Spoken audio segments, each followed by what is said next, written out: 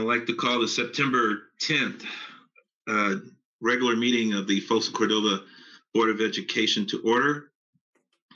Superintendent, if you can, oh no, don't call roll. As a matter of fact, let me get this situated. I'll start off with an opening statement. Broadcast and recording is being made at the direction of the board, and the broadcast may capture images and sounds of those attending the meeting. In response to COVID-19 pandemic, Governor Newsom issued Executive Order N 2920, which temporarily suspends provisions of the Brown Act relating to public meetings.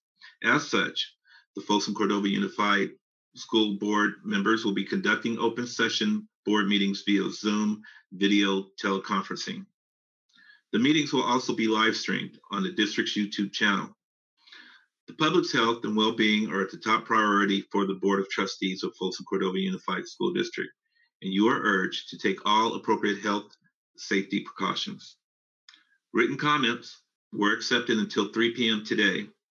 These comments were emailed to the board prior to the board meeting for review and will not be read out loud during the meeting. At the direction of the board, the superintendent will call roll to acknowledging the board received all electronic comments submitted by 3 p.m. today as it pertains to today's board meeting. Superintendent, call roll. Board Member Clark. Board Member Clark. Here. Board Member Short. Here. Board Member Reed. Here. Board Member Hoover. Here. Board Member Ranking. Here. Student Member Gallant.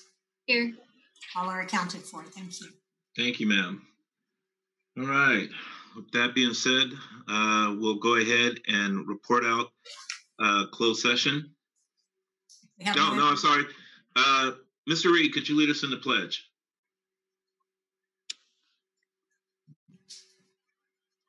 I pledge allegiance to the flag of the United States of America and to the republic for which it stands, one nation, under God, indivisible, with liberty and justice for all. Thank you, sir. All right.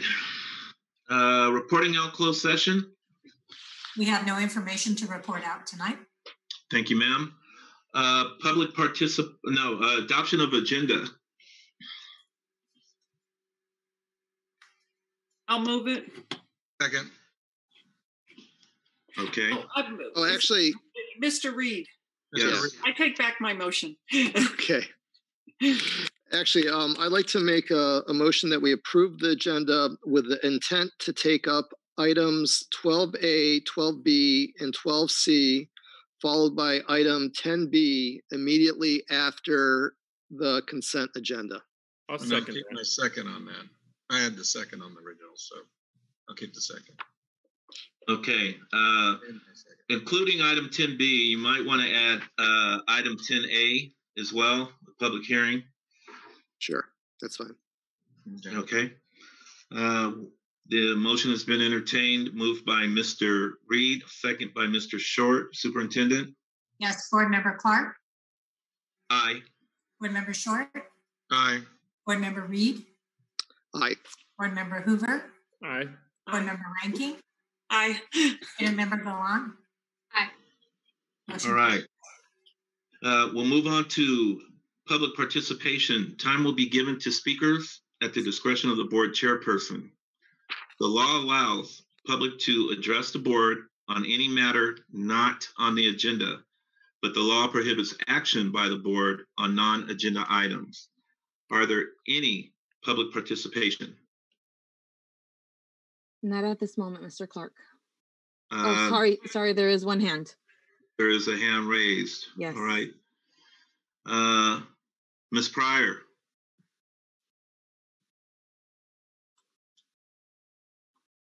Ms. Pryor, there you go. You're on. Okay, perfect. Thank you very much for the time and the consideration. Laureen Pryor with Black Youth Leadership Project, and I'm calling in to talk about the incident with the post, that the copy of the curriculum that came out of Mills Middle School. you can imagine my disdain once I'm looking at it, and it's talking about slavery. And I have seen folks try to come on and talk about how it was part of Babylonian history or whatever, but it was completely tone deaf, and it smacks of incompetence that this type of subject matter would be brought up at this time, in this climate, in this society. It's absolutely egregious. And for anybody to make any excuses as to why this went on, I am just flabbergasted. Not only that, what was the purpose of that, and how do you think your Black students felt? How do you think that they would feel? How are they supposed to respond to that when the only reference to slavery is what we know? We know in this country that it was Black Americans who were part of an egregious system called chattel slavery. They don't know much about Babylon. What they're going to do is fall back on their knowledge of what they've seen and have heard thus far. It's ridiculous. And I want you all not just to pull it just right now, but pull it indefinitely. Because I am not comfortable with anyone who is not a Black American talking to anybody about slavery, regardless of the time period, when this country have yet to acknowledge slavery and then put in a program for redress. It's egregious, and I need y'all to know about it. If you don't know what you should be teaching or the curriculum that would be offensive, you need to talk to your Black families. Oh, did we cut her off early? Ms. Pryor, if you're still there, I'll just somebody muted me. Let's allow you another minute. And I'll wrap up really quickly. But the point is, I don't believe that you all should be teaching anything if you do not have the staff in place with cultural competency or someone who is reflective of the kids who may find this stuff offensive.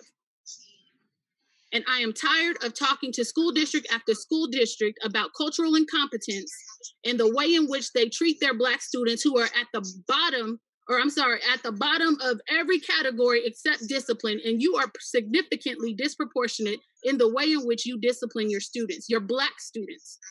So I'm going to need you to go find you some Black folks, some American descendants of slavery who could come in and help walk you through this type of thing so this never happens again. This is a further stain on this district, and I need you all to correct it. Thank you, Ms. Pryor. Appreciate your comments. Any other hands raised? Yes, next we have Julio. Lorraine, I don't know if you want to take another couple minutes or if you finished up with your time. But my children have also participated in some of her programs, and I am dumbfounded that something of this nature, I can't believe where it didn't get caught. What kind of teacher would teach this first curriculum in the first place? Second of all, who would have approved her or him to teach such a topic, knowing that it had ramifications that were not correctable? Once these children hear these things, they can't unhear them. And I find it absolutely appalling that somebody, whomever, I don't know if the person was African-American, I'm going to assume they were not, because my child got taught by an African-American teacher and that message came across, we'd have a lot bigger problem than us just coming to the board meeting and establishing our dissatisfaction with this kind of lesson. They don't go through this with European cultures. They don't go through this with any other nationality other than when it refers back to an African-American child. I mean, we do get it periodically. I've never had this problem with Cesar Chavez and learning about farmers. And I'm Mexican and my husband's Puerto Rican. And we don't go through this. I don't understand what the magnification is on not being sensitive enough, especially at this time in our lives where innocent Black men are dying by the hand of police officers and there's no ramifications. So please, please, I beg of you, I have one child left in the system and he's a 9-year-old Black boy. And I swear on everything holy, I don't want this young man to have to go through what some of the other students at these schools have gone through. There's no excuse for it. There's none. And I'm very passionate about this. I have 3 Black daughters who have graduated from the Folsom Cordova Unified School District with honors, and I'm appalled. So please, I implore you, get rid of this. There's no place for it anywhere. Thank you. Thank you. Any other hands raised? Yes, Mr. Clark, the last hand is Jennifer. Jennifer, Good evening. Hello. Good evening, Hello, ma'am. board. I'm not sure if this is the right time to talk about it, but I'm going to go ahead and bring it up anyways. Teachers today received a thing about the engagement. Let's see, combined daily participation and weekly engagement template. Many teachers were unaware that this was even coming to them until it hit today. And frankly, we're a little upset that there was no transparency, that nobody told us that this was coming. Yes, it was written into a law that many understood part of and didn't quite understand that we didn't know it was coming. And now it seems like we have yet another thing on top of already an amount of work that is ridiculously much. I understand that it is a state requirement, but to not be told that it was coming and what it would entail is very frustrating. So that's all I wanted to bring up. I just wish there was more transparency. Thank you, Jennifer. Just for clarification, we are talking about SB 98, correct? Jennifer? Did I lose her? Sorry, Mr. Clark. Yes, she's gone. Oh, Jennifer, we are, just for understanding, we are talking about SB 98. Let me find your unmuter for you. Hold on.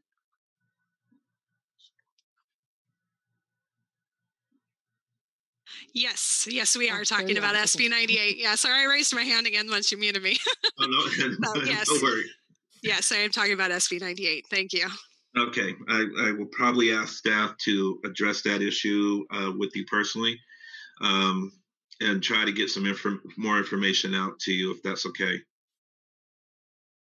Mr. Clark, we have one more raised hand from Corrine. All right. Corinne, good evening. Good evening, board. I just want to piggyback off what Jennifer said. I know you want staff to address it with us, but it is an unreasonable amount of time that is going to take to do this accurately so that it is true to what it's asking us to do. And we already don't have enough time, as we've expressed over and over again. And the lack of transparency is frustrating, but also the lack of explanation of why this step on top of our grade books and our phone logs and our PowerSchool records are no longer adequate to do exactly what this document seems to be asking for. There should have been teacher feedback that should have been sent out to us before it was implemented or sent out today. It's just another thing that weighs heavy on all of us trying to do the best we can. And honestly, throwing it out there at this point in the game, it's really frustrating, and we teachers feel really disrespected, and we feel like people don't trust what we're doing. And I know it's part of the law, but the board and the school district is also responsible for how they treat us and communicate with us on these issues. Thank you. Thank you. Just to add on to that, and I know if we ask staff to reach out to you guys, but is it possible to send whatever that is to the board, that if it is a template or something, so we could take a look and maybe ask some questions about it as well? Superintendent, is that possible? Yes. All right, great. Mr. Well, Clark, we have one more hand. okay. Yvonne. Yvonne, good evening. Yvonne, can you unmute yourself? Okay. There you Yes. go. I want to go back to the history lesson that was unconsciously put onto those students. It was appalling. I just recently saw what was going on, and I can't believe, especially in this climate, the insensitivity. I would think your teachers would know better than to do something like that. I really wish you guys at your district will definitely sign up for ethnic study programs for your district once it becomes available, because it definitely is needed, especially for your teachers. Cultural competency definitely is needed. I'm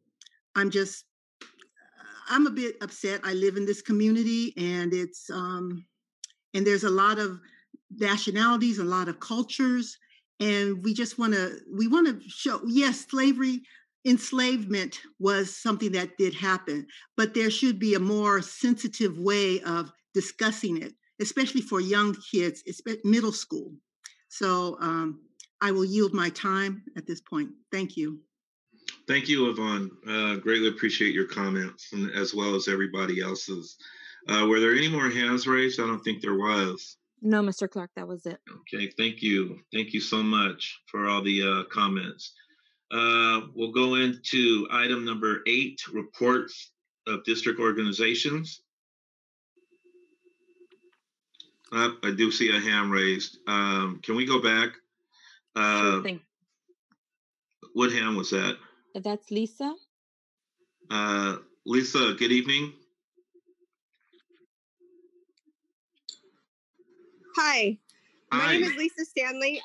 Hi, I'm with Black Youth Leadership Project, and we are a network under them, and we saw this curriculum and was extremely disappointed in the... Lisa, you're cutting out. Can you try moving to another location? I don't understand how... Yeah, I don't understand how anybody can, a teacher, administration, anybody can see that this is okay. This is completely insensitive. The heighten of the racial injustice in this world right now is just, I just understand it. I'm distraught, changed. I just don't understand what happened.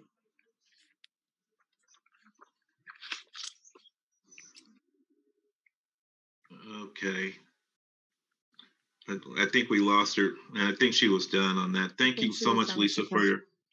Okay. And no other hands raised? No. Okay, perfect. Now we'll move on to reports of district organizations.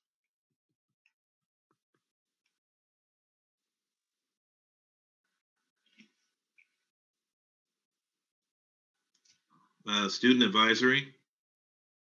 Good evening, board members. SAB plans to meet at the end of September, and we will have more information at the next meeting. Thank you. Thank you, ma'am. California School Employees Association. Good evening, board members and Dr. Collegian. This is Rob Thomas. Every day, we are improving our delivery of distance learning.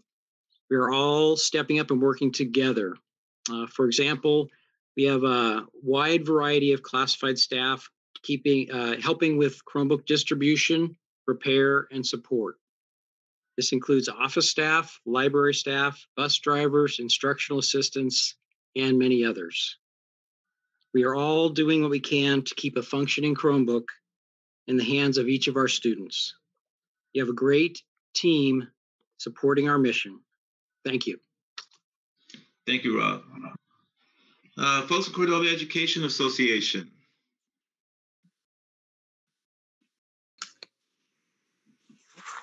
Oops. Sorry. Good evening, members of the board and Dr. Collegian. I am really happy to announce tonight that we just closed the vote on our tentative agreement, and we did this by breaking it because we had so many MOUs. We broke it into 2 sections. So it was one big section with all the MOUs we've signed from 2018 up until summer. And then the second section were the 2 MOUs on distance learning and common planning time. And both of those sections passed. The big section of MOUs passed by 97%, and the MOUs on common planning time and distance learning passed by 87%. So I just want to say a big thank you to our membership for voting, and also for the patience that they've shown through this very long process. Thank you to my bargaining team too for hanging in there through that long process. So now we're going to start working together with the district to formulate the language around returning to our hybrid model when conditions allow us to. Safety will remain in the forefront of these discussions, but I want to be clear that this doesn't mean the teachers don't want to return. They do. They want to get back in the classroom with their kiddos. They want to be back in that environment that works, that they know and that works best for everybody. So please, I want the board and the public to be aware of that. They want to get back in there. But with that in mind, the health and safety of our students and staff still remains our responsibility, and it will continue to be our guiding force in our discussions going forward. Thank you very much. Thank you so much. Folsom Cordova Leadership Association. Hi, thank you for having me this evening. It's Jonathan Johnson. I wanted to take a moment this evening to highlight some of the examples of our leaders in our district that are doing the best to keep connected with families and students in this time. One example I wanted to share was Kanan Peterson and his team at White Rock Elementary School. Kanan came up with a very creative way to reach out to families that'll be starting next week. He's taking a van along with some pop-up tents to some of the larger apartment complexes in Rancho Cordova around White Rock. And he's going to set up basically computers, hotspots for students and printers, along with mental health services. And essentially he said that he wanted to create a menu of what students might need or things that are barriers to students getting online or being engaged, and to try to help as much as they can. And their plan is to start doing that 3 days per week to set up at those apartments and get those students services that they need. And again, it's a great example of reaching out to the community, trying to find ways to be creative to reach students. Another example I wanted to share was Howard Cadenhead, principal of Folsom High School, has been filming videos each Friday that he sends out to families and students. And in those videos, he tries to have a theme to reach out that students and families can identify with. For example, recently they had themes on student voice and advocacy. And this last Friday, he had a video that focused on that tough transition that all students are experiencing, being used to being in a classroom and then now being mostly synchronous and asynchronous and online, and how they can adapt to that and get stronger. He also shared that in their advisory each week on Friday, they have all students complete a survey of just a 1 through 5 scale of how they're feeling. And if students indicate on there that they're not doing well or that they need assistance, his entire team scans through those, all of those surveys, and tries to find resources for those students, connect them with a mental health specialist or a counselor, or even their assistant principal. And lastly, I just wanted to share Amy Strawn, principal of Mitchell Middle School, shared some of the wonderful things that their team is doing as well. They're trying to use their librarian to find a way that students can request books to check out and then do a drive-through system to have them pick those up. Her team has conducted over 30 home visits with families. A lot of that is just sitting with families, obviously with protective equipment or outside, but to help them log on to navigate all of the various systems that we use, like Google Classroom, and making sure that students have no barriers in the way of getting online and getting work done. And so I wanted to share just a few of those examples of what our leadership team is doing to reach out to students and families to make sure we all still feel connected and that we all are working on this together. And lastly, I wanted to say thank you also to the CSEA and FCEA. I think I've seen a lot of teamwork coming from both of those teams in trying to make this whole system work. And I know Rob and Angelica really work very hard to represent their members so that we can make this whole system work. So thank you to them as well. Thank you. Thank you, Mr. Johnson. District English Learner Advisory Committee. Good evening, President Clark, Superintendent Kaligian, and esteemed members of the board. We do have a quick report tonight from DLAC. First and foremost, we met on Friday to review a couple of items. One, of course, was the learning continuity and attendance plan. We had attendance from all of our schools represented in form of staff or parents. There was a lot of dialogue around the priorities that they wanted to mention. Those will be highlighted today later on in our report in our learning continuity plan portion of the meeting. And the DLAC also discussed the Title III and the program, which is known as the LCAP Addendum, and just reviewing some of the funding and programs to support the English learners and their families. And there's a number of items that they discussed. Wanted to share in particular that the parents really are looking at support from the school sites, and we're grateful that there was some outreach. And as I mentioned earlier, Dr. Kaligian will highlight the stakeholder feedback that we received at that meeting. Again, our meeting was Friday at 10 o'clock, and that's our report. Thank you. Thank you so much. With that, we'll go into agenda consent.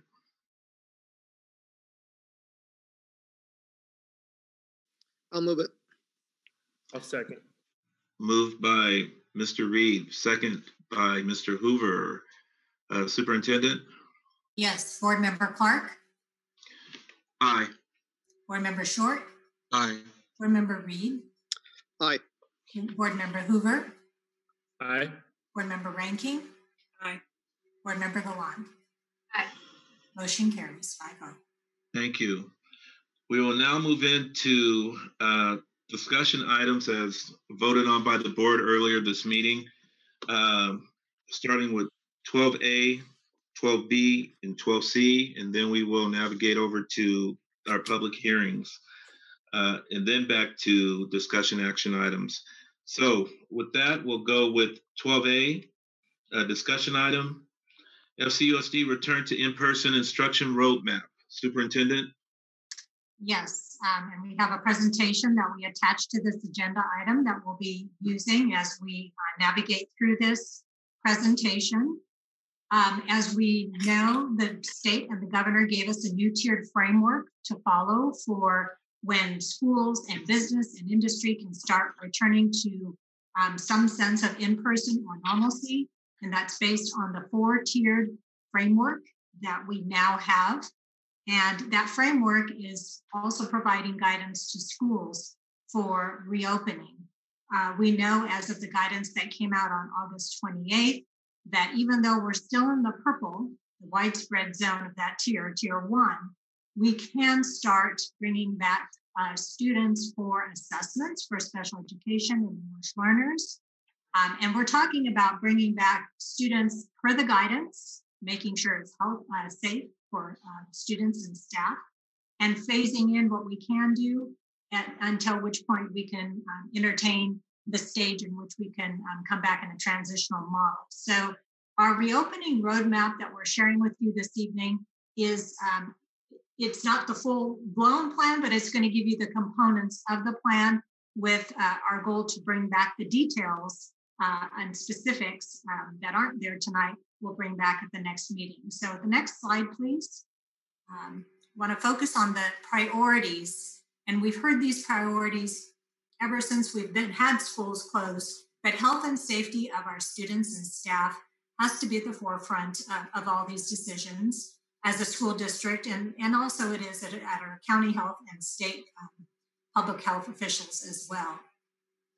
Keeping student learning and social emotional well-being is a priority, as well as supporting our students, staff, and families, and always being mindful of fiscal and operational viability. And we don't want to lose sight of these priorities. And as we heard from Ms. Miklos, we want to get back to in-person. Our teachers want to come back. Our students, our families, we want to be back. But we've got to keep these in mind. They do lay the road work. And as I said, now with the state's tiered framework system and guidance for schools, it really gives us more of those specifics of when and how to come back and to make sure we're adhering to these priorities. Next slide, please. And I'm going to turn it over to Mr. Wilson, who's going to go through the different stages that the plan will include, and he'll fill in some of those details. Mr. Wilson. Absolutely. Thank you, Dr. Kaligian. So as Dr. Kaligian mentioned, that we have the guidance from the Public Health Department of Sacramento County and from the CDE as well. And this roadmap is a document, and it will come to you in its entirety on the September 24th meeting for discussion action item. But again, this is to lay out the pieces of that roadmap that must be in place before return to school. So as you know, we are in stage 1 right now. and that stage is denoted by being purple, and you'll see that in this presentation a little bit further down the road here. And that states distance learning. As we move here into stage 2, we're looking at the continuance, which we do have the ability to do at this point, and bring back those cohorts of 14 students, allowing for health and safety guidelines. And those cohorts are going to consist of special education, English learners, homeless, foster youth, and at-risk students. As we move into stage 3, and again, this plan has to have a lot of detail, and those details we have been collecting and working with all of our stakeholders since March. If you remember all of the committees that we put together on how do we return, what does this look like, how do we make everything work here, all of that information that we gathered from parents, gathered from teachers, gathered from our administrators, has been collected and is going into this document as well to guide what it does look like. And that stage 3 will look like a hybrid transitional K-12 with that partial return of students. And again, following, as always, health and safety guidelines from SCPH. During stage 3, there is a possibility of elementary opening through a waiver process. And tonight there is another agenda item, which I will be discussing what that process looks like, also as a discussion item, and then looking for direction from the board on whether we'll be bringing that item back as a possible discussion action item for vote at a later date. Stage 4, all students may return with health and safety guidelines. And then stage 5, while many of the state documents point out no restrictions, we did want to point out that those cleaning protocols and the new way of doing things would remain in place. Next slide, please. So health precautions and protocols, that is a large piece of this reopening roadmap, and as it should be. And so if you see in there, we will be addressing in detail each of these large topics, which is physical distancing, the face coverings and shields, hand washing, hand sanitizer, increased cleaning and disinfection, including those air filtration systems, student cohorts and health screenings, including contact tracing. Again, in every aspect of our opening roadmap, all of these have to be addressed, as well as each stage through our reopening. So next slide, please. This is an example of what you'll see when we talked about how each of these things interact with each of the stages. And you'll see in stage 1, distance learning only. So a lot of those physical distancing, face coverings, not a lot is stated there because we aren't back. We do have our work site specific plans in place at every one of our buildings across our district. And those do cover some of these for those instances where we have employees back on campus and we need to be, whether it's physical distancing or the face coverings, those are being addressed there. Stage 2, again, you can see that it's denoted by red. And we will get very much into these details regarding, again, all 5 of those major topics. Next slide, please. These 2 slides are actually from one document in the plan. You'll see this written as one. And again, same topics, and with stage 3, which is where our next step would be, and that's that hybrid, easing some of the restrictions, requiring face coverings for staff and students while indoors, and or when 6-foot distancing isn't possible. And again, you'll see a little snapshot. This document was meant to be a one-look pass at all of these things and how they interact with 5 stages, but the document will be much more specific in each of these areas. Stage 4 and then stage 5, again, you can see the no restrictions and the still the maintaining enhanced protocols to be stay in place as best practice for the increased cleaning and disinfecting. Next slide, please. So the next topic, and I believe there's another discussion item on there as well in terms of the small student cohorts and distance learning, get a little bit more specific to special education and a different presentation tonight. But for this topic on our reopening roadmap discussion, we have to discuss each of these areas in depth in one document. For all 5 stages. And that's a learning management system, student feedback, attendance, grading, engagement, material supports, and then the neighborhood school distance learning versus traditional versus virtual academy. If you remember back several board meetings ago, as well as a town hall meeting or 2, we were discussing what that hybrid system looks and what options parents and students will have when they come back to that. And if the neighborhood school opens back up in a hybrid model, what choices do parents have if they don't particularly feel comfortable sending their students back in that environment? Next slide, please. And I think we'll bring up a visual that we've seen before here. And again, the start of school this year, we opened up in distance learning, but pending the changes to safely return to campus in a transitional or hybrid model, you can see that we have those options down there of coming back to your neighborhood school in an AM/PM model or entering into a virtual academy where you would remain in a 100% online, such as distance learning. And as always, our two options off to the right-hand side remain to be our Folsom Cordova Community Charter School, as well as our Walnut Wood Independent Study Program for 7 through 12. Next slide, please. The plan will go on to give the examples of sample schedules, and these will include that transitional hybrid that we spoke about several meetings ago for stages 3 and 4, as well as a full return schedules for stage 5, hopefully as close to our normal schedules as possible.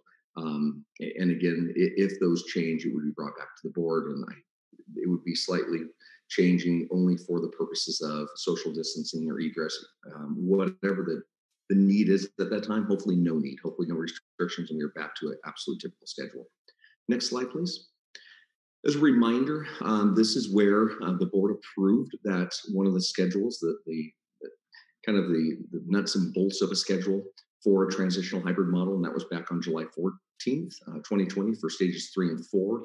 And you can see that we settled on an elementary AM/PM schedule and developing those blocks for students to a 4 days a week in person, and planning for those instructional minutes through asynchronous and synchronous learning times.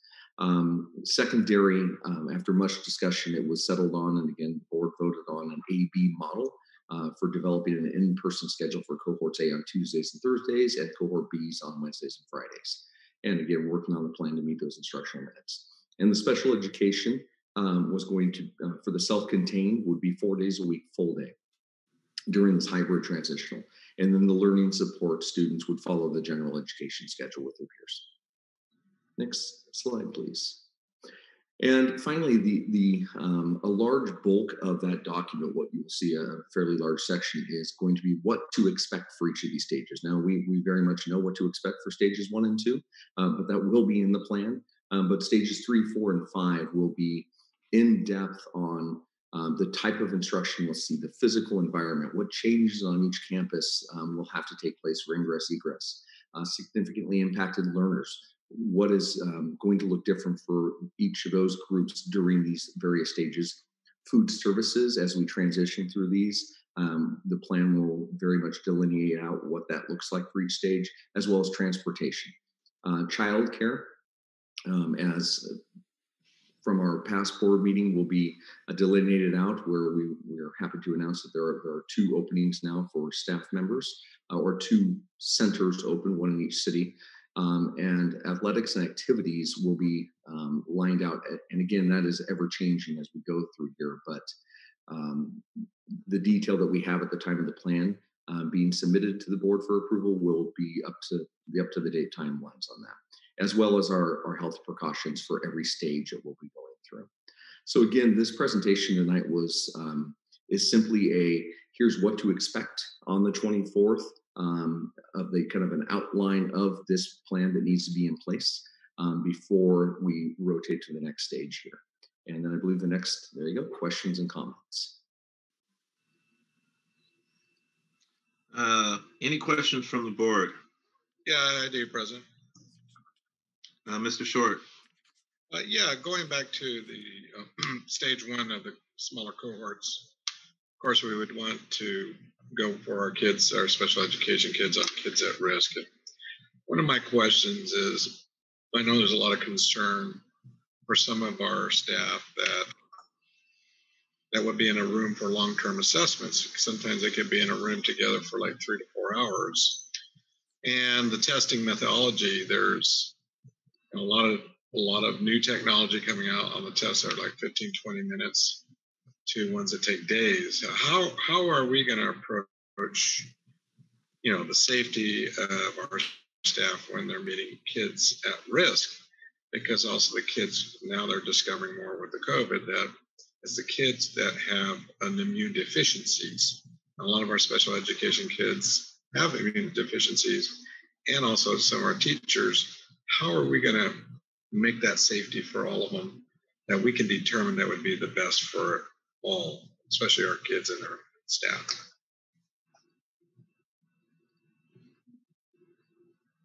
There's a lot to that question, and again, looking at every piece of that, I'm going to see if. So I mean, we have, the whole testing is a big range. right. I mean, the temperature thing, that's one, but with kids with immune deficiencies, correct, and then on-site testing, which I know the ones now are like $450 a piece. There are some coming out. They're going to be a lot more. Okay. All right. I think I'm following a little bit more now. When you were saying testing, I was thinking you were talking about the on-site testing of students in terms of assessment testing. Got it.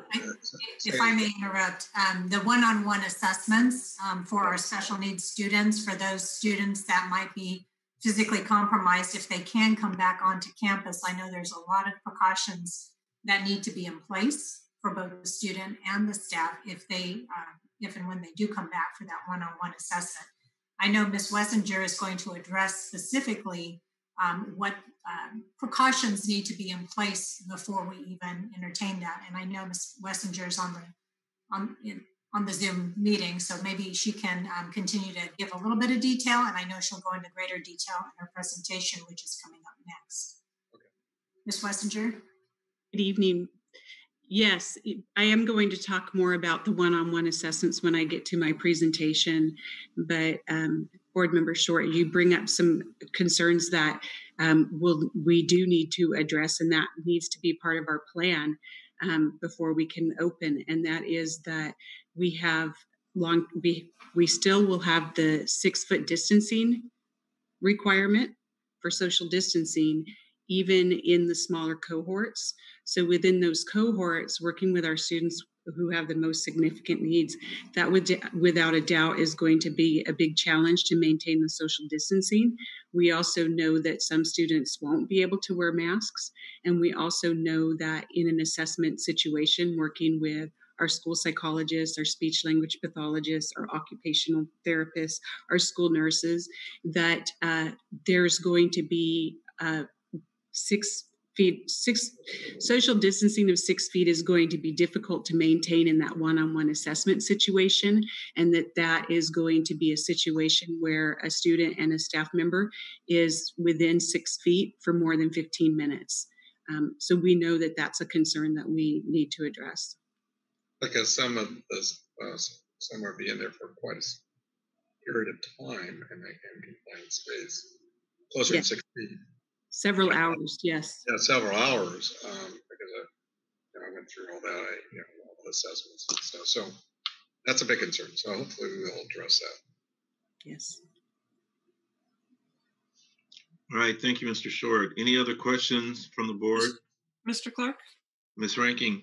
Hi, Mr. Wilson, thank you for acknowledging how long the district has been working on this plan and the work that's been done over the last few months. And I just want to confirm that the details will be available on the 24th. So the public can expect significant detail at the next meeting, correct? Yes, yeah, the plan will be submitted. The board will have it for full review and voting on the 24th. Well, thank you. My question is revolves around when we transition and families still want to stay in the distant learning model and they go to the virtual academy, and we possibly have even families coming back from the charter school, the logistics of making this happen and the connections that these students have already made with some teachers and the possible disruption that is going to happen when this switch is made. I'm just concerned about that. We are going to have families that want their students to keep their teacher, but they want to go to the virtual academy. Correct. Yeah, it will be. We're dealing with unknowns. So until that time comes and how everybody is personally feeling at that time, we won't know how many parents that are going to make that decision, and we won't know how many teachers will be able to return to their duties in person. So we're going to have to take it as it comes and find out how to do that. But like you said, and just being completely fully transparent, if a teacher goes back to the classroom with their group of students that they currently are with, and a student chooses to go 100% virtual academy, that may not be able to stick with that same teacher. And a family will have to make a decision on choosing not to come back in person and choosing to switch teachers at that point, if that's what happens. Again, it's all guesswork until we're ready to go, and then we are going to move as quickly as possible to organize and have the least amount of disruption possible. Yeah, and I realize you don't have all the answers now without knowing who wants to go where and how the pieces are going to fall into place. But I just want to keep that on the radar that it's going to be a big shift. So thank you. All right. Any other questions from the board? Mr. President. Mr. Hoover. Yeah, I did have one question here. First of all, I did want to say, tailing off of those comments, I mean, as a parent who's dealing with this every single day, there's not much more disruptive than trying to be a working parent and teaching your kids at home. So I think there's a lot of families that would gladly accept a little bit of disruption for a transition in order to get their kids back to school. But moving beyond that, I wanted to clarify on slide 5. Excuse me. I don't know if we can pull that up here. So the state is currently allowing the small cohorts of students in the purple area.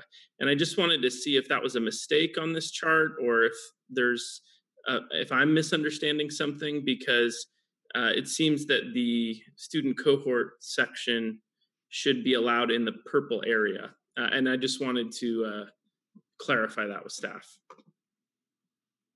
Yes, I think that was an oversight. I think, as I said before, the guidance is allowing one-on-one assessments with special students with unique needs, and also small cohorts, as long as we have all those safety precautions in place, and while we're still in tier 1. Okay. Yeah, I just wanted to make sure that was my understanding as well. I just wanted to make sure I was understanding that correctly. So I'll withhold, my other questions until after public comment. Thank you, Mr. Hoover. Mr. President? Mr. Reed. Yeah, I just have one or two questions. On stage 2, I just want to clarify, when we enter stage 2, would we be looking for voluntary or volunteers from the teachers who would wish to engage in-person instruction? I know we've heard from a number of teachers who've indicated that they'd be willing to go back today if they could. Obviously, that's not a possibility, but in stage 2, would we be looking for volunteers to step forward, or is that an issue for collective bargaining? How does that work? I'm going to defer to Mr. Ogden on this question to let HR field that one. And then moving forward, everybody coming on board as the different stages progressed. Okay, so we wouldn't be forcing anybody to do something they didn't want to do in stage 2. I don't think that would be an outcome of this. Okay, great, thank you. Question on stage 3. Is there any scenario that we could potentially just skip stage 3 and go from stage 2 to stage 4? And I guess what I'm envisioning hypothetically is a widely available vaccine becomes available. Would we need to go from distance learning into a hybrid and then spend some time in the hybrid and then transition to where most of the students return? Is it possible that we could potentially, if the conditions allow, skip stage 3, or do we have to go to stage 3? The way that I'm reading the guidance right now, Mr. Reed, is that unless, with discounting being in the purple, once you progress forward to a tier, you have to be there for 3 weeks, and then progress in, if you're looking to move forward to the next tier, you have to be holding there for 2 weeks. So I I don't think the guidance is allowing us yet to skip tiers, but we don't have a vaccination yet either. So, right. That would be something that I would be curious about if, in conversations with the state or the county, if there is any scenario that we could potentially skip stage 3. And the answer might be no, we can't, and that's fine. But I would love to get that question asked because it does seem that stage 3 is going to take a lot of time to develop, potentially to launch. And if we could avoid that disruption and just go back to a full attendance with safety precautions, that might be less disruptive to both the teachers and the students.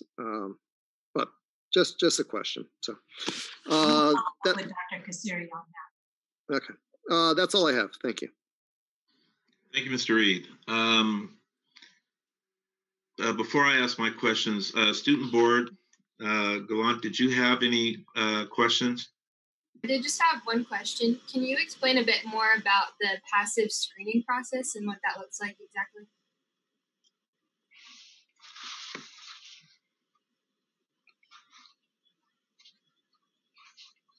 I think we have Carrie Kay on the call.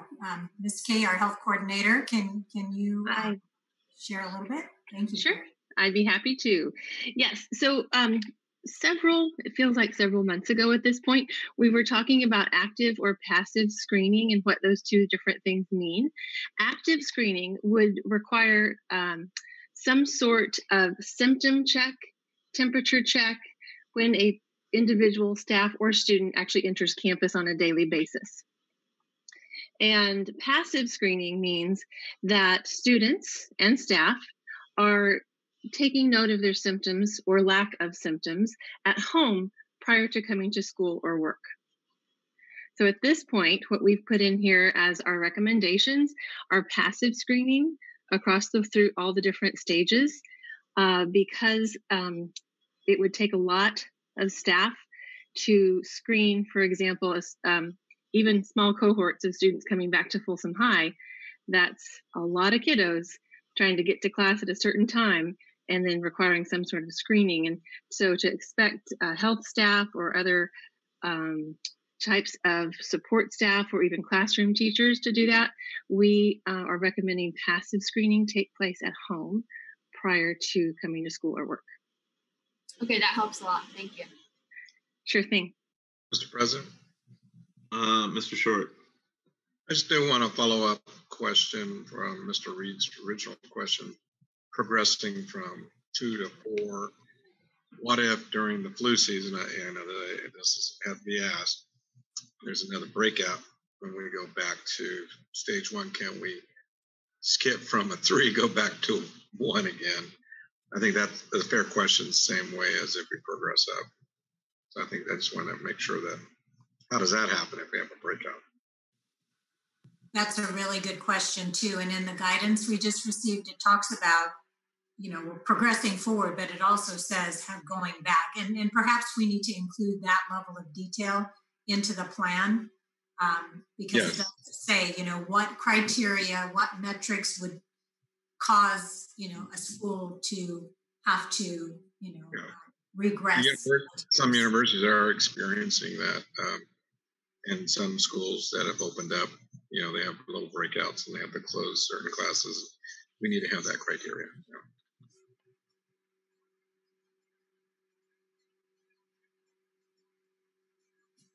All right, thank you, Mr. Short. I just actually want to thank student board member Gallant and David and Josh for asking the questions that I had written down. However, there are a few things I just wanted to address, and maybe Curtis, you can answer this.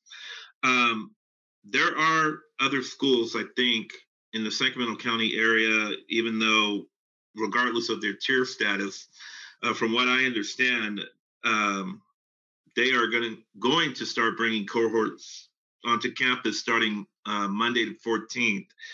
And I think private schools are doing the same thing, which they're following the CDPH guidelines. Have you heard anything about that?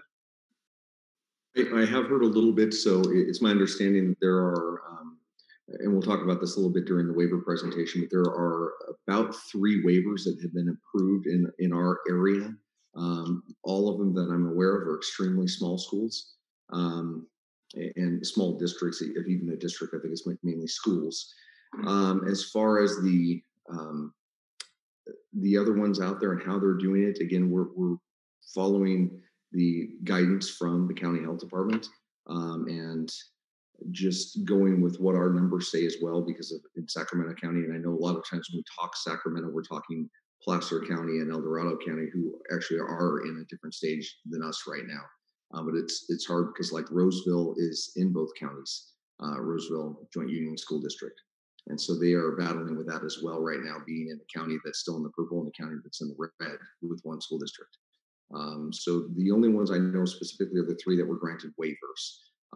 And as far as the cohorts go, just opening up in smaller cohorts, such as those 14 students or less, that's going to be discussed here in the next presentation, or I'm not sure if it's the second or third one coming up this evening. But we are allowed to do that now. But there's a lot of moving pieces in that. We have to have this plan in place. We have to go through the board approval process, and we have to work with our bargaining groups. So there are variables in all of these stages. Great. So my understanding is those schools have applied for waivers, and obviously those waivers were granted, correct? For the 3 of them I'm aware of, there were 3 approved waivers, yes. Okay.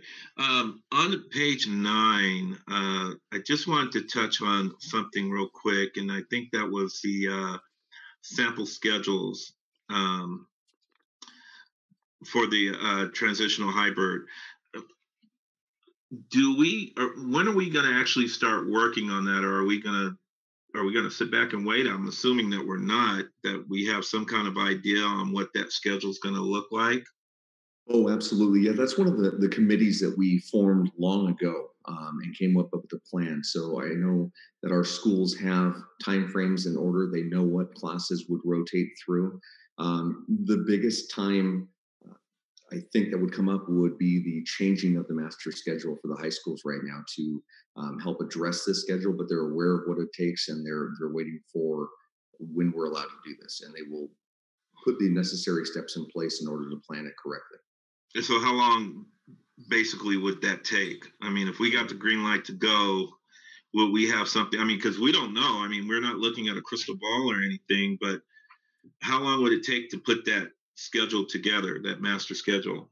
So again, the schedule is one of the variables that we'd be dealing with, but in terms of just the schedule, it's about 3 to 4 weeks to make the changes that we need to make. Okay, but we're continuously, and I just want to be clear, we're continuously working on that right now with task force and all that other stuff.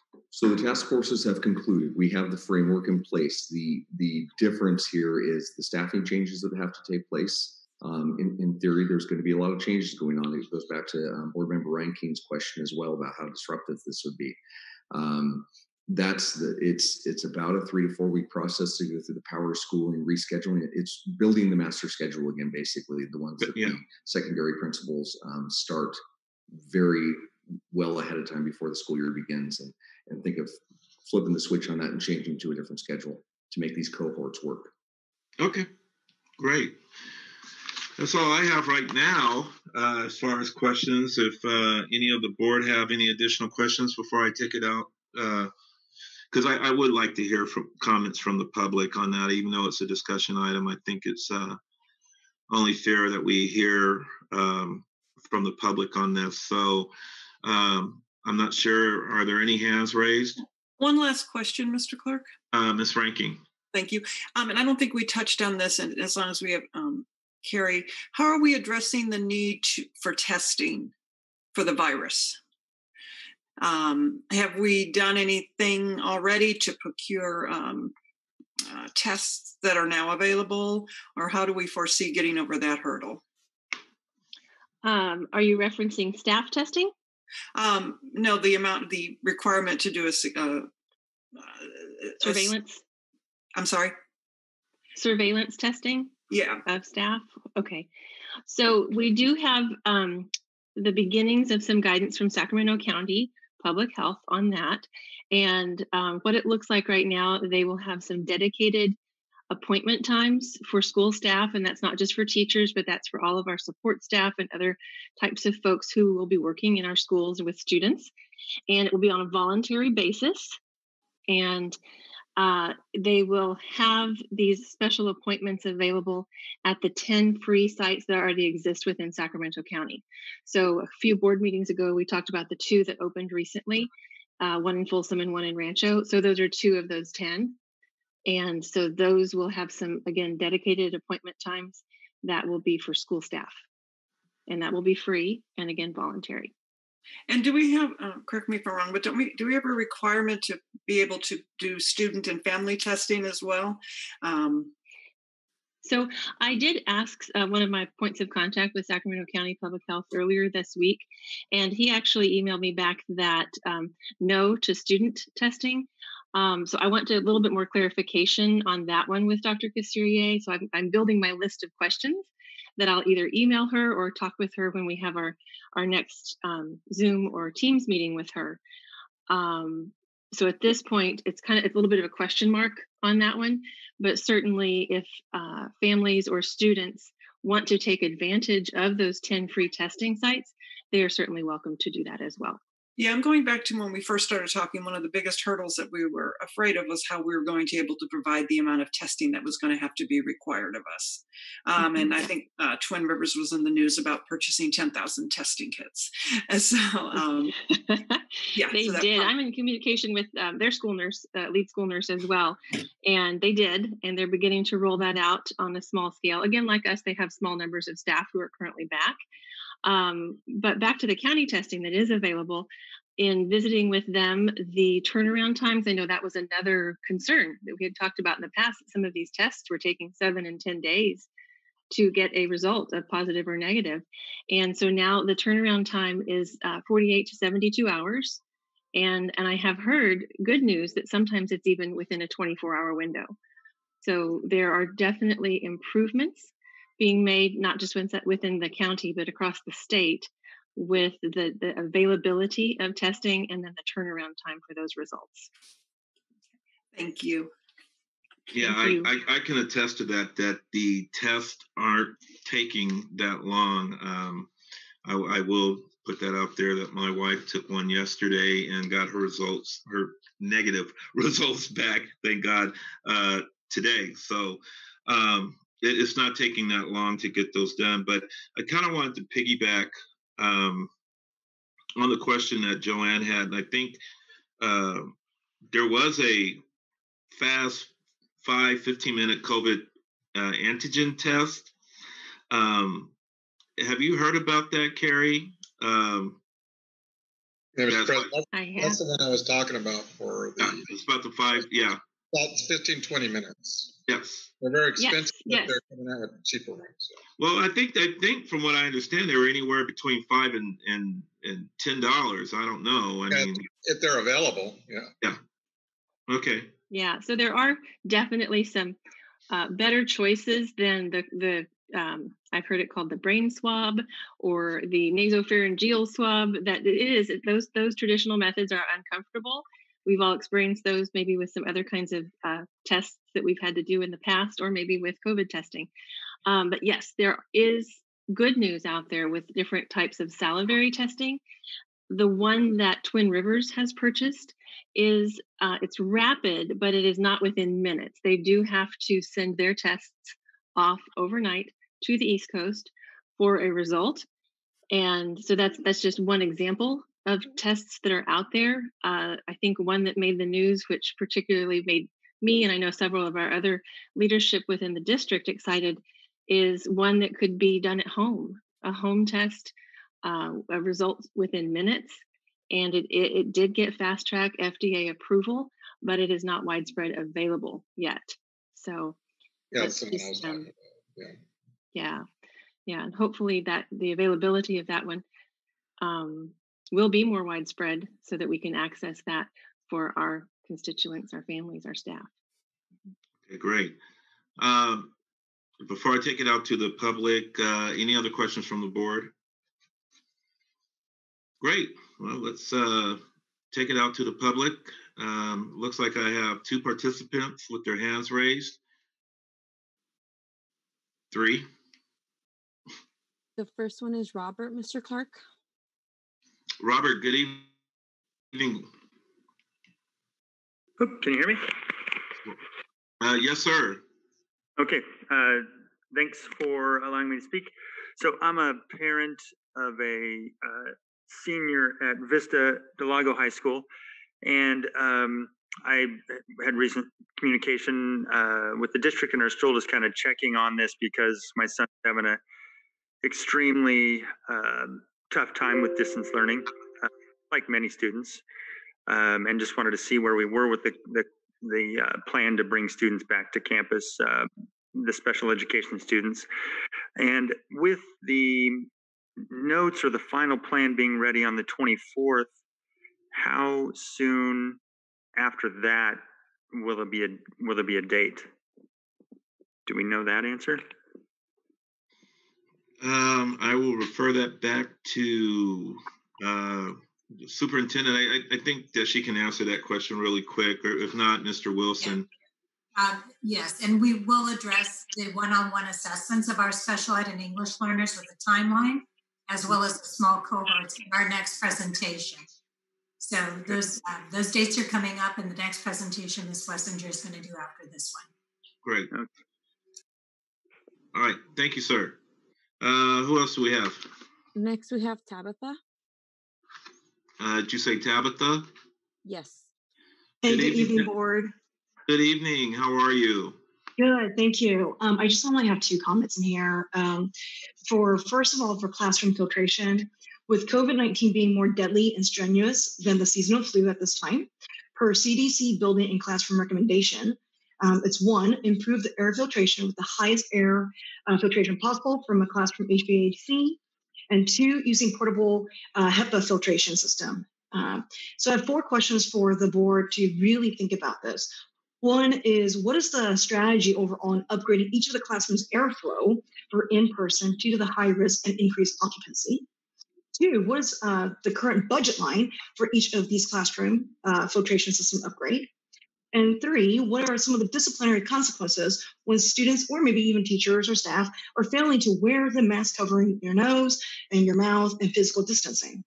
Last but not least is, what is the current board's plan for any of the students who has a medical accommodation for not wearing face masks? Will those students no longer be eligible for those in-person cohorts? These are some thoughts that you guys really have to think about. The second I'm going to skip over is to the stage 2 of the active screening, health screening column, passive screening. I'm very, very concerned with this from a in-person, where passive screening has no accountability and 0 visibility. We've had passive screening year over year. We've encouraged folks to stay home when you have a cough, when you're feeling sick. Year over year, season over season, we have folks coming on campus sick. This is not going to work. So at this time, we really need to think about active screening. If you don't have that, you might as well just take it off. Thank you. Good point. Thank you so much.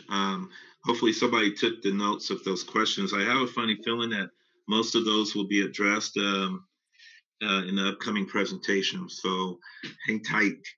Who else do we have? Next, we have Tyler. Tyler. Good evening, board. Good evening, sir. My name is Tyler Johnstone.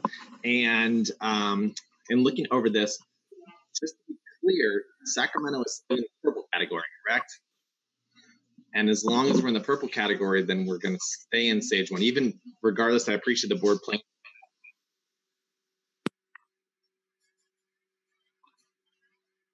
Tyler, you're cutting out. Can you move to another location? I think, oh, what happened? No, he's muted. Yeah. Tyler, are you with us?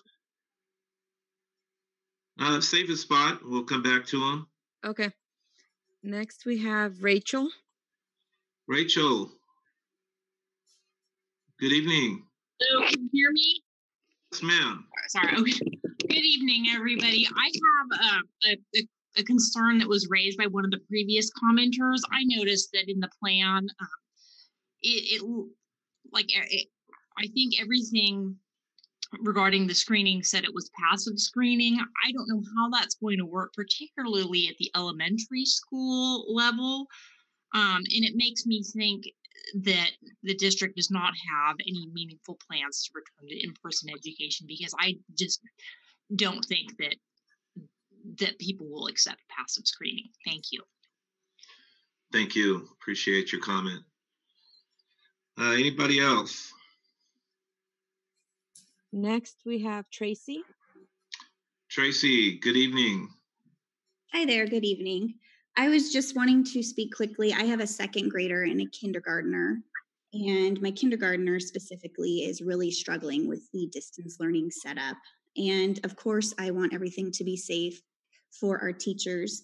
I was listening to Mr. Wilson's presentation, and he was mentioning the turnaround being 3 to 4 weeks, and that is completely understandable at the high school level when you have so many students with different schedules.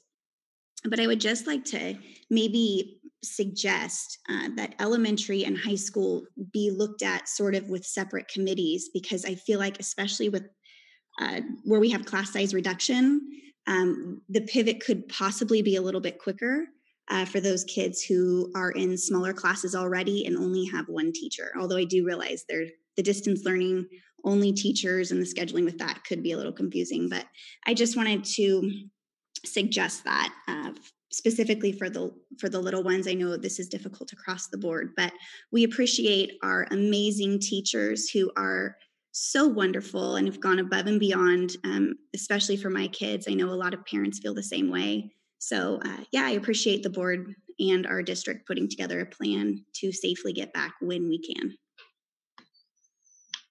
Thank you, ma'am.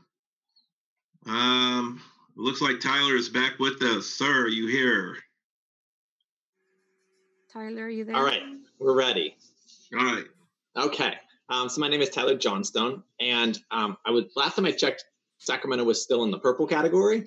And so as long as we remain in the purple category, to Mr. Hoover's question, there are some exemptions and there are some waivers, but coming out with a plan on the 24th, while it shows good foresight, we might be in the purple category until Halloween.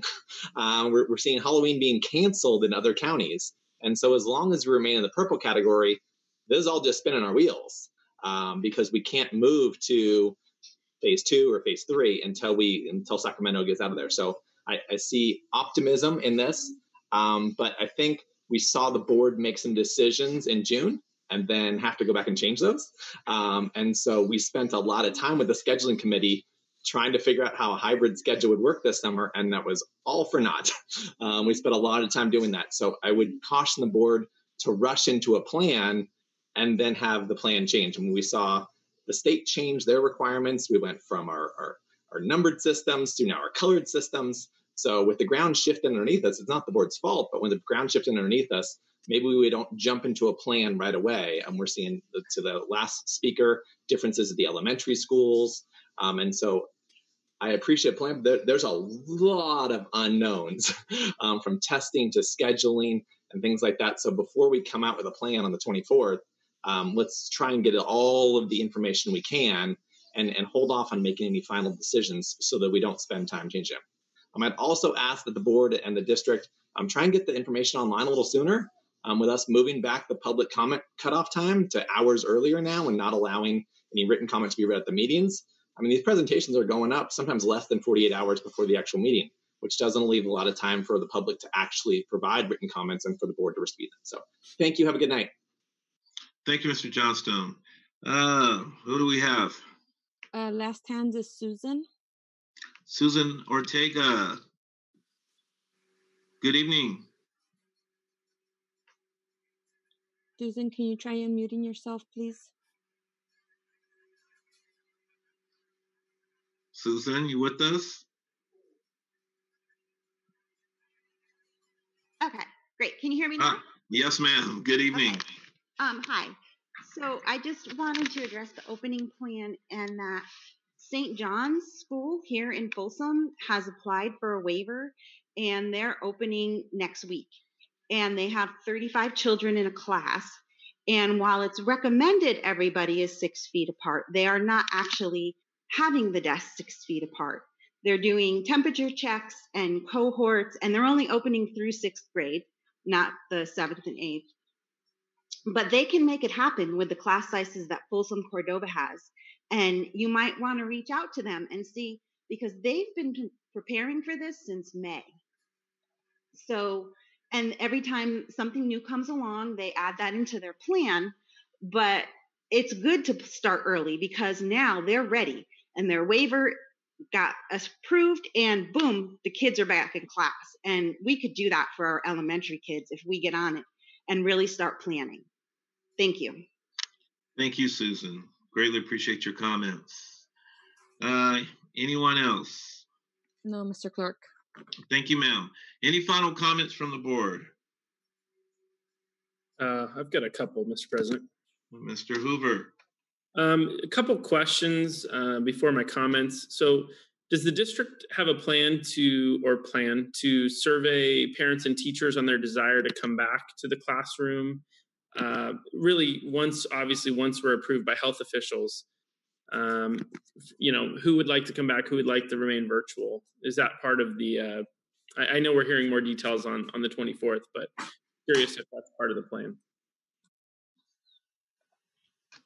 Yes, that'll have to be part of the plan, Mr. Hoover. Is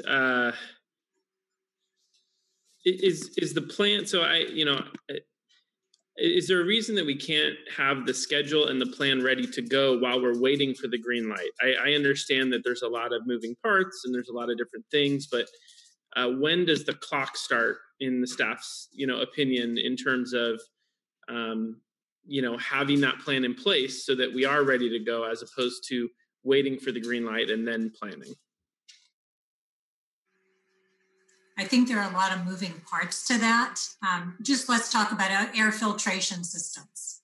And Mr. Washburn could tell you how many classrooms we would have to retrofit, bringing every single, let's say elementary classroom back in our hybrid model that the board approved in July. So that's something we're already starting to work on, but some of the things that, we need on a large scale may not be available all at one time.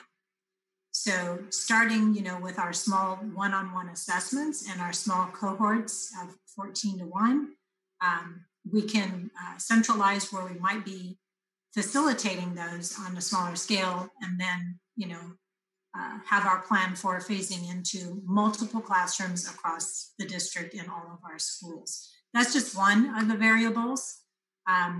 Additional plexiglass, it took some weeks to get the plexiglass in all of our office spaces, and it was done prior to the beginning of the school year.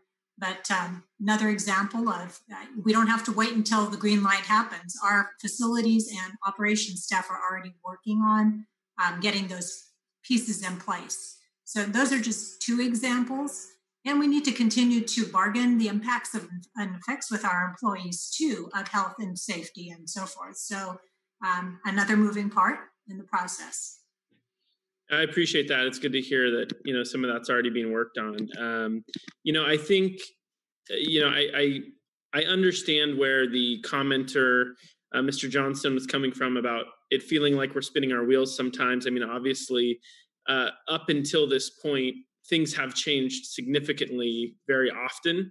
And so I absolutely understand that feeling. However, I think we're finally at a point where, the state has really committed to this tiered approach. And I think we have more information now than we ever have, going into this, which is why you're seeing a lot more schools reopening. In fact, over 400 schools have been approved for waivers in the state at this point. So I don't think that we're spinning our wheels anymore to start pre-planning this. I think we need to have a very detailed framework in place that we can make small adjustments to, as new information arises. But I think we're at a point on an information level where I mean, schools are opening. I mean, we need to be ready to go. So that would be my comment. And then just to Mr. Clark's comments earlier, I know he asked Mr. Wilson some questions about schools reopening. I wanted to clarify some of that because obviously there are schools in other counties that are reopening on a larger scale because their county is in a different tier. They're in the red tier, or I know El Dorado's moving to orange. So, there's obvious reasons for those reopenings that are happening. However, there are 20 schools in Sacramento County that have been approved for waivers at this point. 20 schools in our county, most of them in areas that actually have worse numbers than we have in Folsom and Rancho Cordova. So I think it's really important not to lose sight of the fact that this is possible, that it's not just happening in other counties, but it is happening in Sacramento County. And we need to be ready when we're given that green light. I understand that a lot of those schools are smaller, and that's a fair barrier and a fair challenge, but 20 schools is the current count in Sacramento County. So I want to just clarify that and make sure that we don't lose sight of that. That's it for me on this discussion item. Thank you, sir. Student board, did you have a comment? Yeah, I would definitely agree with what Mr. Hooper was saying. I feel like we're getting a lot more prepared, and I feel ready. I did have a question. So a comment was raised about bringing back elementary school students a bit sooner in the hybrid model than high school students, just because the turnaround time was quicker. I wanted to get any more information on that if everyone had it. I think if I understood your question, Allie, you were asking the difference why elementary might be able to come back sooner.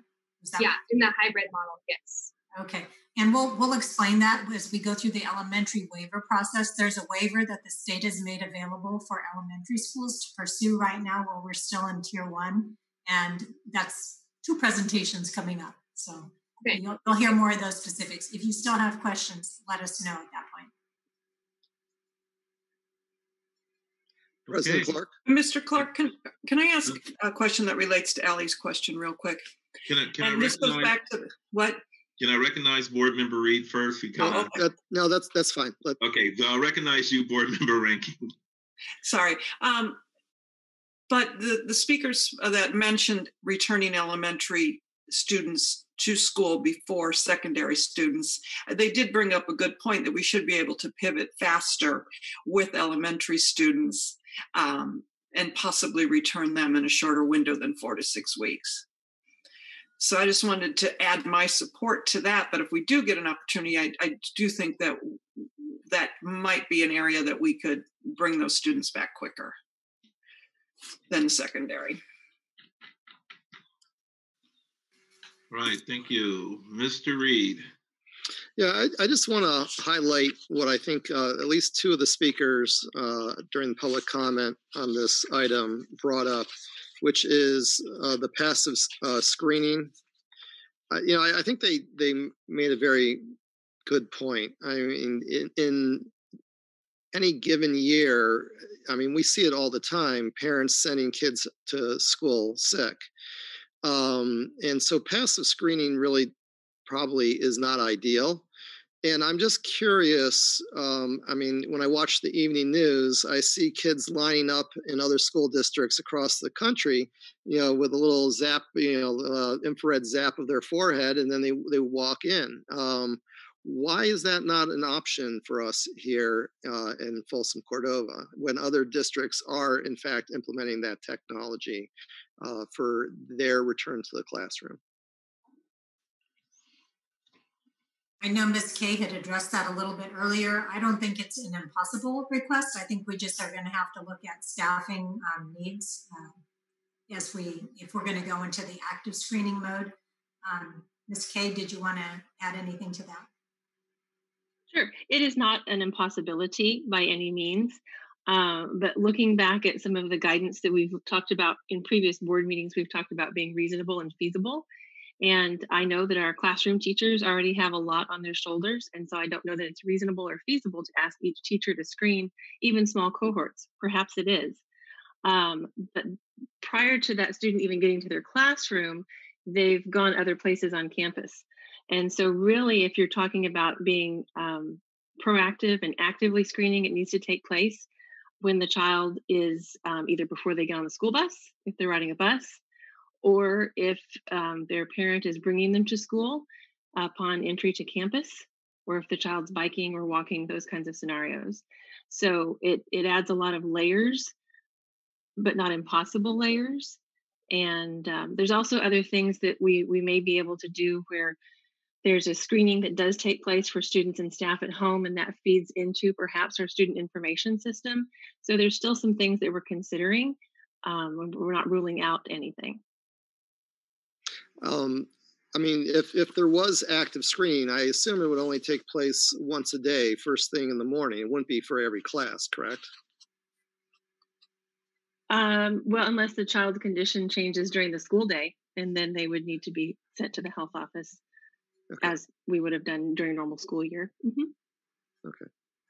All right. No, I just I thought the speakers made a very good point who raised the issue of passive screening. I mean, we've all seen it where kids are sent to school when they're not in good health. Okay. Thank you. Thank you. Thank you. All right. No further comments from the board. We will see this back on the 24th. Item 12B. I think my assistant, Kelly Goldsmith, lost connection. So Martha, are you able to bring the agenda and the presentation up? Yes, I'm working on that right now, Miss Dr. Koligian. Give me 1 second. Okay.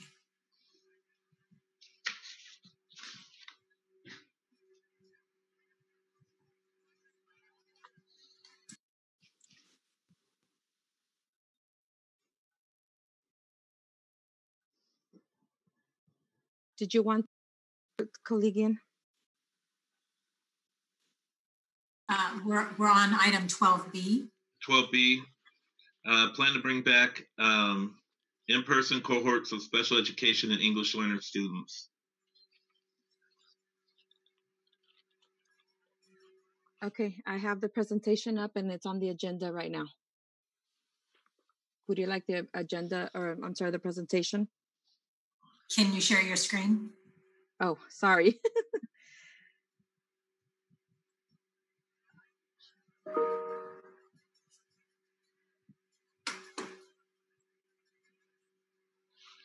Martha, will you be able to adjust the slides for me as I go through the presentation?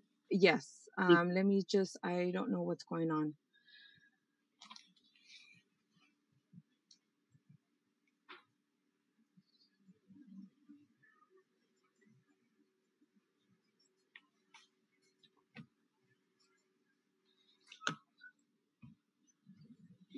Oh, there we are. Okay. Sorry about that. No worries. No problem. So this item is also a discussion item this evening, and as we touched upon in our last presentation for our roadmap for returning, the first phase of returning students and staff is the plan for one-on-one assessments for our special education students and our English learners. Again, following the priorities of health and safety for students and staff being at the top of that list. But there are more specifics in this presentation, and I'll turn it over to Ms. Betty Jo Wessinger, who will go ahead and share the slides coming up. Good evening, President Clark, Dr. Koligian, board members, colleagues, and parents. I'm pleased to be providing information on our in-person assessment and instruction for special education and English learners. So starting with our priorities, next slide, please, Martha. You've seen these priorities already in Mr. Wilson's presentation. I'm just going to go over them again quickly. I also want to share that we do have a common goal, and Ms. Miklos shared it earlier as well, and that is that we all are very anxious to get our students and staff back in school. To accomplish this goal, we have set the following priorities, including the health and safety of all of our students and staff, student learning, social emotional well-being, support for students, staff, and families, and maintaining fiscal and operational viability. So those are factors as we can consider our plan. Next slide, please. So the 5 stages, again, you have seen these as well. We have developed 5 stages for returning to school. Each stage will need to follow the health and safety guidelines set forth by the California Department of Public Health and Sacramento County Health, and careful consideration with each bargaining group is also required during each of the change in the stages, as each stage is a change in working conditions. So we are currently in stage 1 of distance learning. And as we move to stage 2, stage 2 will be a combination of distance learning and in-person for small cohorts for students with unique needs. And I believe it was Mr. Hoover that pointed out that we actually can be in stage 1, we can be in the purple and bring back the cohorts. We have just designed our plan as that moving to stage 2, with stage 3 being the transitional hybrid model. Next slide, please, Martha. Thank you. Okay, so I'd like to share with you some of the guidelines for the small cohorts of 14. And this was as of the August 25th guidance. And this presentation was posted on last Friday, and there was a small revision earlier this week. However, it doesn't reflect some of the updated state guidance for small cohorts that came out late last Friday afternoon. And so I'm going to address some of those changes as I'm sharing with you some of this guidance.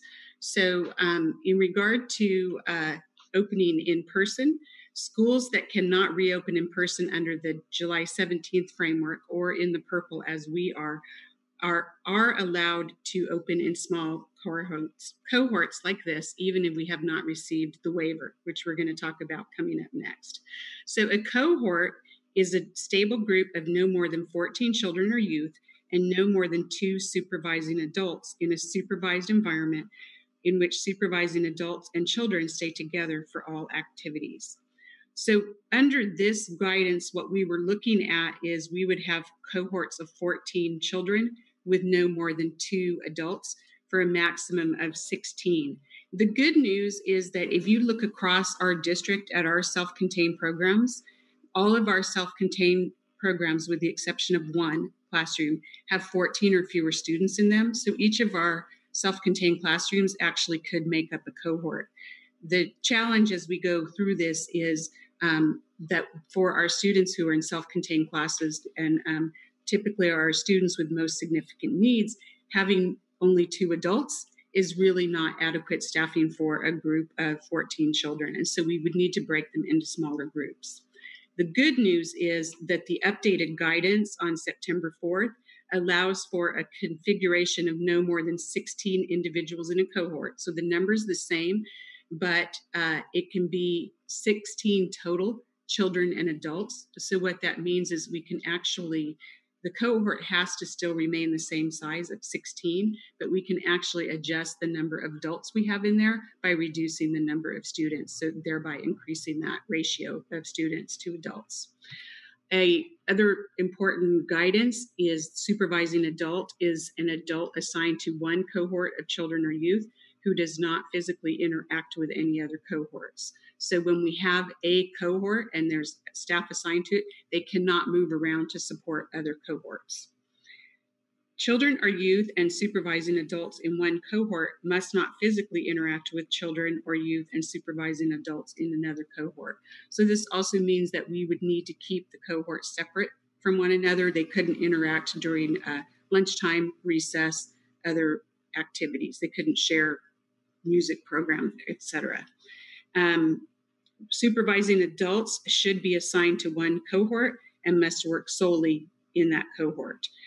There is a little bit of guidance regarding subs that says that a sub, if you need to have a sub, you can have a sub, and they're not limited to that cohort, but that's really discouraged, and we really want to avoid that as much as possible.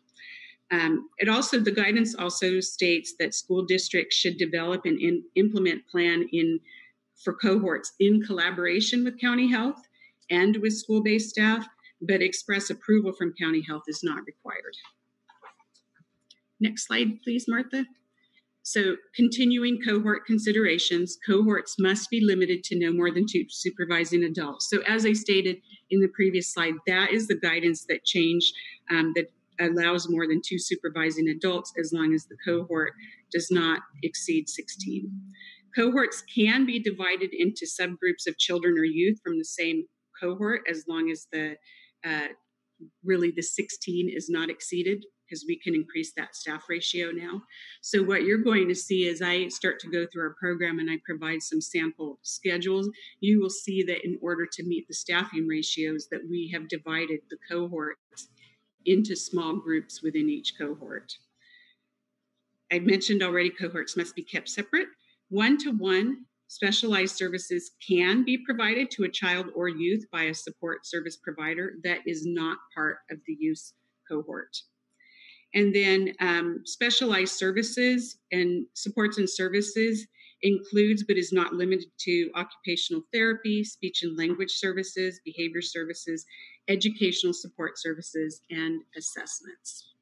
So recent health guidance, it's formatted maybe a little differently, but this is very similar to what Mr. Wilson already shared with you. And that is that staff and students will be wearing face coverings. Some staff and students may also want to wear a face shield. Please note that face shields also require the use of a face covering or a mask or a drape.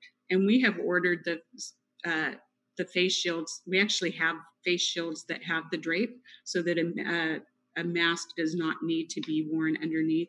And that's an important consideration for our staff who are doing one-to-one assessments, and they need to be able to, they need to have the students see them speaking and the students and them be able to see the students speaking. Also during speech language services and other services, especially for younger children. If a student is not able to wear a mask, we will need a physician's note. Students and staff will maintain a social distance of 6 feet whenever possible.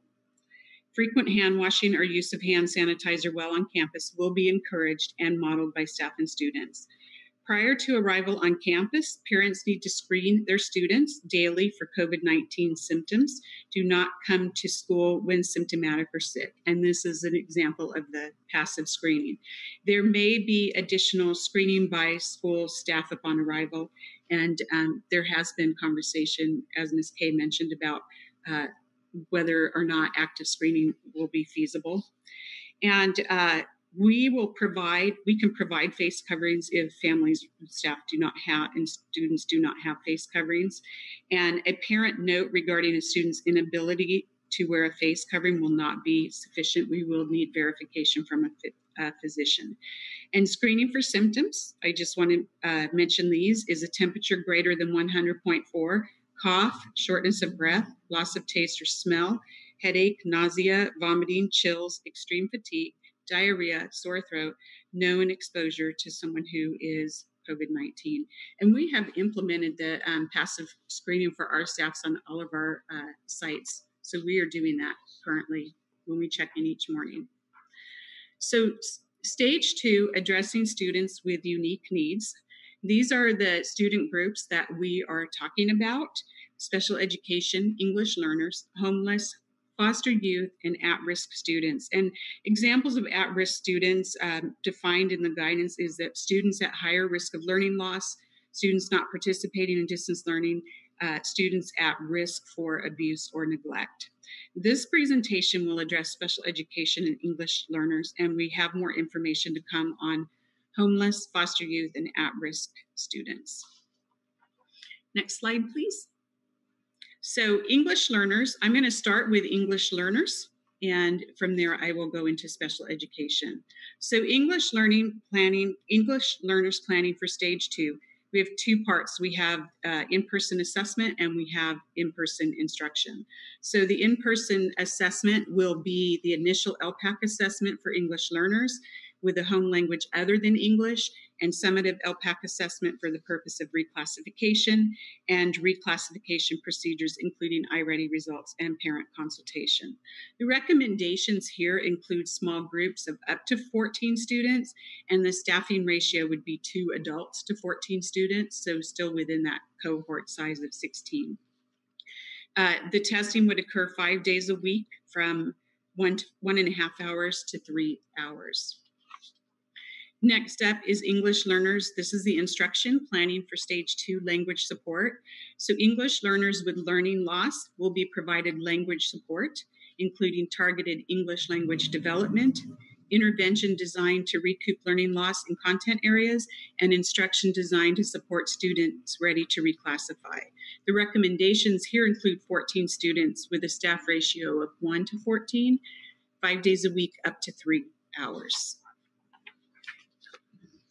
So moving into special education planning for stage 2, some questions were asked about some of the focus groups that we had over the summer. Well, we also convened a special education focus group starting in August, and then we met again last week.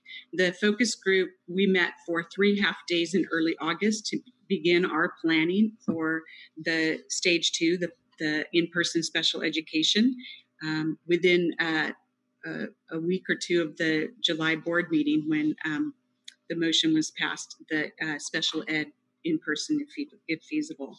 So we started planning right away. We met with 26 staff who included certificated and classified employees, and they represented all of our special education groups. Really, they represented preschool, elementary, middle, and high school teachers, 18 to 22, as well as 1 or 2 individuals from our related services groups, so OT, occupational therapist, physical therapist, speech language pathologist, school psychologist, mental health specialist. And so they provided input, and overall, really the themes that we saw from all of the age groups and all of the related service providers and programs was that staff very anxious to get children back in school, but the recommendations in order to really maintain the social distancing and other safety requirements was to work with students in small groups of 2 to 4 students, and larger groups for upper grades and for learning support, which is our formerly known as, more commonly known as resource, and then 2 to 1 or 1 to 1 staffing ratios. So very rich staffing ratios, which is therefore why you can see my caveat that even though we might have a cohort of up to 16, we would need to divide our students into student cohorts into smaller groups to meet those staffing ratios. The recommendation was to start with 1 to 2 days a week for 1.5 to 3 hours. And that time frame varied by age group, getting a little bit longer as students got older. So next slide, please. Stage 2 combination. So we would start, our recommendation is to start with a combination of distance learning and in-person services. And what that would look like is distance learning 4 days per week and in-person services provided in cohorts 1 day per week. And this would either be on a Tuesday, Wednesday, or Friday, so that we've divided it up so that we potentially either reduce the number of programs on a campus or that we reduce the number of programs that are being transported at one time. So working with transportation with Jim Snow, for example, what we have discussed is that students in Folsom could be transported in 1 day. All of the students in self-contained classes who would need transportation. And then in Rancho Cordova Elementary would be transported 1 day, and secondary would be transported another day. And so that's how we would divide up the cohorts. And the specialized academic instruction will be provided in small groups during that time. Related services may be provided in 1-to-1 and small group if allowed, but not currently in the guidance for small cohorts, 1-to-1 individualized, the related service is not allowed. And there is, for transportation, there is an expectation that students wear masks on the bus. So stage 2, I want to talk a little bit about the rationale for why we're starting with a proposal of 1 day and breaking the cohorts into smaller groups.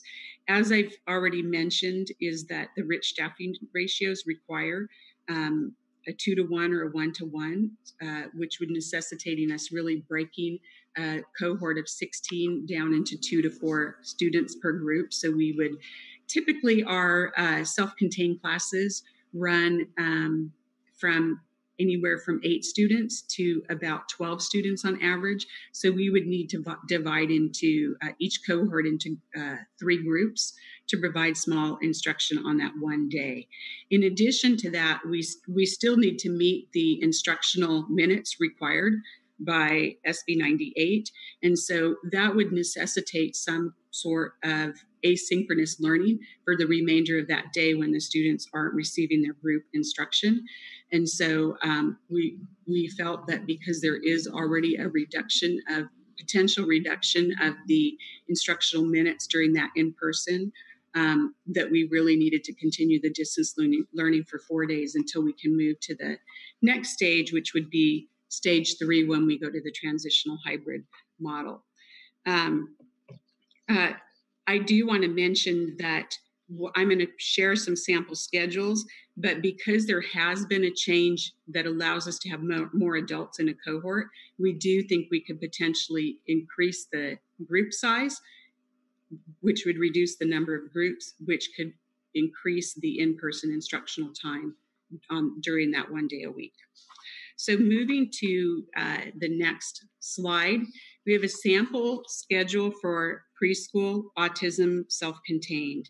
We also have non-categorical preschool AM/PM program. And so that schedule, I did not provide an example of schedules for every single program, but that schedule would look slightly different. So in this scenario, an average preschool autism class probably has fewer than 10 students, at least at this time of the year. The programs tend to grow over the year. So we would break the groups into a group A, B, and C, and each group would receive about an hour and 15 minutes of in-person instruction with a 1-to-1 or 2-to-1 staffing. And you'll see that there is a break in between. So group A goes from 8:30 to 9:45, and group B starts at 10:15. So there's 30 minutes because we don't want to combine, we can't combine cohorts, but we also want to have time to get one group of students off the bus, get the next group of students on the bus, and we need to have some time to clean the classrooms in between, because the guidance from the state is saying even within the cohorts, if you're moving groups around, you should be cleaning the surfaces and cleaning in between the groups. So, and then you'll see at lunchtime, it's a longer period of time because we've allowed that half hour for that cleaning and bus, but we also need to provide the teacher's lunch break. So then you'll see group C in the afternoon. So as I said, what I could see potentially happening here is that we could reduce, if we can increase the number of adults for each group and increase the group size, we could probably provide 2 groups, which would allow us to provide 2 hours for each group in this scenario instead of 1 hour and 15 minutes. Next slide, please, Martha. Here we have an example of elementary self-contained, and the elementary self-contained really looks just like the preschool self-contained, same schedule, same staffing ratio, same number of students. So once again here, if we could increase the group size by increasing the number of adults, we could probably divide this cohort into 2 groups and increase the in-person time for 2 hours. Next up, we have a learning support example, and I mapped out a learning support example for elementary. And what would look different for learning support for secondary is it's a longer day and shorter periods. And learning support is our more commonly known as our resource program. And students are in general education for most of their day, and they are pulled out for learning support. So looking at this schedule, I put an example schedule, but I've talked to quite a few resource teachers, elementary and secondary. And the feedback that I got for them is this type of schedule isn't really going to work for them, because if they're pulling students out at certain times, they might be missing their reading instruction. And so they would want to be very strategic about where they're pulling students out, and elementary would look different than high school. So really recommendations that I got from input from both elementary and secondary teachers is more days would be better than one day, but for a shorter period of time. So they might, rather than do one day, they might do 2 or 3 days for just 2 hours a day, do a small group a day. And most of our learning support students would not be transported. And so they would set those schedules. And I think that really talking with our learning support teachers and other staff is that we really need to give our learning support, our sites and our learning support programs the flexibility to implement the services on the way that's going to work best for that site and that program. Middle and high school self-contained. Same kind of model as earlier a group A, B, C. It's just that the instructional minutes at secondary it's a longer day. So you'll see that the groups have a little bit more in-person instructional time. And once again, it's about an hour and a half for each group. So we could probably increase that time to 2 hours or maybe even 2.5 hours if we were able to divide those that cohort into 2 groups rather than 3. Sample schedule for ACTT. This is our 18 to 22 program, and that would really look very similar to, it's a slightly shorter day than secondary, so it really looks very similar to the elementary schedule in that it currently is about an hour and 15 minutes, but we could probably increase it to close to 2 hours if we divide this cohort into 2 groups as well. Going back, I do want to mention for the learning support that the learning support is typically a caseload of 28 students. So the learning support would be actually two cohorts and not 1 cohort. So that is special education in-person instruction. And I'm going to talk next about the special education assessment. So again, as with the in-person instruction, with the special education assessment, we're following stages, and the stages look similar to what we had at the beginning of our presentation and what Mr. Wilson had in his. And keeping in mind that each stage will follow the health and safety guidelines set forth by the California Department of Public Health and Sacramento County Health, with careful coordination with each bargaining group as that's required during each change in the stages. So for stage 1, formally no in-person assessment. We have not been doing in-person assessment. And while we were on shelter in place in the spring, we could not do that. And we have not implemented that currently in stage 1, but we do have guidance from the county that we may add in-person assessment in this phase. Stage 2 would be also in-person assessments. And so as we open for in-person assessment, we would prioritize initial assessments in order of the referral received. Moving into stage 3, which would be when we're in our transitional hybrid model, we would increase our in-person assessments, and we would, in addition to initials, we would work on the backlog of triennial assessments. And then in stage 4, when we're open 5 days a week, we would be doing completing all assessments in person.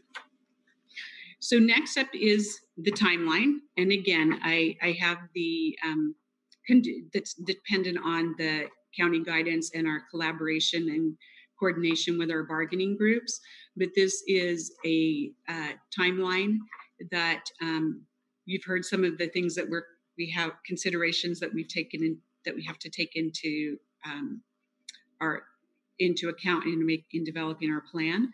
So these dates are developed with kind of keeping in line what we still need to get in place in the hopes that we can meet this timeline. So September 24th, we would come back for board approval of this plan. And immediately following September 24th, we would begin scheduling assessments. And then October 19th, we would hope to implement in-person assessment. And in the meantime, we would begin contacting families regarding participation in our our 1 day a week in person. So one of our board members asked if we would be surveying parents. And so we simultaneously, as we begin scheduling assessments, would begin contacting parents, because what we're going to want to determine is we do have students who are medically fragile. So we're not anticipating that all students would return. So we want to know which students are returning so that we can begin planning how many classrooms we will need to open.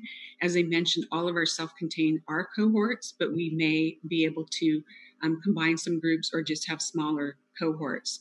So that will be a consideration. Staffing will be a consideration, and we'll need to know, first of all, how many students are coming back and how do we need to staff for that. But then we also need to know how many staff are going to be able to come back or not be able to come back. So who's going to be able to work to support the cohorts.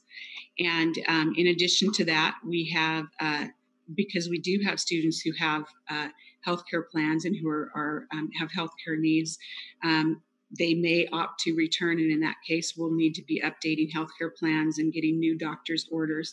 We'll have specialized safety equipment that we need to get in place and or move around. Buses will need to be, students will need to be routed on buses, and then we'll be preparing the sites, the classrooms. We mentioned some of the environmental concerns with the special ventilation that we'll have to get in place. And so I have already been working with our facilities on that, because they really want to know which classrooms we are talking about for the in-person special education, as well as for completing assessments, so that we can get those in place or ordered now. Other considerations are how we will be getting the health screening and contact tracing in place. And then again, we've talked already about the social distancing and that challenge of maintaining that in this setting. We've already ordered the plexiglass, which will be in place for all of our assessments. And we're planning on starting, not necessarily providing assessments at all campuses, but opening more in a clinic type model, where we would offer assessments at 1 or 2 elementary, middle, and high school in Rancho Cordova, and same in Folsom. We have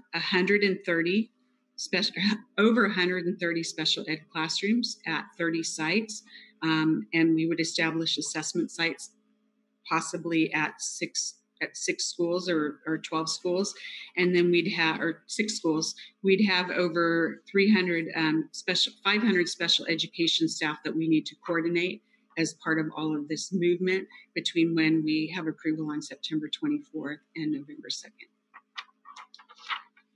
And that completes my presentation. All right. Any questions from the board? Mr. President? Mr. Reed. Yeah. I'm just wondering, why can't we begin the survey of the parents immediately? Why do we need to wait till September 24th? I mean, if the question is, will they be willing to return to in-person education once it's available? That seems to be a pretty easy question that could have already been done, or could be done next week, with very little effort, to just simply say, when we are able to return, would you be taking advantage of the in-person education? Is there a reason why we would wait? Actually, we are planning on doing this survey and getting it. We're hoping to get that out next week to all special education families, because we feel that the sooner we have that information, the sooner we can take the other steps. What would be the return date on the survey? We haven't set the return date yet on the survey, but we would probably want to allow about a week, and then we'd want to be able to reach out to families that we don't hear back from, which is why we don't want to wait for the survey on the survey. because depending on the results of that survey, it might be easier than we might suspect on creating the groups. Yes. Or may not. On page 7 or slide 7, we list the 5 categories with students with unique needs. Yes. Are those 5 categories equal, or are there categories that you would rank as more critical? Mr. Reed, I think that's a good question. I think they are all students who have unique needs that need to be addressed as soon as possible. And I wouldn't necessarily prioritize one over the other. I would say that all of these students need to get back as soon as possible. And I agree. I think they all need to get back as soon as possible. But I'm just wondering, you know, are we potentially slowing the return by holistically taking all 5 groups at the same time, rather than starting off with, pick one, special education, and say, all right, while we would love to be able to return all 5 groups to the classroom as soon as possible, that's just not realistically possible given our resources. So we're going to just start with special education and get those students back into class as quickly as possible. And once we onboard special education and work out the kinks, then we go to the next category. Is that not a possibility?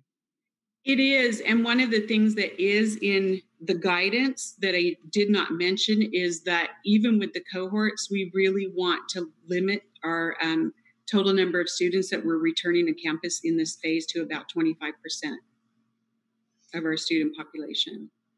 And depending on the survey, it might produce the 25%.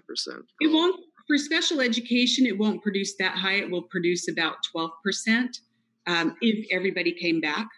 But I'm not sure what our English language learner percentage is. Elena, Ms. Cabrera would probably have that. Approximately 10%. Okay. Yeah, I mean, I would like staff to at least entertain that option of focusing on one group and onboarding them as quickly as possible, working out the kinks, and then going to another group, rather than delaying all the groups to a later date. Because we're trying to do it all at one time. I mean, obviously, we're a very large school district, and this, you know, the more we could develop a scaled approach, you know, I think we could probably implement it faster. You know, my I guess the last thing that I want to just mention, it's not really a question. It's more of a, I guess it's probably more of a statement, but you know. These are our most critical needs students. They have the highest needs, and I'm not comfortable with one day a week. I mean, I understand, you know, the rationale that you provide, but you know, I can't believe we can't figure out a way to provide more than one day a week of in-school education for these students. I mean, I suppose one day is better than no day. But, you know, for these high need students, I just think we can try to think outside the box and figure out a way to get them more than one day of education in person as soon as possible. You know, the timeline, I guess I'm not necessarily very happy with the timeline that returns the students in November. You know, I think we should be able to find a way to accelerate that timeline. You know, it appears that other districts are finding ways to accelerate and not returning their special ed or high need students in November. They're returning them in some cases in September. So I think we should re-examine that approach on the timeline as well as the number of days, and maybe create a little flexibility by not taking all the groups at the same time, but phasing them in. So those are my questions as well as my comments. Thank you. Mr. President. Mr. Hoover. Yeah, I just have a few. I would have to echo the concerns Mr. Reed raised. Betty Jo, how many kids with English language learners and special education, how many kids would qualify for this model if they chose to return? I might have missed that if you already stated it. And I can tell you the number for special education, and it's 12% of our student population, and it's 10% of our English learner population. But what I wouldn't be able to tell you is we probably have some that are both. They're English learners and Got special it. Right. So it wouldn't necessarily be 22% of our population there. Okay. Yeah, got it.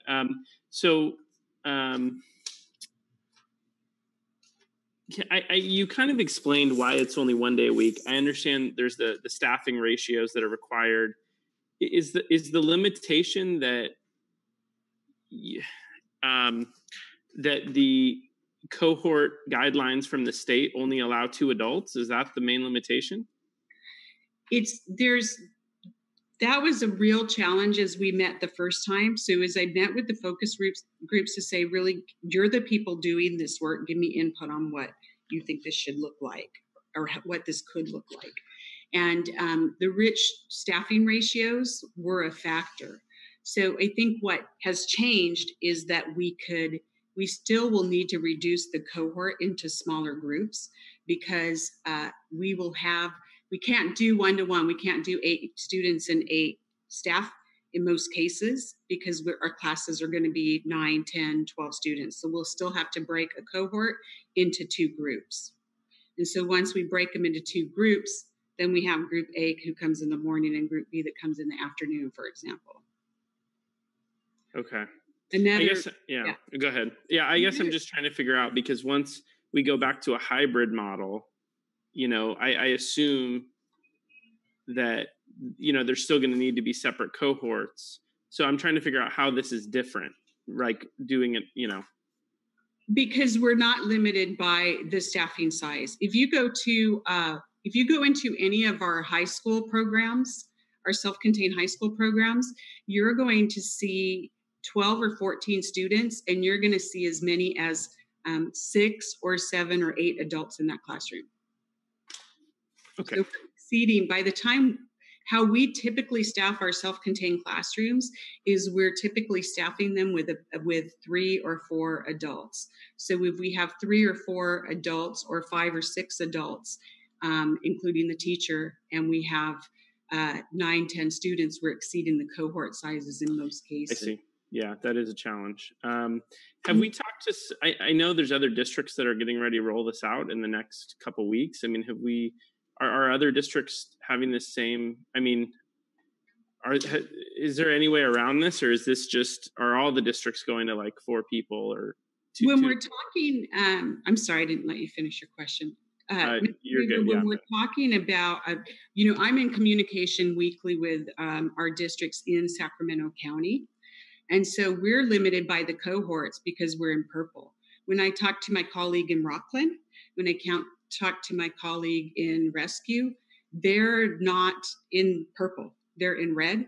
So they don't have that cohort limitation. Okay, yeah, I think that makes sense. I'm going to just have to echo, and I know Mr. Reed already stated some of this, but, this November 2nd timeline, it's a pretty big concern for me.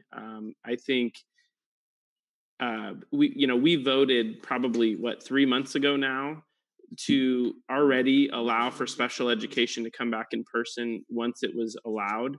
I think this is something the board has already opined upon and voted upon. Obviously, tonight we need to develop some more consensus. But once that consensus is developed, I guess I don't understand why we need to. I don't think we need to wait till September 24th to get this process rolling. And I know we're not going to wait on everything, but it just seems like after tonight we should be, fully diving in and coming back in early October at the very, very latest, given the fact that, and obviously I understand there's a lot of challenges with that, but given the fact that November 2nd is, I mean, you're getting near the end of the school year at that point. So I don't know. It's difficult for me to comprehend, while I know there's a lot of moving parts, how long it's going to take. Is it possible to come back sooner than that? It's possible. I'm very worried about overpromising on something that we were not going to be able to do because of all of the other really the factors that we're dependent on to be able to do it. I'd like to start tomorrow. Sure. No, I mean, understandably. I just, are there other Sac County school districts that are kind of having the same conversation, and is it all a similar timeline? Absolutely. And there's we're having the conversation. The timelines are varying. My understanding, and these may have changed, my understanding is that Elk Grove is taking a similar presentation to their school board, but they are ready to move on their in-person assessments, and I believe they will be doing those starting next week. And it looks like San Juan is getting ready to go on their in-person assessment. And they're also working on some in-person special education, but they're looking at possibly rolling out a school versus all programs at once. Okay. I mean, yeah, anything we can do to move this date up, I think, at least, I'd love to get consensus from my fellow board members as well, but I think we really need to try to improve on that date pretty significantly. Yes. Thank you. Thank you, Mr. Hoover. President. Mr. Short. Thank you for the presentation. And just going back to my original comment, yes, it'd be great to open up tomorrow, but however, we got to make sure that we don't push staff too quickly and open unsafely. Like I was talking about the testing, some of those assessments that are done in there in a room for 4 hours for some of these kids. And so the testing part, we got to get that in place. And I think there are some teachers out there that I've got comments from are really concerned about that. So we really do need to balance that out. We'd like to open up as quickly as possible, but we do need to balance it with the safety first. And I think, for the kids and for our staff and everyone involved. So hopefully we can work that out. My other question was at-risk students. How are we going to identify those kids that fast from the last closure until now? We haven't really made any assessments of which kids are. I know the equity issue in Rancho Cordova, the essential workers and the Hispanic and Latino and African American groups that were hit the hardest. It was just reported by the state governor's office that 60% of the total deaths are from the Latinos, because you think about those families live in 6-family homes, and their essential workers are working out in essential working area construction. They're very fair. They don't have health insurance. Some of them want to go to work. Those kids and families are hit the hardest. So we really need to talk about the equity issue when we're talking about those kids at risk students. So how are we going to assess that by next week or the week before? So the homeless kids, they're all important. So to scale it back, we're going to leave somebody behind. I don't like that idea. I like to where we can comprehensively open it up for all these kids in a safe and a fashionable phased manner, and we all do it. I know the timeline is November, but we've got to be realistic here, folks. I mean, we got to make sure that we're able to help all these kids, especially on the equity side, and identify those kids as quickly as possible. What would it take to identify those kids at risk? That's my questions. Have we even started that? I agree, Board Member Short. And actually, we have, because that actually is part of our learning continuity plan as well. And so we have heard from our principals and from Scott Meyer's office on how we are identifying our at-risk students already. Okay, good. And so, I agree with all the partners. We can try to go as fast as possible. We need to open these up for all these kids because they're all important. That's all I'm going to say. Thank you. Thank you, Mr. Short. Mr. Clark? Ms. Ranking. Thank you. Thank you, Betty Jo. And I appreciate that you took into consideration the comments from the resource teachers and adjusted the original thinking on that. So thank you. So is there anything that you can point to that might be one of the major hurdles that would prevent us from opening sooner rather than later? Are we looking maybe at facilities being an issue, having the proper filters and HVAC? What is the biggest, do you have anything that you might say is the biggest hurdle that is causing? I'm most concerned about staffing. I'm most concerned about us being able to staff it, whether we will have enough employees who are able to return to work. And I think that as we roll this out, that we have people who have not even approached HR about going through the interactive process, and that this will trigger that as we're rolling this out. As I've talked with, it was time well spent to talk with teachers and get input from our school psychologists, our speech language pathologists, all of our staff, because what I heard most about is our classified staff. And if you think about our classified staff, our instructional aides make up the largest portion of our classified staff. We have 300 plus, close to probably 400 people who are classified staff who are working in our classrooms in special education.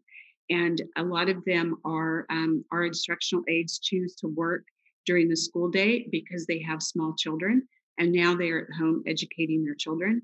And if they need to come back to work, they're not going to be able to find childcare in order to come back to work. So my concern, I feel that our biggest barrier to implementing this plan is being able to get enough staff who are able to return to work.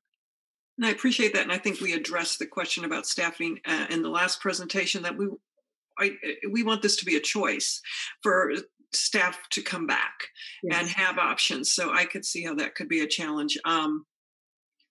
So thank you. Thank you.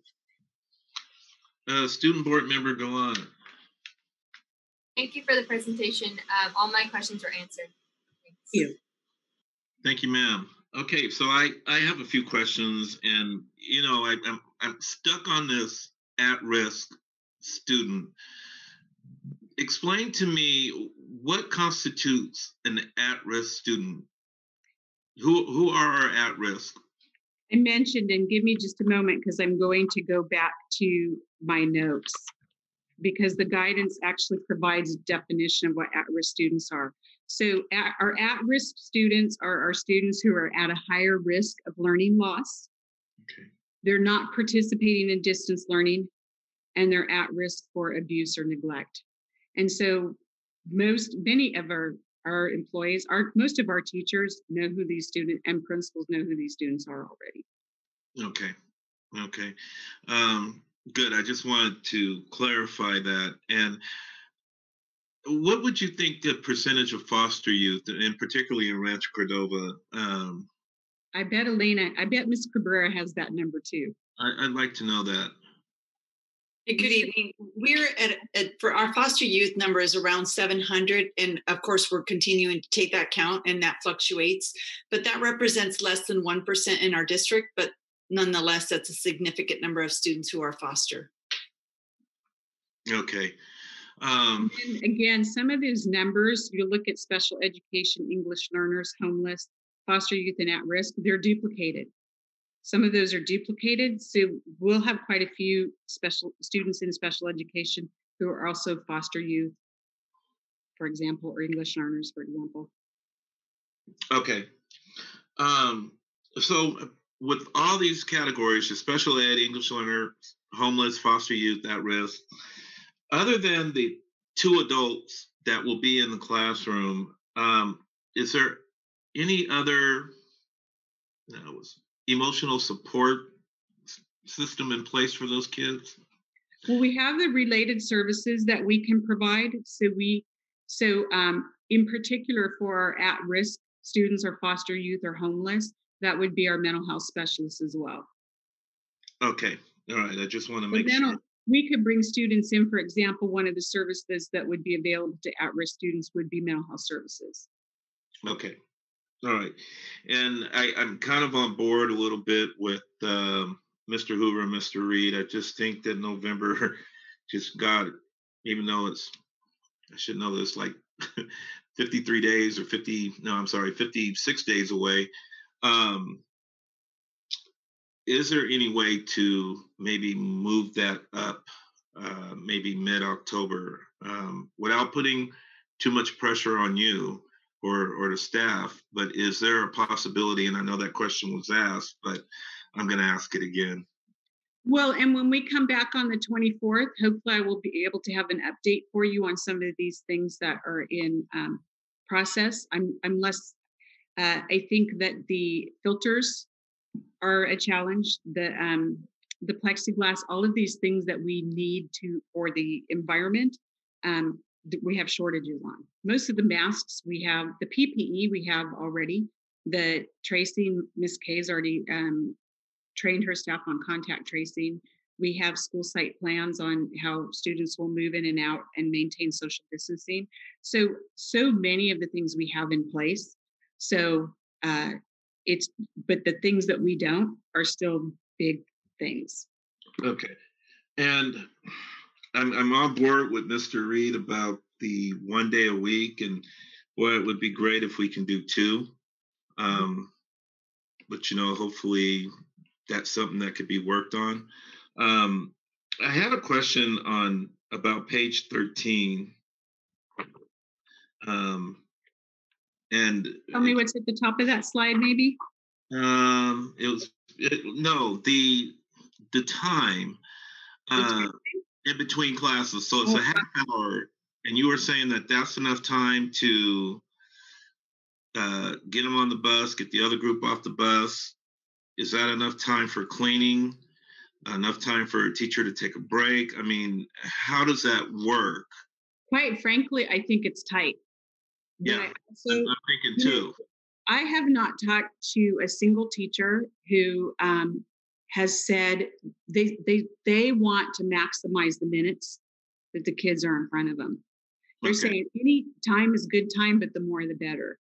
And so the 30 minutes, how I'm counting on that we can pull that off is that we're not pulling the instructional aides or the adults who are part of the cohort, but we have wonderful classified staff who agreed to work out a class. So I'm really hoping that we're utilizing, our playground, our campus monitors, et cetera. So we're pulling classified staff who essentially can be available on campus to do that monitoring and make sure we keep the cohorts separate and help get students on and off buses, et cetera. Okay, so let's go to page 15, and maybe I'm looking at this wrong. Maybe it's fuzzy math, hell, I don't know. Is that looking like 15 minutes in between?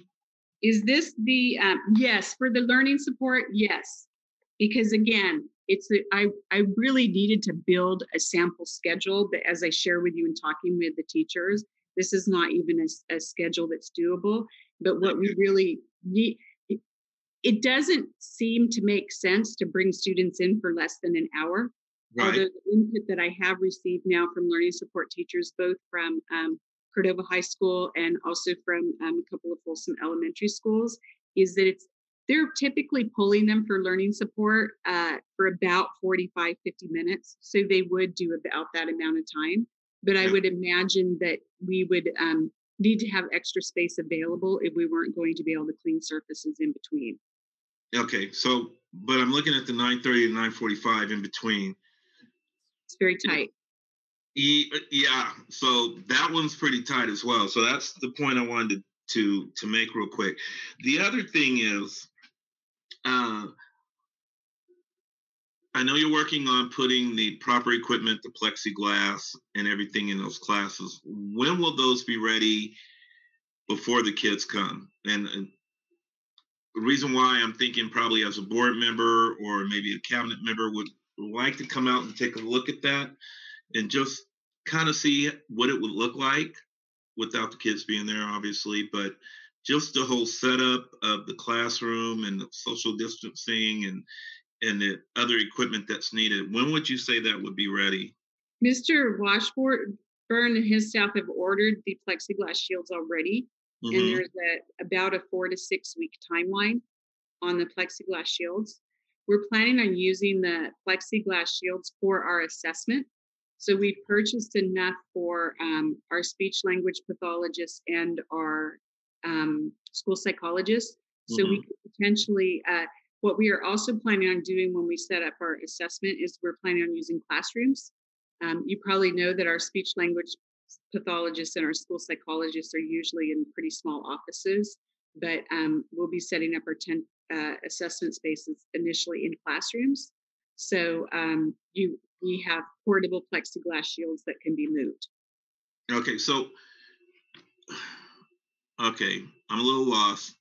So you're saying 4 to 6 weeks before we can get all this equipment in and everything, right? Yeah. And that has to do with why the timelines are the way that they are. Yeah. So, and I'm a planner. I always go a week ahead. So technically, we're in the middle of September, 4 to 6 weeks. So you probably wouldn't be classroom ready until the beginning of November, if I'm looking at it correctly. Am I wrong on that? That's again why we that it's. I don't like that timeline either. I wish we could start sooner, but I don't either. But I'm just wondering if there's any way to expedite getting that equipment in earlier, or is that just a normal delivery time, or maybe it's something that we should have seen and that we know that we would have needed to get everything set up in case we can get those kids back in earlier. So that's a concern of mine, even the timeline of the half hour in between and 15 minutes in between. But I'm hoping that once you get everything set up, that the board will have an opportunity to visit those classrooms and take a look, just to see how everything would work. I did have another question about the significant disproportionality regarding our African American students. You know, study has shown that they're really at risk because, you know, they lose a grade level sometimes over the summer. What are we doing to get them in, or are they in that, oh gosh, I hate to say it, but are they in that category of at risk? Both. Well, if they're in special education, it's one of the reasons why we said we're opening all special ed classrooms. We're not going to say, let's just start with self-contained. We said we're going to open all classrooms, bring all students back, and not focus, for example, on self-contained and not learning support. So if they're in special education, they'll be coming back.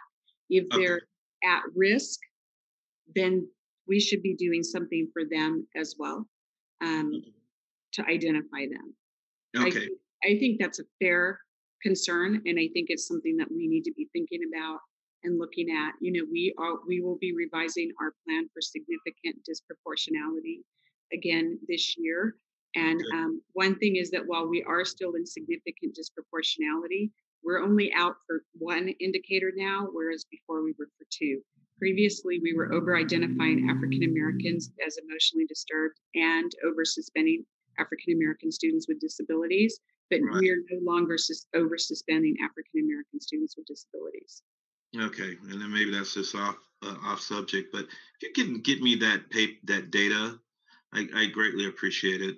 We're going to have our first meeting very soon, so I'll have data I can share. Awesome. Okay, yeah, I think it's on my calendar, so I'll definitely try to make it. So yeah, that's it on my end. I may have a question or comment after we hear from the public, but thank you so much, Betty Jo, for the presentation. Like I said, all the board have shared their concerns, and we look forward to seeing what happens on the 24th. With that being said, I would like to hear from the public. There may be some hands raised, I'm not sure, but what do we have out there? First, we have Lucinda, Mr. Clark. Oh, Lucinda, good evening. Oh, hello, Mr. Clark. It's always so nice to talk to you. It's a pleasure, ma'am. Thanks for the warm greeting. I hung in here with you guys. This has been a really good board meeting, though. Thanks for all the work that you guys do. So I had some of my questions answered along the way, listening to the board members. But Ms. Wessinger, I really appreciate the effort that you've put in here. We've talked a number of times offline, and for the other members of the public, I'm part of the Parent Advisory Committee, the Community Advisory Committee for Special Education. So I just wanted to ask, just because I have to, we're bringing our kids in for 1 day a week for 1 to 1.5 hours. Our children are all receiving different services and different educational plans and so on and so forth with distance learning. So I don't expect that you'll have an easy answer for this, but what is it that we hope to achieve overarching by doing this great effort to bring our children in for 1 to 1.5 hours a week? And I'm not trying to sound ungrateful. I'm really just fact finding. I'm wondering, are we doing welfare checks for the students? Are we going to be assessing them for academic losses? Are we going to be looking at their goals? You mentioned assessments. Are we going to be providing therapies?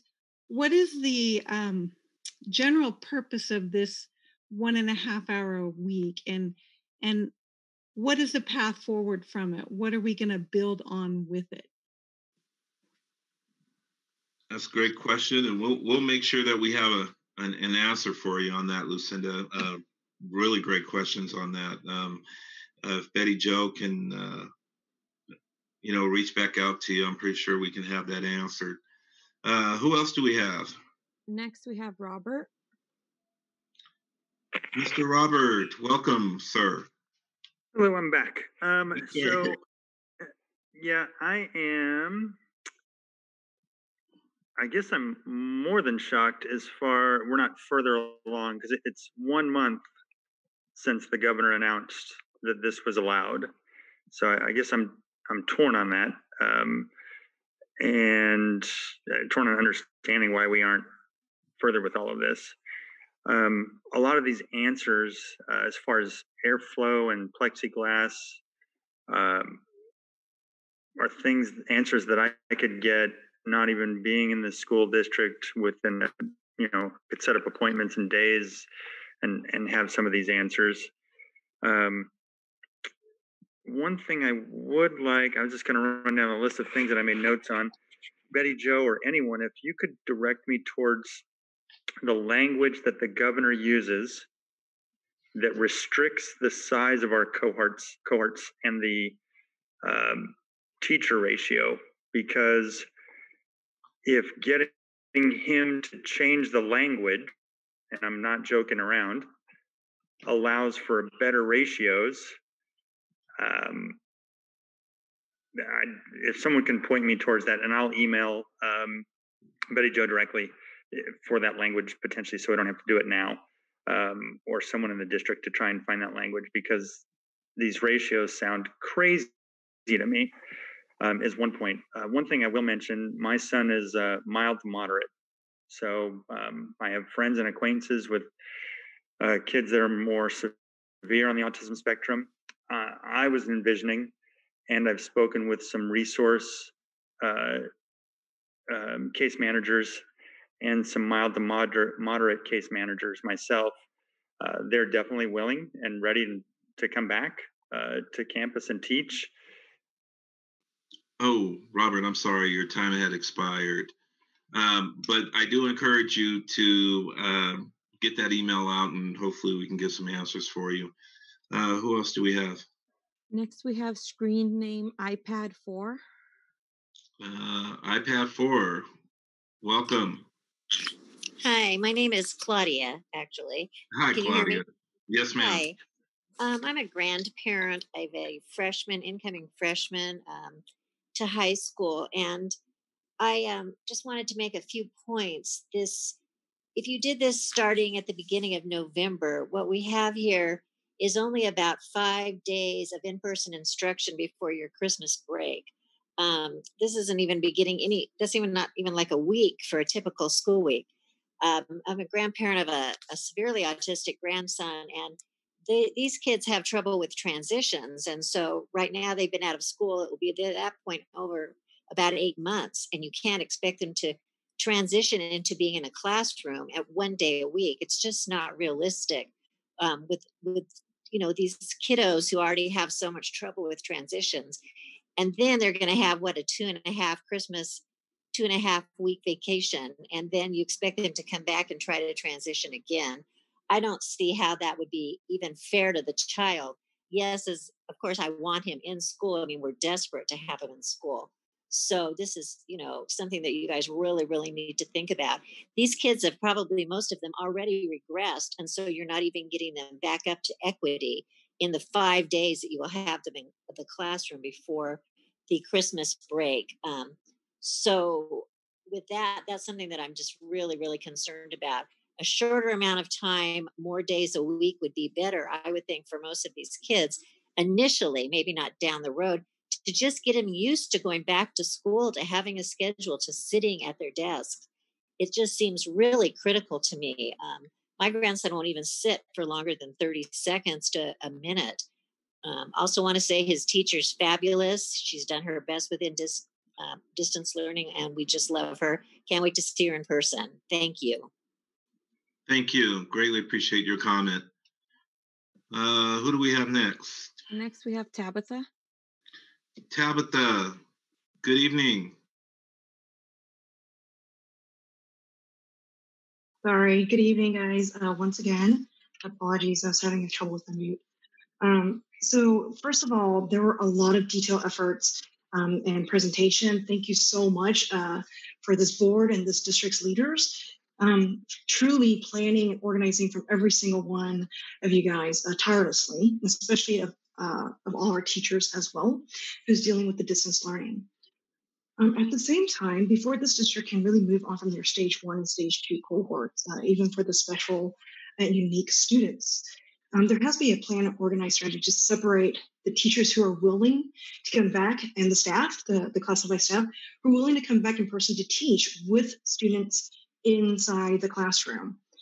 What's happening with the 100% virtual academy that the board has voted and approved previously as a fourth option?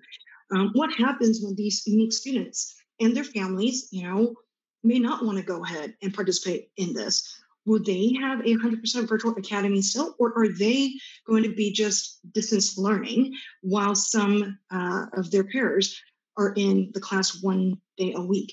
What is the strategy there? And the other one is I heard about the survey timeline for the students and the families. What about our district's teachers and our staff?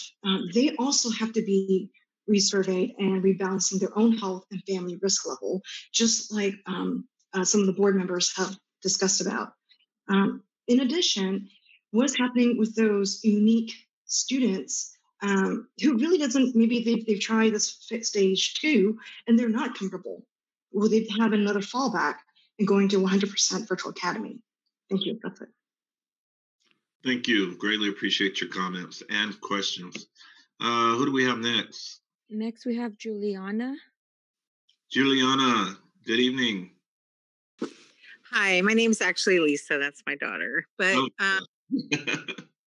she has her phone listed, her name listed. But I have a son who's in elementary school with special needs. And I have a couple questions because I'm a little surprised about the minimal amount of time, even beginning to try to think of transitioning back with special ed kids or needs, and just the time by getting them in the classroom, sitting down, transitioning to doing things, and then having to pack them up and go.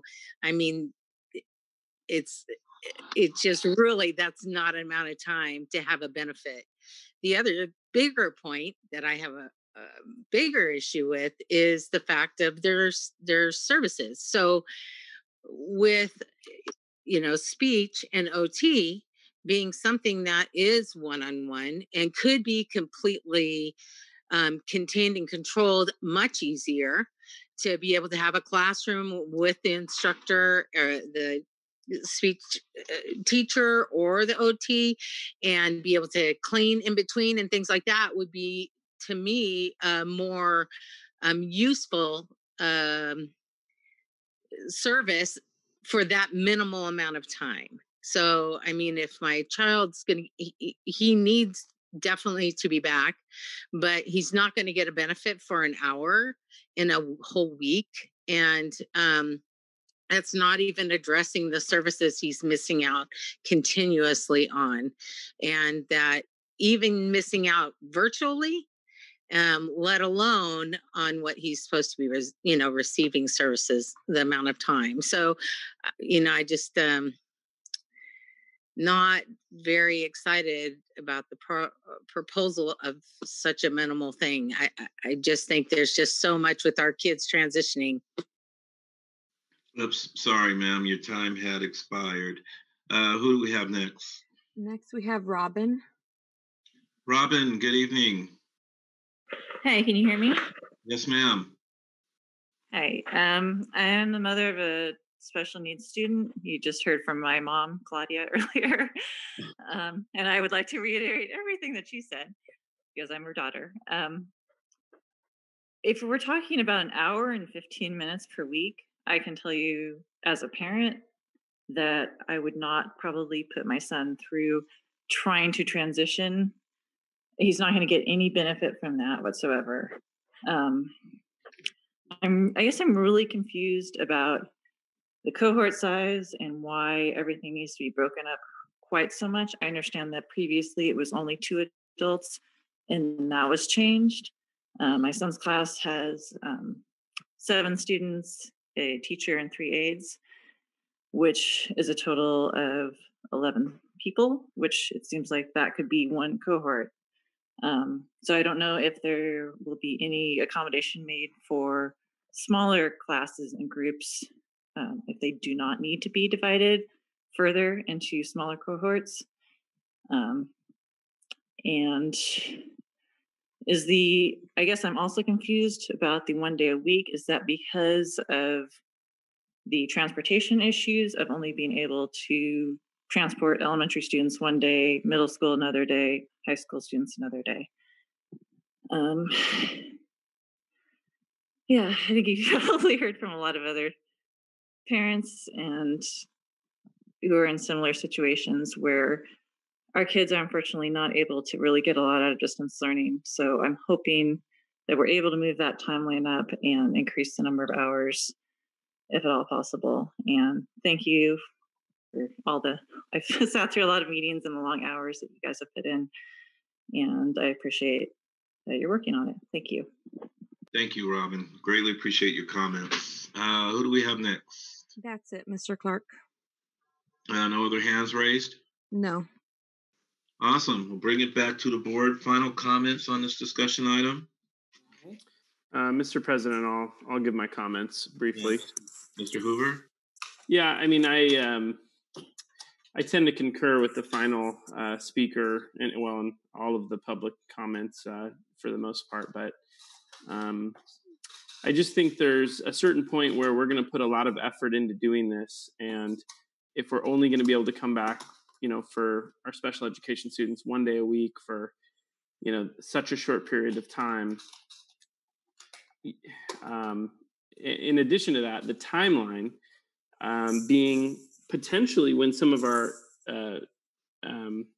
other students are coming back. I mean, at this point, I think the whole goal of, I think the governor announcing that this was a possibility while you're in the purple tier was to get them back sooner because they have the highest needs and they need the most services. And that was the whole point. And at this point, the current plan doesn't get them back sooner. And it's, I'm not sure it really gets them back enough for what they need to really get that benefit. So I definitely want to develop a consensus tonight on moving forward with a plan to bring kids back, bring these cohorts back. But I think we have a lot of work to do in a very short amount of time to ensure that it's more fleshed out and more valuable to our students than this current proposal. So that would be all I have to say at the moment. Thank you, sir. Any other final board comments? President? Mr. Short. Yeah, I would have to agree with Mr. Hoover. We have to, like I was saying earlier, but we have to do it in a safe manner. And I understand the logistics of facilities. If we can't open safely, then we do need to probably reevaluate. But we do need to get these kids in an effective environment as soon as possible, because these kids need the most support and they need that most social emotional support even at the schools. But these are kids, the ones we should be doing all as possible, as fast as possible. Again, we have to be diligent on the life safety. I'm kind of disappointed in, really the whole governor's plan. The whole stage, it's the way it's laid out, it really does stretch out time over a long period of time. I'm not a scientist, but I think they were trying to slow it down in the long run. Clear across, you got 21 days of testing. Some of the testing that we see here is still under debate of what, what is the testing data even show us. I mean, some of this testing is, if you have asymptomatic kids, your test maybe test positive for 6 months.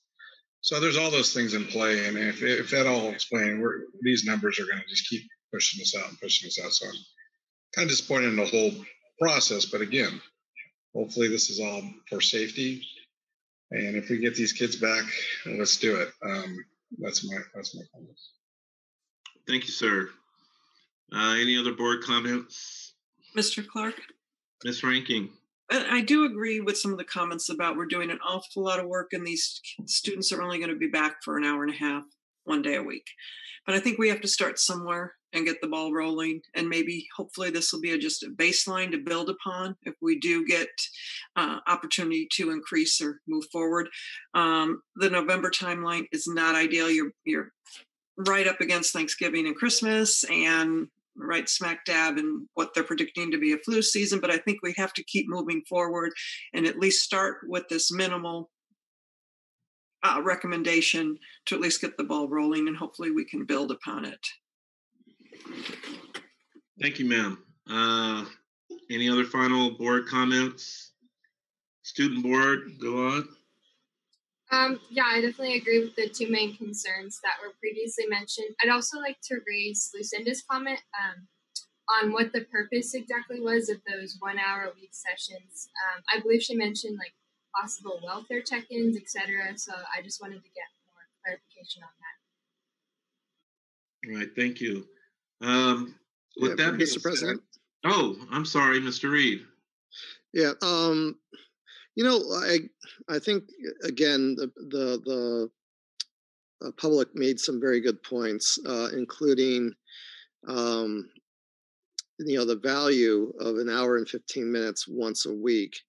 I also, I think it was the last speaker who said that their student is in a class of 7 students with 4 adults, and that would make or meet the criteria that we're talking about. So, there's an example that I guess I personally struggle with. Maybe there's something I'm not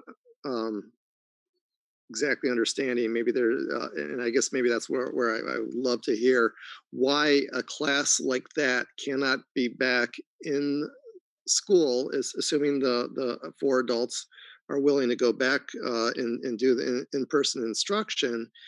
Why can't a class like that be back in 5 days a week?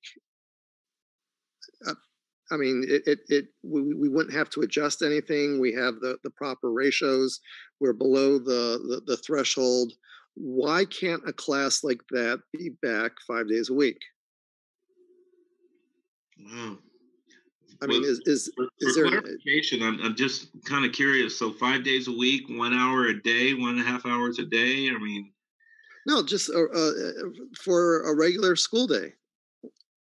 And maybe, again, I understand that we structure it perhaps differently for elementary, middle, and high school. But, what if we even just started in elementary school and said, we're going to take all the elementary school students that meet these 5 categories and we're going to get them back into school. I understand the elementary schedule is probably easier to accommodate that. But if they're already meeting the thresholds or just maybe just shy of the threshold, I mean, why can't we make accommodations and get these students back in the classroom? 5 days a week, a normal school schedule. Good point. Really good point. I will end with that and say I kind of agree with you.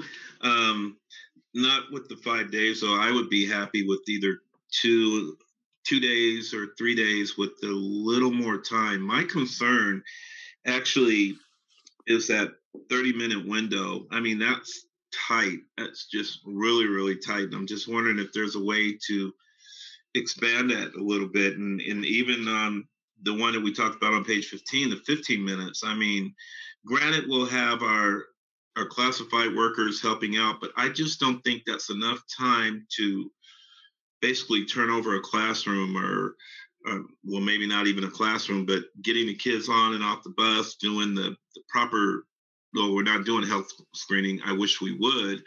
But getting the kids in the class, get them acclimated to class, because by the time you get them in and get them settled, that hour and a half is gone.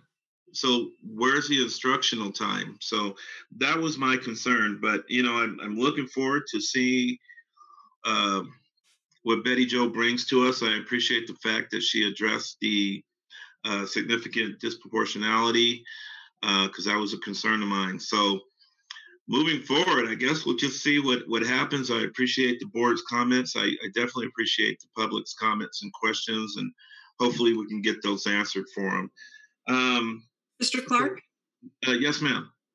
Now, I want to go back to Mr. Reed's question. Is there a way we can get some sort of answer to that, some sort of a discussion about that? Because I think that's a question a lot of people would want to hear answered. That what is preventing us from doing that? Is it a staffing issue? Do we need time to negotiate this? What is, is there anything people could respond to that question on? Unless Betty Jo has an answer. I can respond. Thank you, ma'am. We have very few classes that would fall into that scenario where we could bring back for the full day or 5 days. But how do we explain that, for example, we have a counseling enriched program at one school that has too many students to do that, and we can bring back for 1 day or for half a day. And then we have a counseling enriched program at another school that the students can come back all 5 days. So it's an equity concern. All right. Thank you. All right. With that being said, we'll go ahead. We'll move on to, it looks like item 10C or 12C, I'm sorry. Elementary school waiver or elementary waiver. Superintendent? We'll just continue on the trajectory about talking about the ability to bring back students and staff in person, and the elementary waiver process is a mechanism where we can entertain that if we have the support of the board to do so. So I'm going to ask Mr. Wilson to share some of the highlights of the application process and what's needed to further this process. Sure. Thank you, Dr. Koligian. As Dr. Koligian just mentioned, this is an overview of what that process of applying for this waiver looks like. And a little background information. CDPH, California Department of Public Health, they developed the reopening framework that we are following. And then further down the road, they put forth the ability for elementary schools to apply for a waiver. And this is the process that we would follow should the board give us that direction. And we'll walk through those, the steps, the timelines, and the types of approvals that would be needed. So next slide, please. Really only three major components to applying. It's the applicant information, which is information about our district, about our schools, which schools we would be looking to open, consultation with various groups, which I'll get into during this presentation, and then our reopening plan, which we gave the outline for earlier this evening, that would have to be uploaded to our website and approved and ready to roll before we could use this waiver process. So next slide, please. So starting with the applicant information, it's exactly what it sounds like. It's an application process. It is for grades TK through 6 only, which all of our elementary schools fall under that moniker, as mentioned earlier by one of our callers, that a private school in Folsom opened. They actually are a K8, but they are only opening in the K6 model due to the constraints of this waiver process. And the superintendent has the power to do so, of course, through the direction of the board in any LEA that we have. And all the documents have to be filed at least 14 days prior to the date that we are wishing to open. So that's one of the tightest timelines that is in this entire process here. And then for multiple school sites, and this is where Mr. Hoover, myself, and Mr. Reed and Mr. Clark were actually discussing earlier about the 3 approved waivers. 13 were actually disapproved as of last week. Our 1 waiver would actually suffice for all 20 schools. So we would add 20 schools to that list should our 1 waiver be approved, should we go forth with this process. Next slide, please. So consultation with the various groups here. So of course, those include labor organizations, so both FCEA and CSEA. And as we discuss through all of these stages, that it would be a change in current working conditions to reopen and get us back on the campus, and all those pieces and planning that come along with that.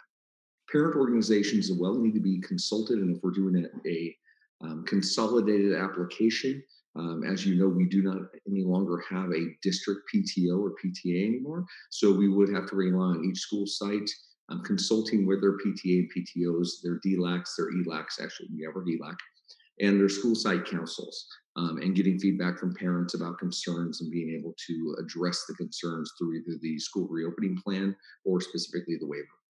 And then community organizations as well also need to be addressed. And those are some of our school-based nonprofit organizations, after-school programs, health services, and preschools and daycares that operate in our community. So just so we could coordinate, because it does change things for some daycare operations that are having to run extended hours now. That would be affected should we open up in a hybrid situation. Next slide, please. So the reopening plans, that was our first topic this evening, talking about that plan, talking about the reopening plan. That plan must be posted on our website, available for the public prior to the approval of a waiver. And so again, we're pushing for September 24th to get our plan approved. And at that point, the waiver could go for approval at any point after that, or actually during that process, should we have that plan in place. And again, a little bit more about the plan. I reiterated some of the items here. It addresses all those 6 major topic areas: cleanings, health screenings, the physical distancing, everything that we need in there to keep everybody, staff, students safe. Next slide, please. Thank you. Steps and timelines. So the reopening plan, of course, again, the first item that we had for discussion tonight is coming back to the board for discussion action on September 24th. That application, including the group consulting, needs to be submitted 14 days prior to our start date. So we could conceivably set a start date for 14 days out from whenever we are able to get all the consulting done with our groups and have the application, which is actually, I believe, only about 4 pages until you add these items in there. And then 14 days out from that schedule when we want to bring everybody back. The approval process, there is no published timeline on this. The state has yet to say, hey, we will approve this within 7 days of receiving it. It is typically looking to be about 5 days. The last information we got from County Health is that 13 of the previously set forth plans were sent back to the districts or LEAs for revisions to be made. And sometimes those are small tweaks, some are big tweaks, and could ultimately result in either approval or denial. So within what we are seeing out, there's about 5 days for county health to respond. And that's statewide. That's not just Sac County. That is up and down the state. And then we've talked about variables in terms of timelines that we don't have control over. And those are our other considerations that working with the bargaining groups, we do have some control over transportation. But again, when we're talking about the reopening and we need to, we have been thinking about another survey. I know we surveyed quite a while ago, but again, things have changed in everybody's lives. Hopefully for the good, but some for the worse, and their feelings about whether they've come back or not have changed. So we do need to survey now that we're closer to the possibility of this happening. And that'll tell us what we need for transportation. That'll tell us what we need for staffing. Scheduling, again, we've been working on this since we closed down. The scheduling, we have a schedule. We're ready. We know what we're in for, especially from an elementary standpoint, to the point that was brought up several times this evening. As we mentioned in previous board meetings, we can pivot much quicker than secondary schools in the elementary setting. The master scheduling is not a concern. The majority of the students are already cohorted with their teachers, and those, for the most part, pending individual decisions, would stay together and just transfer to their schools into smaller cohorts for each classroom, moving into an AM, PM setting or a PM, AM setting or a PM setting as approved by the board. Also, just facilities. We've heard a lot about air filtration systems and making sure that our facilities are up and going. In terms of plexiglass, most of our offices have been equipped with plexiglass to intake parents or students coming into the office. And the classroom setup would be an every other desk model, in which the AM cohort would have their set desks with a spaced desk in between them. The PM cohort would go to the other desk. So that would reduce the need for plexiglass in the classrooms for most cases. And then basically all of those items are already going to be or are included in our reopening plan as well for each of those stages. Again, that plan has been being written this entire time. We are putting the finishing touches on it, and it's a plan that covers all stages, things we're already doing to what the plan is for full return with no restrictions. Next, I believe that is it. It is a very quick process, in all honesty, other than getting that reopening plan absolutely completed and approved by the board. And then should we be directed to move forward with the elementary waiver, that would trigger the application, the set date, and then the work with all the bargaining groups and the other various groups such as PTAs and PTOs. And that is it. As quick as the application, that is a quick presentation on the process. Thank you, Curtis. I'll ask a quick question. You mentioned meeting with stakeholders. I can't remember what page that was on. I think it was 2 or 3. Sure. Absolutely. There it is, 5. I'm way off. How soon could you get those meetings or? So several of them could be very quick, depending on the size of the PTAs, PTOs at the schools. And we are dealing with 20 schools, and without a centralized PTA or PTO, right, we'd have to rely on the individual schools to get a meeting up and going. Similar to school site councils, we have been running those in conjunction with getting information for their learning continuity plan as well. So these organizations are already used to talking frequently with each other on each of our school sites right now. The labor organizations, again, we're in constant communication with both CSEA and FCEA, and this would just be added to the agendas on those, and then working through that not the interactive process, but that bargaining process on what are the effects of this change should we open up in a hybrid system prior to the rest of the district doing so. So this isn't like a group consultation thing. This is just individuals, and you're gonna get a school site council meeting and discuss it, or health services. I mean, it's just not a whole group sitting down and discussing what we need to do, correct? Correct. It's from what the purpose of this section of that plan is that each group got to weigh in from their perspective on how this affects them as a community. Now, the community organizations could be a larger group. We could hold somewhat of a community town forum with the purposes of addressing health services, after school programs, those things in each of the two communities. However, the parent organizations, I would recommend absolutely meeting with each school individually with their respective groups. And then, of course, FCEA and CSEA are Mr. Ogden and Human Resources team and our bargaining team would work with FCEA and CSEA's bargaining units. So there would be three different things happening, one at the school level, one at the community level, and one at a bargaining group level happening. But those could be happening at the same time. Okay, back to the community level. Did I hear you say a town hall? We could manage that if the board gave us direction to move forward with that. When I'm looking at these four types of groups that the plan calls out, that might be the quickest way for us to engage with that. Although it might be just as easy to go to the cities and have them assist us with setting up these groups and meeting with them in that capacity as well. Okay, because I'm just asking if there's a group of parents that got together and wanted more information on all this, or maybe to give their input. Is that at all doable? And if it is, what's the timeline to set that up? So two answers to that. Number one, we do have a district English learner committee that we could do that in a large group. Sure. Without the so these groups are specifically called out in this plan. And so one of my recommendations would be to follow what the guidelines were so that our plan would be approved with a higher probability than if I tried to consolidate something that didn't quite fit into what the intention of the meeting was. So PTA and PTO is my best example for that. If we try to do a group of parents and have a meeting coming together, they may not consider that an actual PTO or PTA, and the school sites would each have to do their own anyways.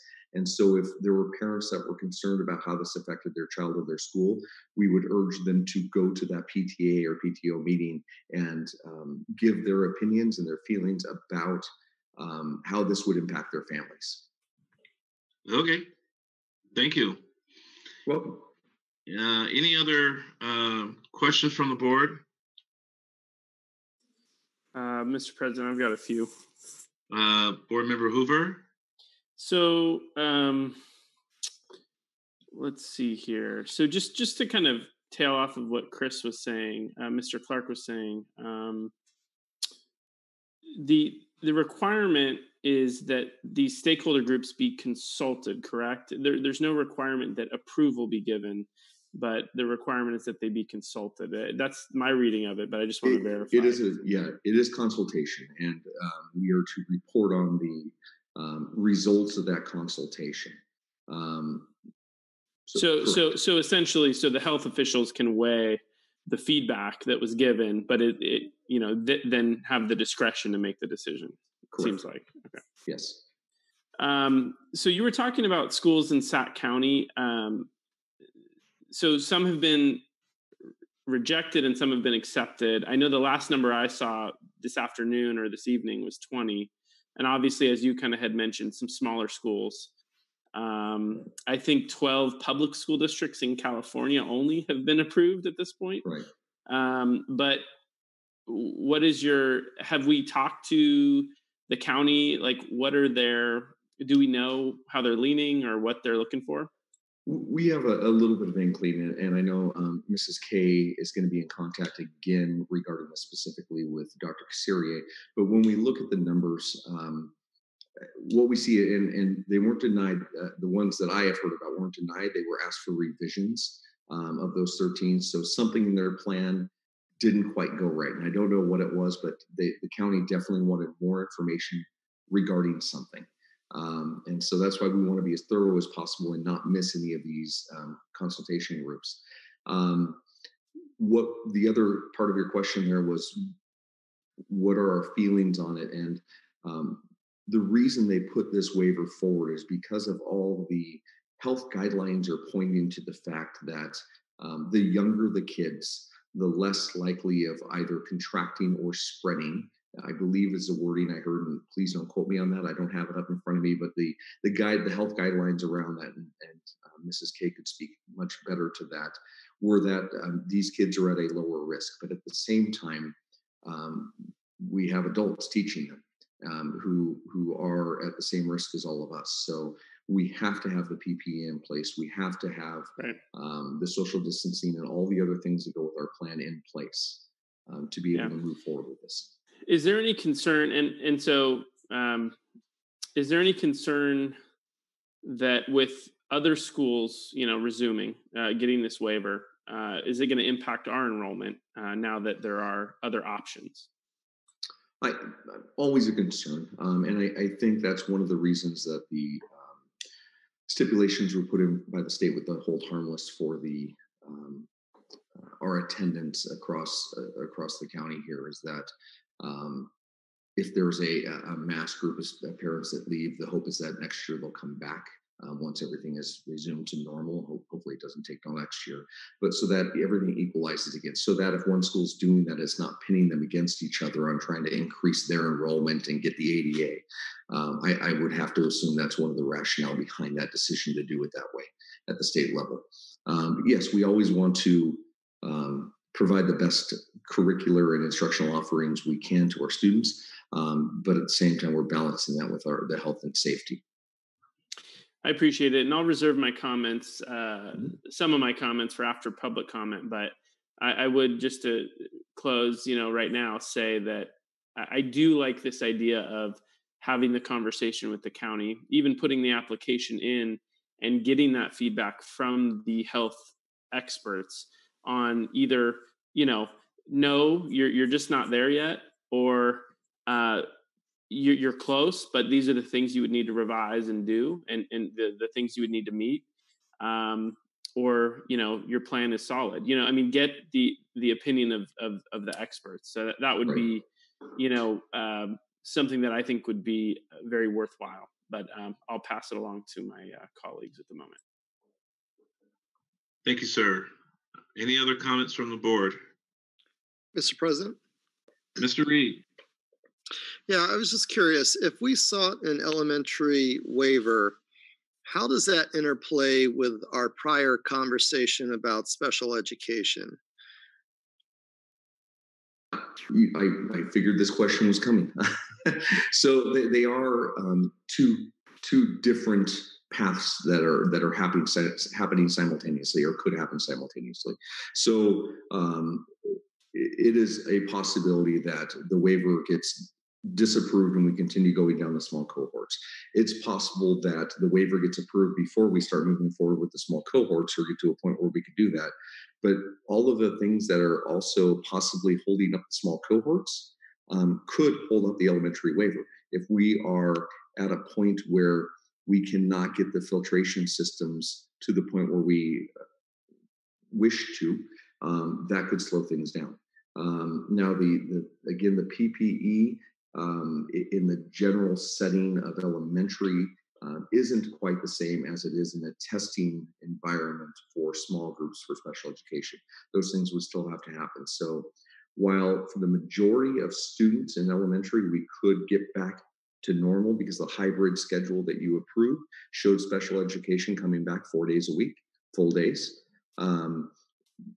That could, in theory, happen without a problem should all the other pieces fall in place.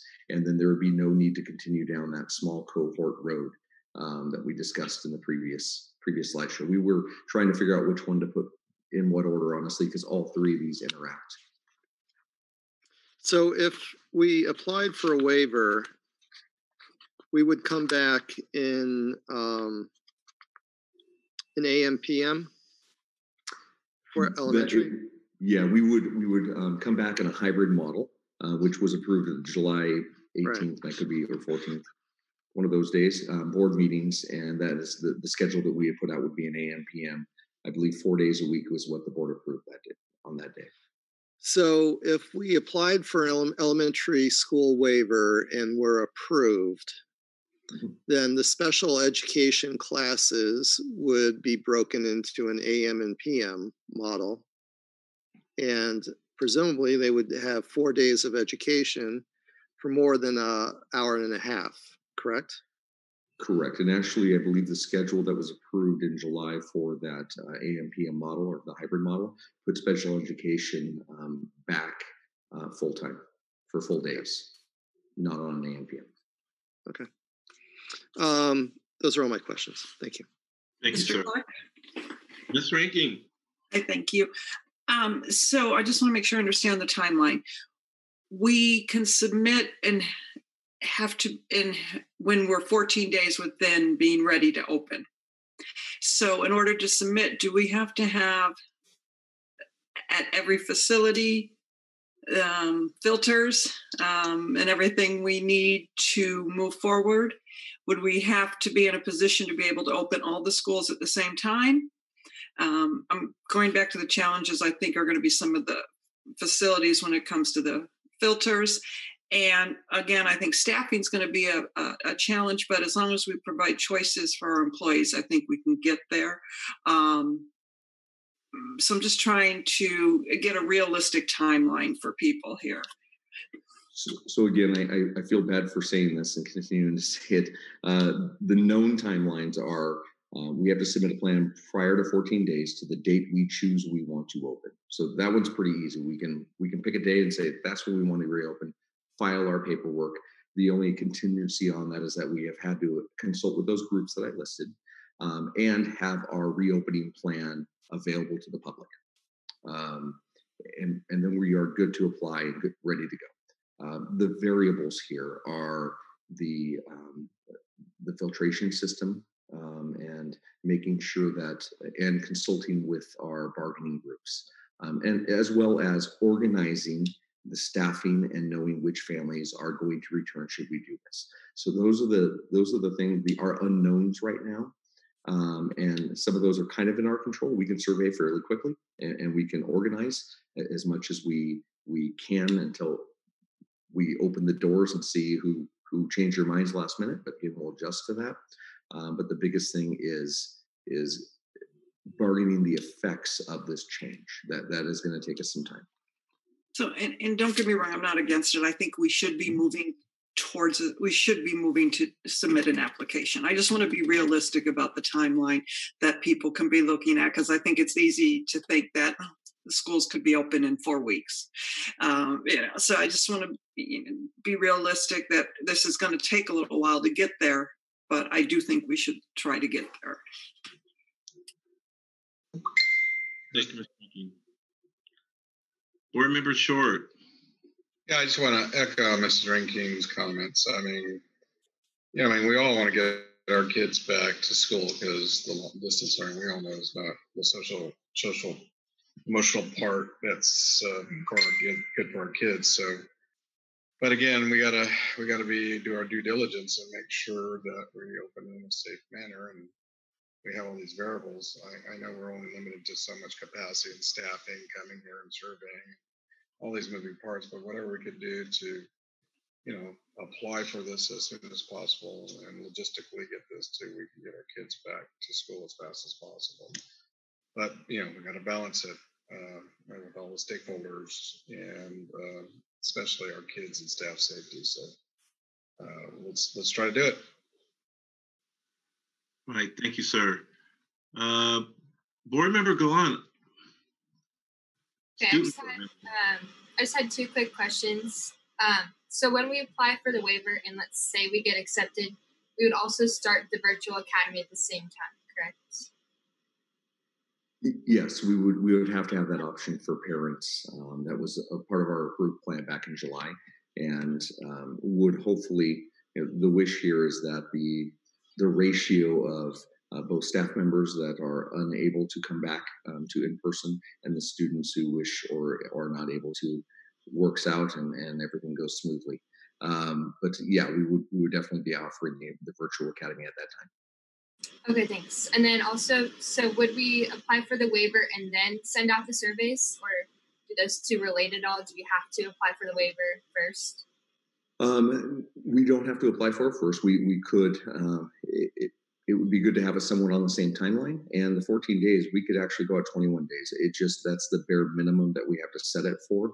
that we couldn't expect an answer sooner than 14 days.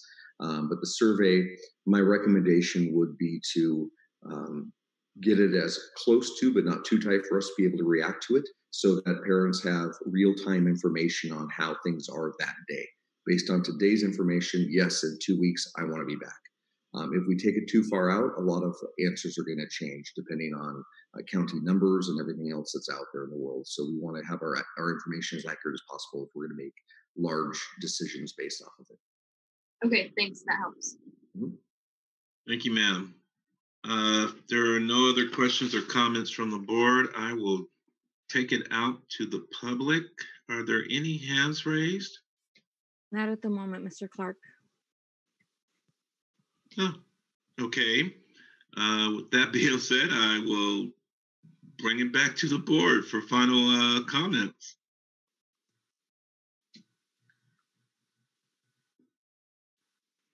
I heard, Mr. Clark. Do you have one? I heard consensus that people wanted to see us start moving forward with this, if that helps. Yeah, oops. Well, I do have one hand raised. Z? Z, can you try unmuting yourself?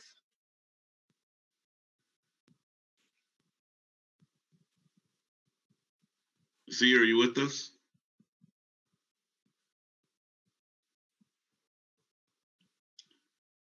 Did Z leave us? They're there, but for some reason they're not unmuting on their side. Oh, okay. Well, we'll go ahead and close this out. I will leave the option open for her to make a comment. Since she did raise her hand, I don't want to leave her out. So I guess what we're looking at is just direction for staff to go ahead and look into this process. Is that what I'm understanding? Yeah, I just kind of go on Ms. Ringa. I think we got a consensus. Let's do it diligence and apply as soon as possible, and start making the motions. That's what I would. Awesome. I would, Mr. President. Yes, sir. I would concur. I think. Whoops, that's not the button I wanted to hit. I think we definitely need to put it in motion. Let's get the conversation with the county. I think it's something we need to put in the hands of the health experts. I did want to ask on the filtration, is that something that is a requirement from the county, do we think, or is that just, I'm not sure on that, but I was curious.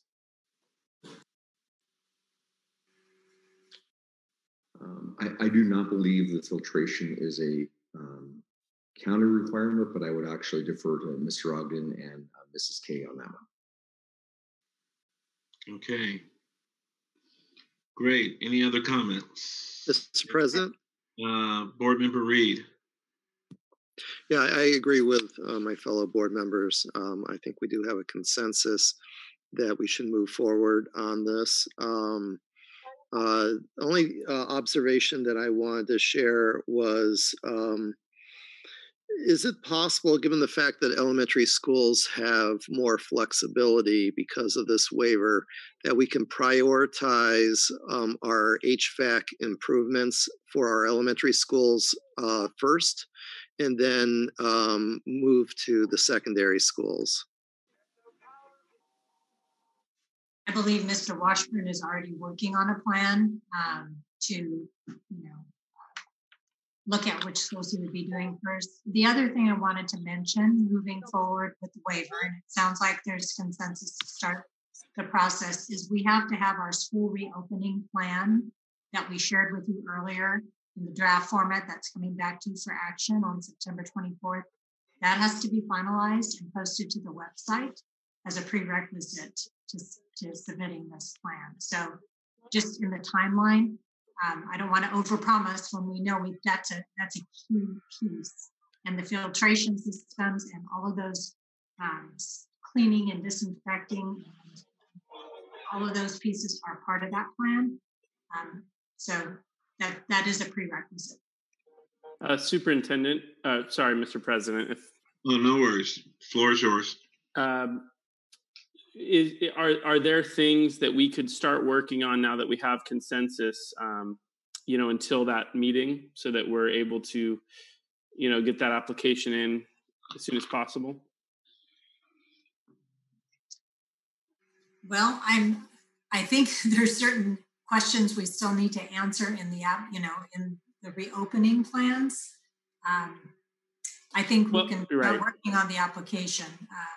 Okay. I just, for example, the consultations, right? Those sorts of, meetings, starting to put those together. Those things, obviously, I assume will take some time to organize. So, Mr. Wilson, can we get dates on the calendar for those?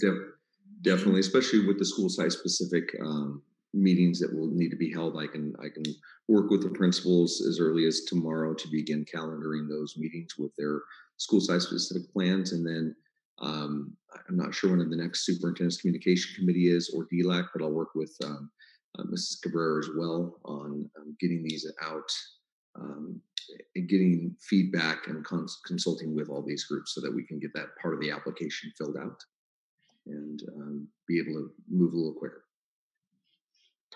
Thank you. And I would concur with Mr.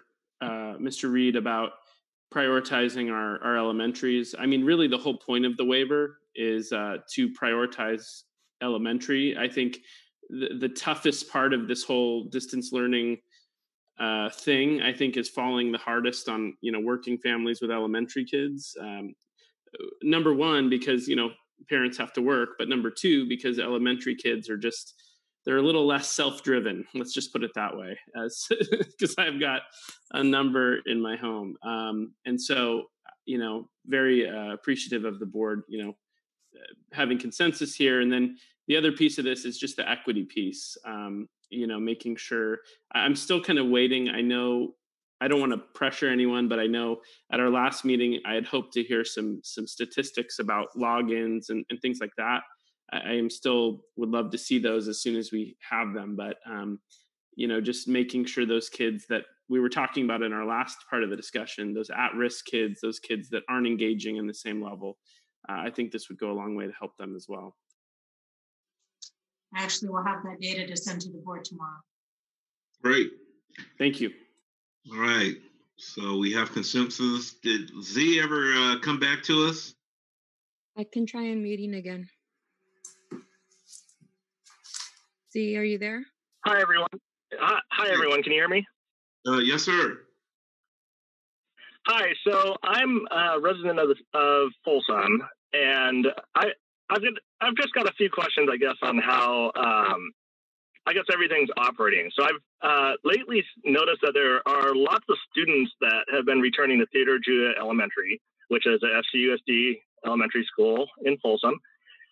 There seems to be a lot of the regular school staff, because I live close and I recognize a lot of the staff that have been returning to the campus daily. So it seems that there's some kind of day camp or something that is at least authorized by FCUSD, if not sponsored by them already.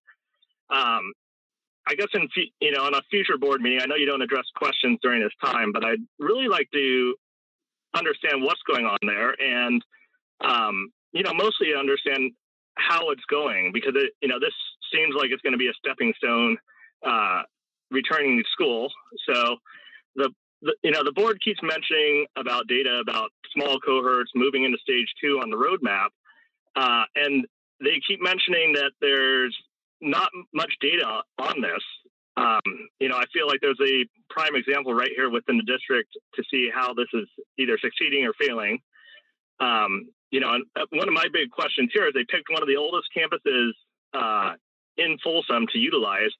And, are these PPP situations, air filtration systems, et cetera, that were mentioned during the board meeting already in place at the school? And then really my question here is, how is it working? Because obviously we have students back on campus. How is it working in this situation? Thank you, sir. Superintendent, I'm kind of curious myself. Is it possible you can follow up on that and give an update to the board? Yes, and I know we just started childcare at Theodore Judah. It's one of our sites where we did start childcare, again, following the safety guidelines. And if there is a day camp going on, day camp's guidelines are different than in-person instruction guidelines. And there's a lot of time that's spent outdoors in the day camp. That's a requirement for the safety of children in a day camp. And that came from the guidance from CDPH. Okay. Well, that Mr. kind of... Mr. President? Mr. Reed. Yeah, Theodore Judah, correct me if I'm wrong, Superintendent, is also our location for the lunch program. So is it possible that the gentleman has also seen students arriving for the lunch pickup also? We have lunch going on at all of our campuses now. Okay. In the summer, it was the only one in Folsom where we had the lunch program for the summer feeding. Okay. We had some sites in Rancho Cordova, but now lunch and breakfast are being served at all of our sites. Awesome. Okay, great. With that being said, I don't think there were any other hands raised. We'll go ahead and close this open session and go right into public hearing. All right, so public hearing, item 10A, grant an easement to Sacramento Municipal Utilities District at the Education Services Center. Any comments from the public? No, Mr. Clark. Hearing none. Any comments from the board? Mr. President? Mr. Reed? I was curious. I thought we approved this at the last meeting. How's this different than what we approved at the last meeting? Now that I'm looking at it, it looks like the same. Well, the last meeting, may I? Yes. The last meeting, it was the intent. We had the public hearing, it was the intent to grant the easement. And because we got no feedback, negative feedback, now we bring the actual granting the easement. So it is a multi-step process. Yeah, actually it is a discussion action item that will be coming up real soon. Any other comments from the board? All right, great. We'll close that public hearing out, open up another public hearing. Item 10B, the attendance plan, learning and continuing attendance plan. Superintendent? Yes, before we open the public hearing on this, it really is critical for you to hear the feedback that we've received in the last week and a half from all the different groups we've consulted with, which is a requirement. And if we could pull up the feedback slide, Kelly, I can share that information. You do have a full presentation of, and I won't take time to go through that, but as I said in the presentation, there was a timeline in which we needed to consult our stakeholder groups. So if we can go to the next slide, just quickly review that timeline. First, it's, one of the questions that came up from one of the stakeholder groups is, why is this such a compressed timeline? And why isn't it following the timeline of our LCAP? So it's important for the board to know that the governor passed an executive order to put a pause on the LCAP to have an interim plan called the Learning Continuity and Attendance Plan to be in place to really mitigate pupil learning loss. And there are 9 sections in the plan that need to be addressed, and the plan needs to be completed by September 30th. Now, mind you, we just got the template from the state at the end of August. So it's a very crunched timeline. And the plan has to be approved by September 30th in order to be a recipient of the CARES dollars, of which we are eligible for $11.8 million. Those dollars, again, from the state's guidance, have to be spent by December 30th.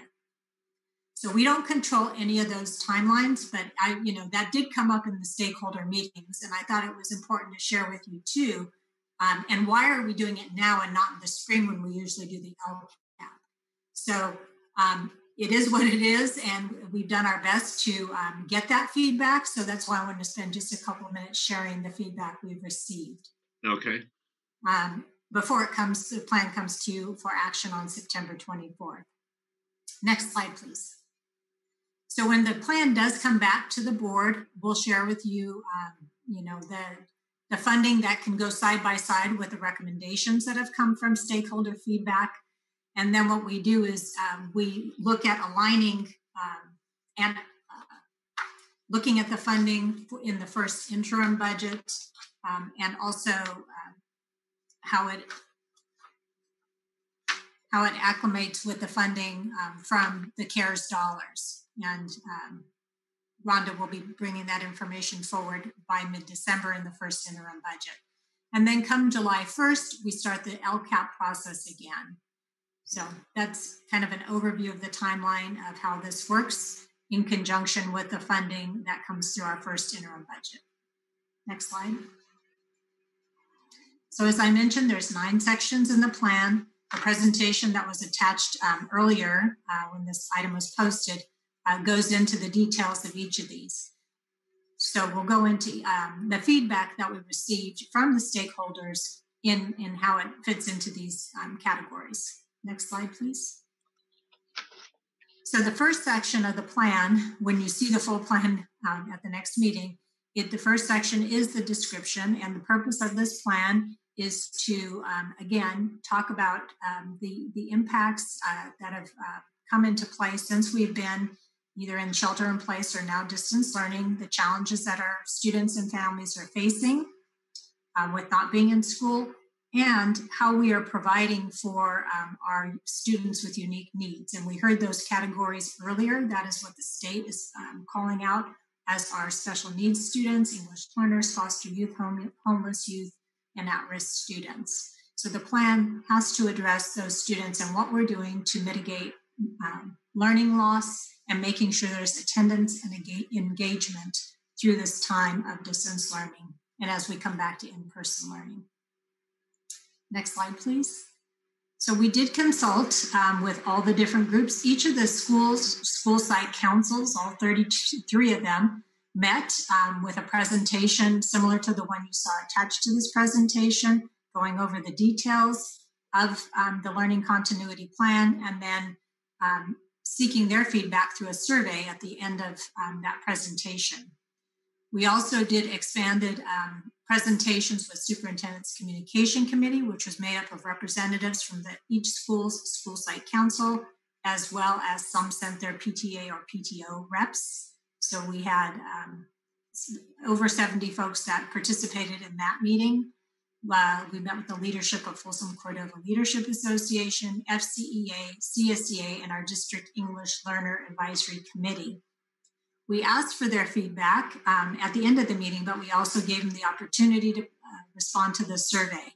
And the prompt in the survey was, from your observations, let us know about challenges to learning that students face at your site with a focus on challenges as a result of the COVID-19 pandemic. Next slide. So some of the common themes that came up through the feedback that we received or through the survey centered around health and safety, support for our English learners and special ed students, technology support, support for social emotional well-being, and additional educational support for students. So then we took the feedback from the survey that came in those themes, and we plugged it into the 9 sections of the LCP where it could fit. So next slide, we'll look at the next section. The most feedback that we received were in the 2 areas of in-person instructional offerings, thinking about when we come back to in-person services. These are supports that need to be in place to mitigate learning loss. The other was in the distance learning.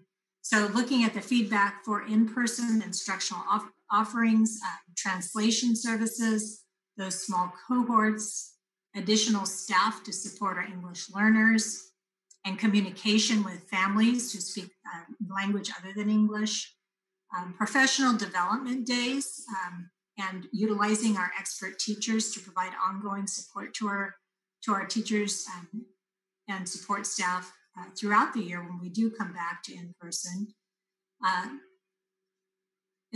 Special ed assessment staff and kits, assistive devices, and transportation.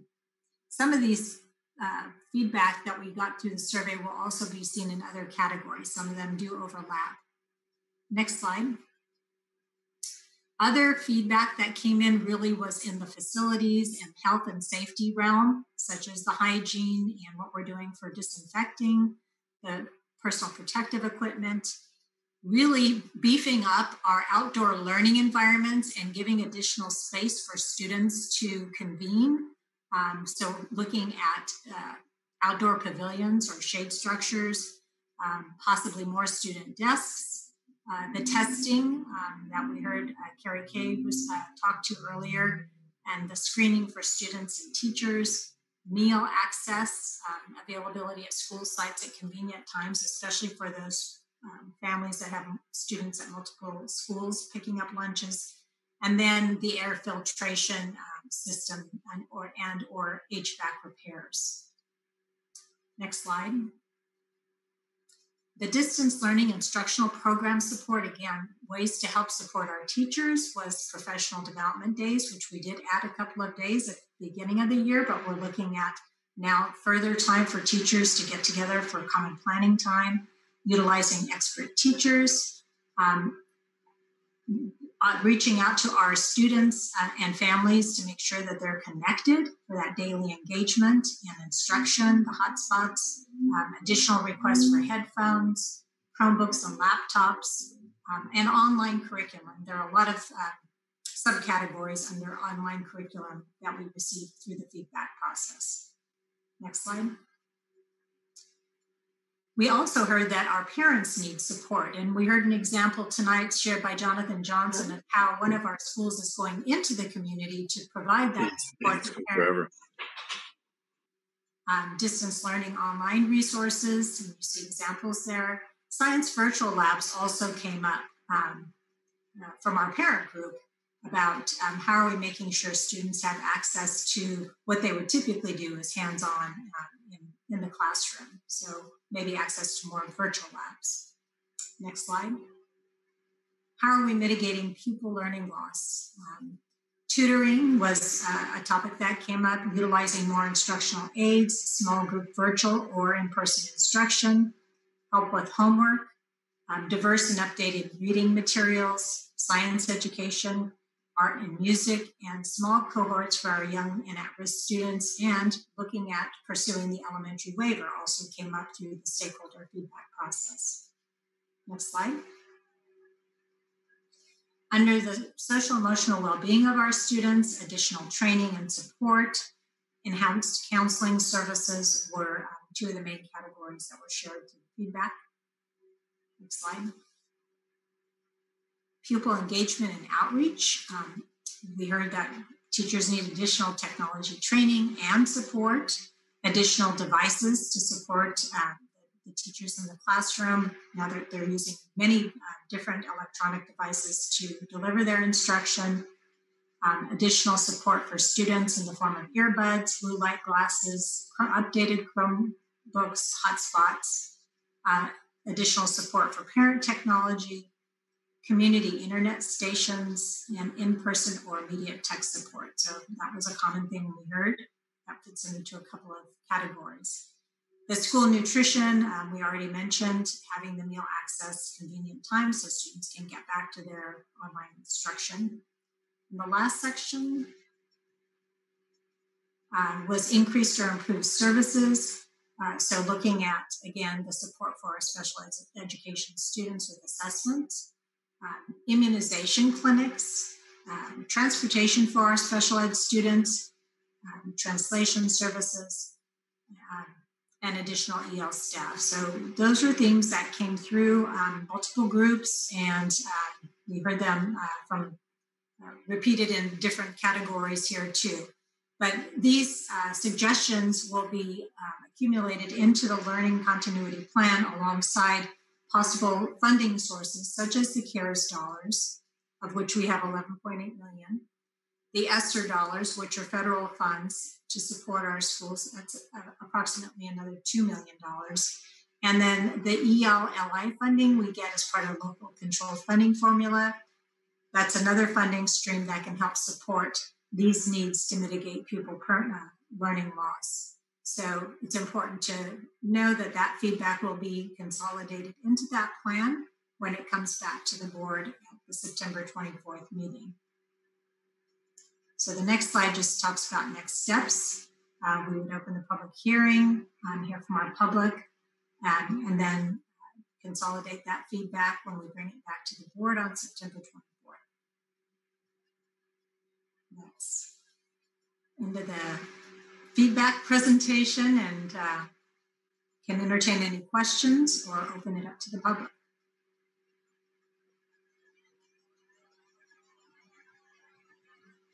We'll open it up to the public first. Are there any hands raised out there? No, Mr. Clark. No, that was simple. We'll take it over to the board. Any comments or questions? I have a quick question, Mr. President. Mr. Hoover. Superintendent, just trying to understand the process here. So when I understand the overview is tonight, for the LCAP, when do we actually see the plan itself in advance of the next meeting? Is there a timeline that we have to meet, or? It would be uploaded a week from tomorrow. Okay.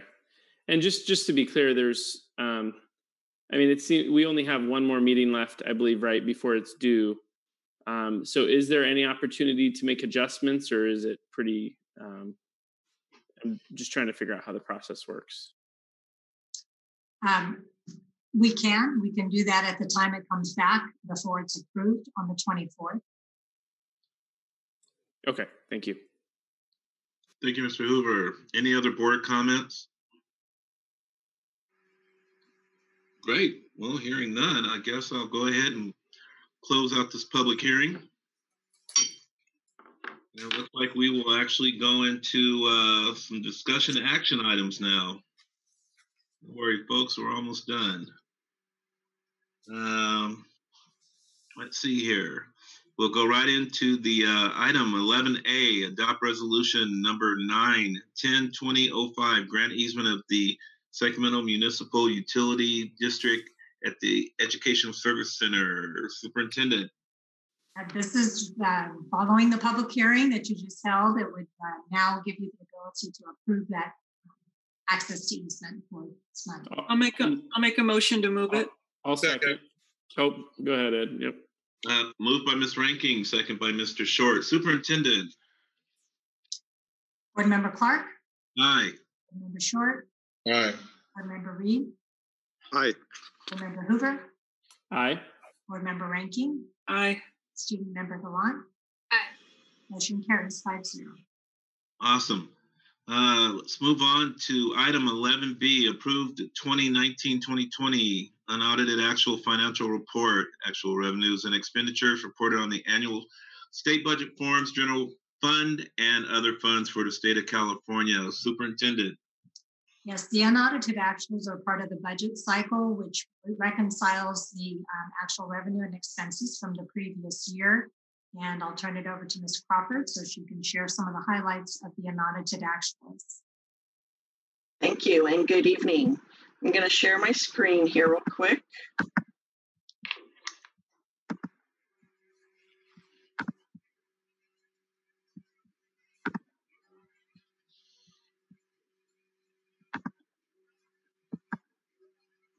Okay, so as Dr. Cleggan said, we'll be sharing our unaudited actuals for 2019-20.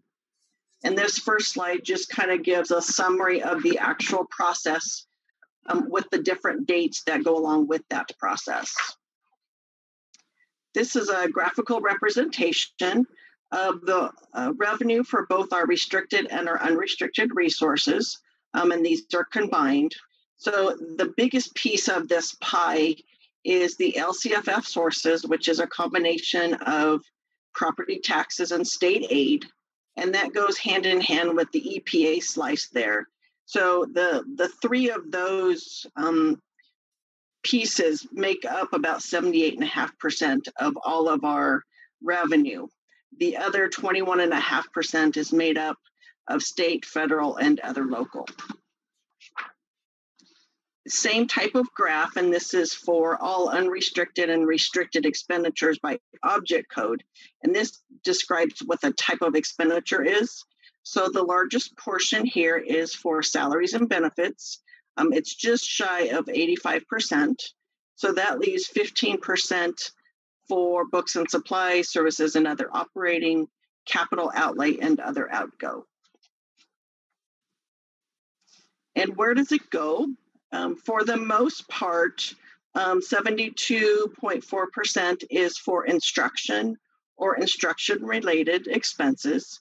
And those include classroom and classroom support expenditures. And those would be things, our teachers, staff development, school administration, all things that are part of the classroom instruction. The next piece is pupil services, which is about 9.5%. That's our counselors, our health services, testing and transportation. Our plant services is a little over 11%. That is our maintenance and our grounds crews, our custodians, our campus monitors. And then general administration is less than 5%. And that includes our administration, our accounting, our payroll, HR, our technology type functions. So the general fund is Form 01, and the pages are listed here. This format is basically the same for all the funds throughout the packet that you have. On the left-hand side is going to be the unaudited actuals, which we'll be talking about now. And then on the right-hand side of those forms is the adopted budget. That adopted budget is what was adopted back in June. So those numbers have not changed. The only number that will change is the ending fund balance and the beginning fund balance. We will be bringing a revised budget back to the board at first interim, where those numbers will be revised and much more accurate. So looking at some of the revenue changes from when we projected back in June to what actually, when we closed the books, what those actual expenditures and revenues were. So looking at revenue, we had, comparing the two, we were about $4 million less. And looking at some of those categories, so our LCFF, our sources were decreased slightly. There was a larger chunk, our federal revenues decreased, and those were mostly because of deferred revenues in our title programs and on our Medi-Cal program. And those revenues will just be deferred into next year or basically carried over. There was a large decrease in the state revenue. And the biggest piece of that is our STRS on behalf. That is the amount that is determined by CDE, what our liability is for our liability for STRS. So there was a pretty large chunk that was decreased on both the revenue side and the expenditure side. And then on the local side, we did have increased revenue. The biggest portion of that was the transfer of the fund balance from Fund 71, which was our retiree benefit fund, which we will be closing now. Looking at some of the changes in our expenditures, there was a substantial change here, a decrease of about $13.8 million. And again, some of those categories, looking at salaries and benefits, that STRS on behalf, where we saw that same revenue reduction, we also see that on the benefits side. So that made up the largest chunk of the decrease in salaries and benefits. We did have a decrease in books and supplies. When we closed in March, a lot of our supply purchases weren't made. Quite a few of them were delayed until this current 2020-21 year. We did have some Chromebook purchases and some other equipment that was ordered, but we did not receive it before June 30th. So those would be accounted for in 2021. Looking in the other services categories, you'll see that our non-public agencies and our non-public school costs were decreased. Our travel and conference was decreased. We had talked at earlier board meetings about utilities, and we were trying to calculate what the decrease in our utilities would be based on closure. So you'll see we saved about almost $400,000 in utilities. When we did look at a year-to-year comparison, though, our utilities didn't decrease as much as we would have assumed. So we are looking at our EMS system as we are looking at installing these MERV 13 filters that we talked about in previous presentations. We are assessing and looking at every single one of our HVAC units and assessing what needs to be repaired or replaced in terms of systems, and really taking a deep dive into looking at some of the utility costs that we have right now. Our capital outlay was decreased. The majority of that was CTE equipment that we had purchased for Folsom High. Again, with the closure, it also affected shipping. So we didn't get the equipment until after June 30th. And then we had a slight outgo decrease, and then our indirects increased. Looking at our committed and reserved balances, our ELLI carryover was increased, and that kind of goes hand in hand with some of those expenditures that were lower. Our designations, there were a couple of categories that increased with our restricted balances and our carryovers. With that CTE equipment, because that equipment didn't arrive on time, we are carrying those funds over into 2021 to pay for that equipment that is actually here now. Because our expenses were lower, we were able to increase our set-asides, which will help us in future years in 21, 22. And then we have an aging bus fleet, which we've talked a little bit about over the few years that we've been replacing buses. We have applied for grants for electric buses. We have not received anything yet, so we still have some hope that we will get that. But as development is occurring, as we're looking at building more schools, we are going to have to purchase more buses. And then with our charter school enrollment and with our student care, currently we are not receiving any revenue for our student care. So we are going to need to contribute to both of those programs and offset some of those expenses that don't have revenue coming in. So we're setting aside some of the one-time dollars from those lower expenditures to cover that. This is a summary of the overall general fund. It shows the beginning and the ending balances for both our unrestricted and restricted, summarizes all of the different categories with the designations and the carryovers. There are other forms also included in your packet. There is the attendance form. We have the categorical form, which summarizes all of our state and federal programs with our grants and our carryovers, our current expenses actuals. The minimum cost of education for classrooms is 55%. We are currently at 60.64, so we are over that minimum. There's also the indirect cost rate calculation, and then our maintenance of effort calculations for special ed and our Every Student Succeeds, and we meet both of those maintenance of effort requirements. There are also other funds included. Those are listed here. There were no major changes from projections. We will have revisions in these funds coming up for first interim. So looking at what's next, we are continuing to monitor enrollment. As you know, we've been kind of fluctuating at some of our sites. We have the learning continuity and attendance plan, which we will bring back at the next board meeting. We will start planning budget study sessions for the fall. We have the budget overview that will come along with the first interim in December. We will be required to submit a reduction plan with first interim for SCOE. And then around the corner, we will have the 21-22 proposed budget. And then we'll have a second interim report for you shortly thereafter in March. So that's all I have for now. Awesome.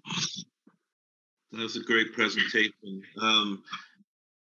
I'll go last. Any questions from the board?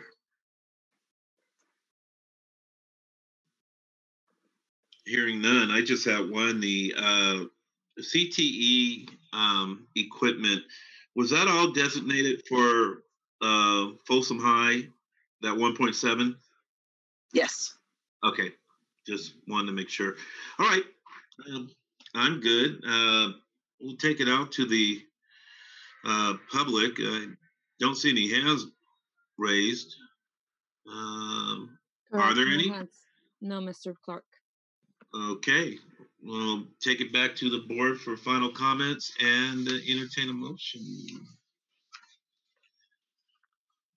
I'll move it. I'll second. Moved by Mr. Short, second by Ms. Ranking. Superintendent? Yes, Board Member Clark, Aye.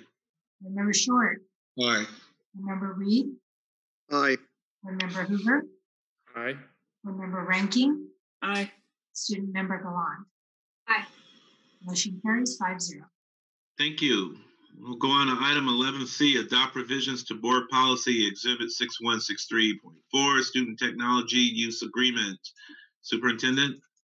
Yes, the revisions to the student technology use agreement is in response to best practices for distance learning. So the revisions that you see are capturing some of those as students are using technology at home and when they do return to the person. All right. Any comments from the board? Mr. President? Mr. Reed? Yeah, I do have a question on, looks like paragraph 6, 6B. You passed it, I think. No, I'm sorry. I have to get my, yeah, there we go. 6B. You know, I appreciate you shortening it up, but my concern is the or other offensive materials. That seems to be a very subjective way of describing a catch-all.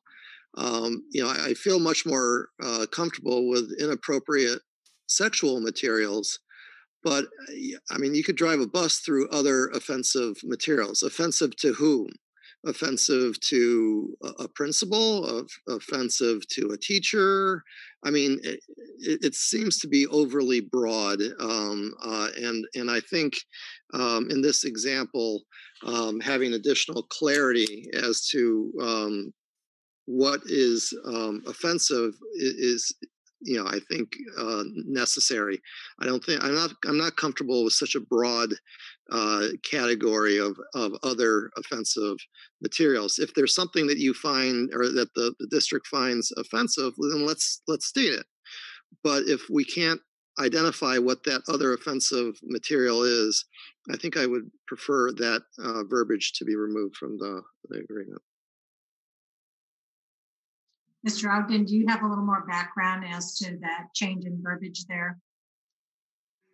I do. When we looked at that verbiage, that was more common, the way it was stated in our change, which was inappropriate sexual or other offensive material, rather than listing out the other 3 items. So that was a more common way that we saw it in other student agreements.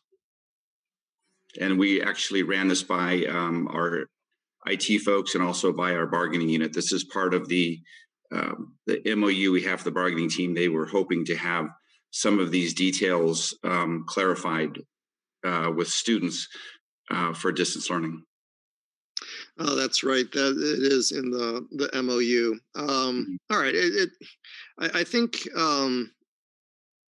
you know, I don't want to mess with the MOU language, but I guess I would just simply say the next time that this is revised, might we consider taking out other offensive or other offensive, either that or identify what we deem to be other offensive, because I just think it's too broad and it gives us too much ability to go after students for things that they may not realize we deem offensive.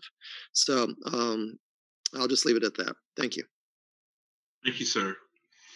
Any other board questions? We'll take it out to the public. Any hands raised? No, Mr. Clark. Bring it back to the board. Final comments and a motion. I'll move it. Moved by, Second. moved by Mr. Short, second by Ms. Ranking. Superintendent? Yes, Board Member Clark, Aye. Board Member Short, Aye. Board Member Reed, Aye. Board Member Hoover, Aye. Board Member Ranking, Aye. Student Member Gallant. Aye. Motion carries 5-0. Thank you. Right, thank you. All right, item 11D, approved memorandum of understanding with the Folsom Cordova Education Association, FCEA. Superintendent? Yes, coming to you this evening are 2 MOUs, one for the distance learning agreement with our bargaining team for the 2021 school year, as well as an MOU for common planning time, again during the time of distance learning for 2021.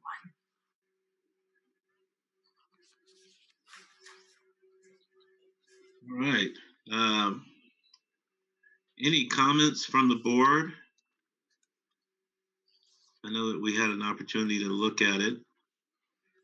Yes, Mr. President? I think there was a speaker earlier about the membership voting ratios. It was, I think, like it was pretty high. It was in the 90s. Is that correct? I think on the 2 MOUs, as Ms. Miklos said, it was 87% of the FCEA group that voted yes for those 2 MOUs. Oh, we got consensus there, or more. We got the majority. That's really good. Thank you.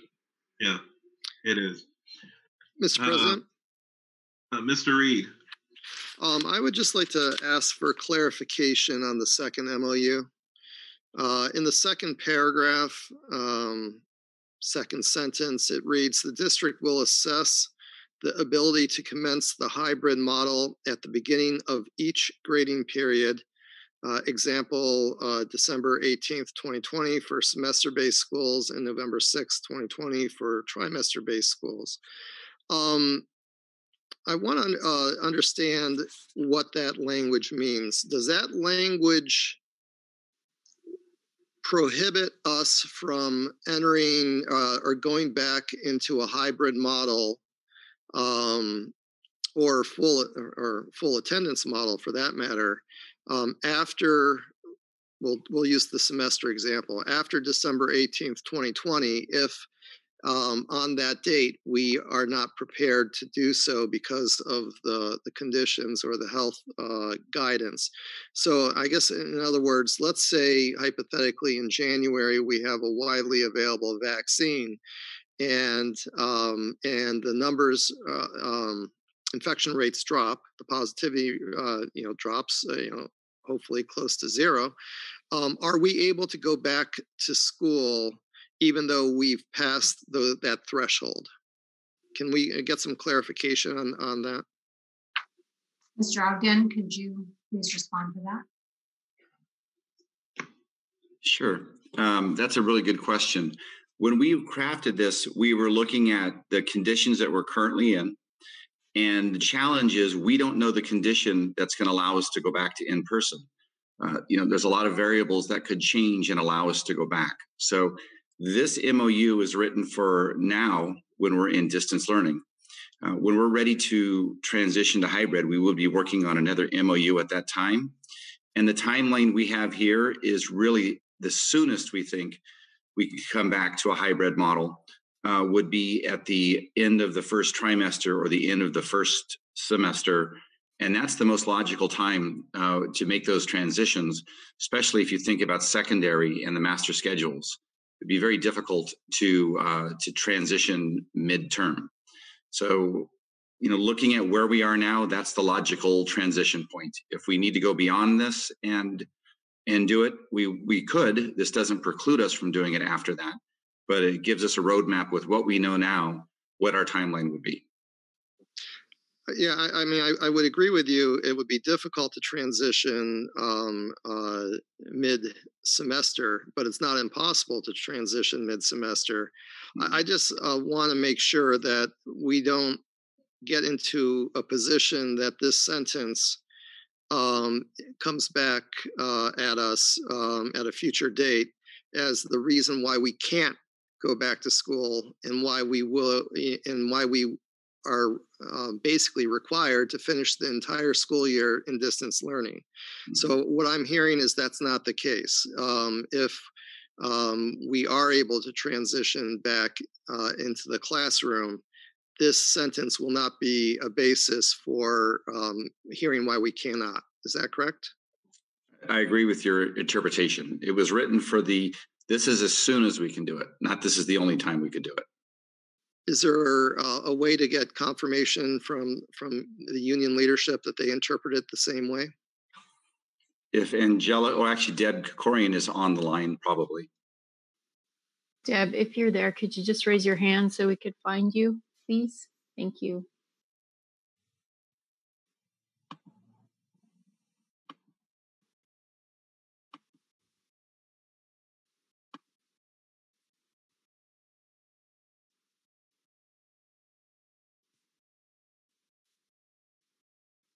Deb, you should be able to unmute yourself now.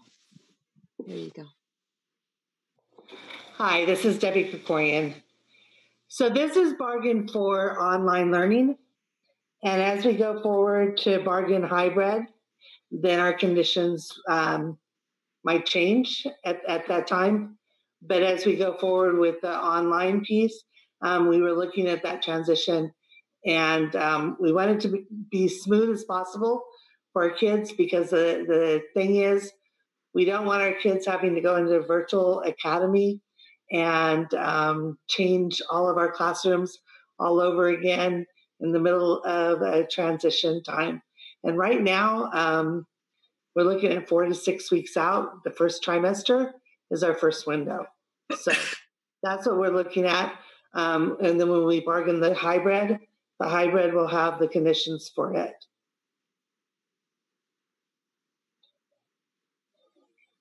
And we haven't started bargaining that hybrid yet. We will start Wednesday, Dawn?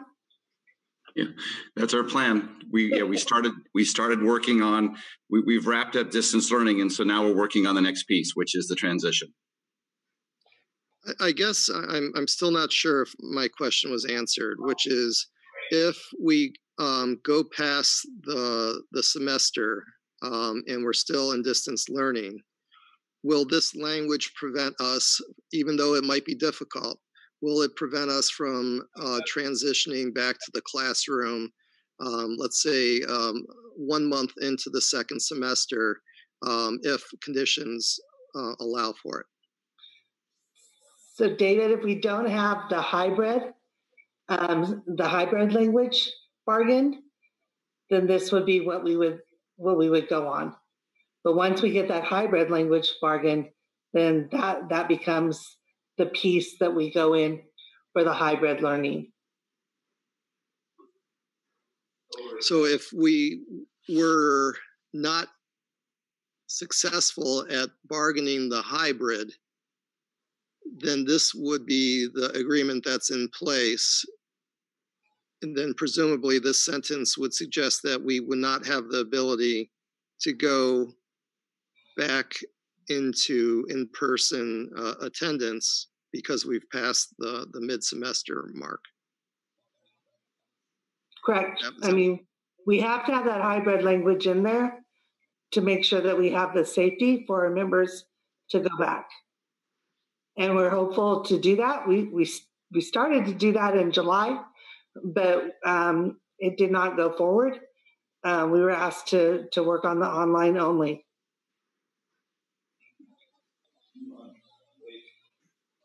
Okay, thank you. Thank you, Mr. Reed. So I want to be clear on this. I'm looking at the second paragraph, and it says the parties acknowledge it could take approximately 4 to 6 weeks to transition to a hybrid model, but that's contingent on when you guys meet again next Wednesday. We meet weekly. We meet weekly. So yes, next Wednesday is our next meeting. That's what I'm reading then. Mm-hmm. And if that doesn't happen, then that language here to 4 to 6 weeks stays, correct? The 4 to 6 weeks is the estimated time that it would take to transition from a distance learning to, we've talked quite a bit tonight about the timelines and how much time it takes to transition from one model to another. Looking at the whole district, 33 schools transitioning from distance learning to hybrid would take 4 to 6 weeks.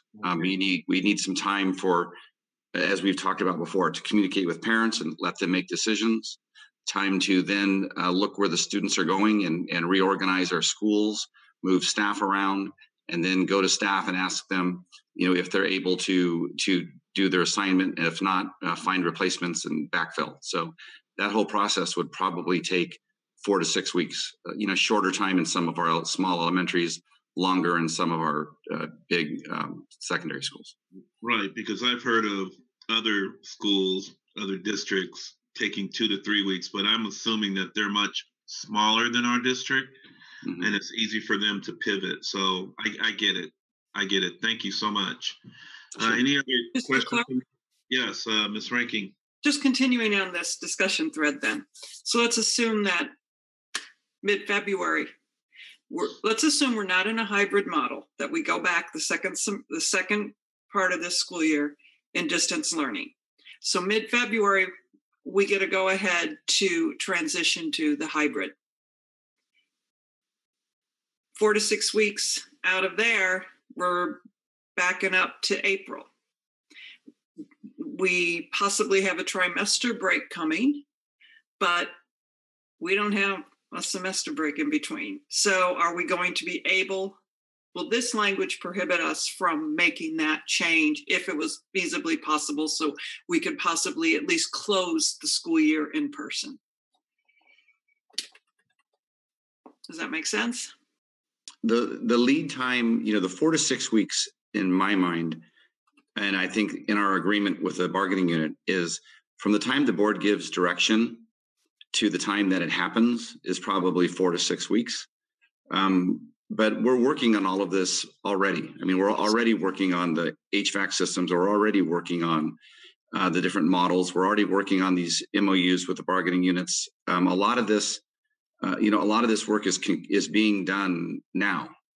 So what I hear coming from the board is that we want the opportunity, as you're negotiating through the hybrid model, that if we get a chance to return to school mid semester, the second half of the school year, that if we get an opportunity to possibly return to school so that the kids are in session, at least for the end of the school year, that this is what we're interested in hearing. So that's what I'm hearing those of us who have commented say, that we would like the opportunity to bring our kids back without having to meet the trimester or semester factor for the second half of the school year. Okay. I understand that. The clarification is, if the board says we want to come back February, first week of February, does this preclude us from coming back February? In this MOU, we wrote it to allow us to readdress issues like that. We had an issue with the bargaining unit after beginning with the distance learning MOU, where they wanted to look at Mondays and common planning time again. And we sat down at the table and we came up with that, the common planning time MOU. So we'll continue to create MOUs going down the line. We'll have one for our mandated assessments. We'll have one for cohort groups. We'll have one for hybrid. These are all steps along the path. And the bargaining unit, I'm hoping, and our history has been to be collaborative. So I'm hoping we continue that path as being partners on this and moving forward together. And if that is the direction of the board, then we sit down with the bargaining unit and we bargain the impacts and effects of a transition in February, if that would be the date. Thank you. And then I just have a clarification on the common planning time agreement, which I'm very happy we were able to pull together for our teachers. I think they needed that time on Monday. But I think the definition of how that time can be used is broad enough so that if teachers wanted, and this is even mentioned in it, that they wanted to engage with students in a small group or even as a whole class, they could use that time on Monday to engage with students. Correct? Yes, the bargaining unit, they took this back and they listed a group of activities per elementary, middle, high school, special ed, but it's not limited to those activities. But those activities do include instruction. So if a teacher wants to do instruction, absolutely, they're not precluded from doing that. Because, for example, elementary teachers might have a little more time available in their schedules that might allow them to be working more with students in this with this agreement. Mm-hmm. So I personally would love to encourage that activity, but I'm glad that we were able to define it so that it allowed it to happen. The only challenge would be that if you had staff meetings or PLCs, making sure that those were scheduled appropriately for what you wanted to do as a teacher. Thank you. Thank you, Ms. Ranking. Any other board member Hoover? So just going off of what Ms. Ranking was talking about on this common, I'll just do the common planning since that was where I do have some questions on the other MOU. So I'm glad to hear it wouldn't prohibit that. My only concern with this, I mean, I think I have two concerns. One, I really do wish this wasn't every Monday. I think it's a lot. I understand that teachers need more time, and I respect that. I do think it's a little bit more than I would hope for, but I understand it. And in terms of the what Ms. Ranking was saying, so teachers would be are they going to be elementary teachers, for example? Can we make it clear that they're able to teach more than what's the 20 minutes or whatever is in this document? I think my biggest concern is for the elementary kids.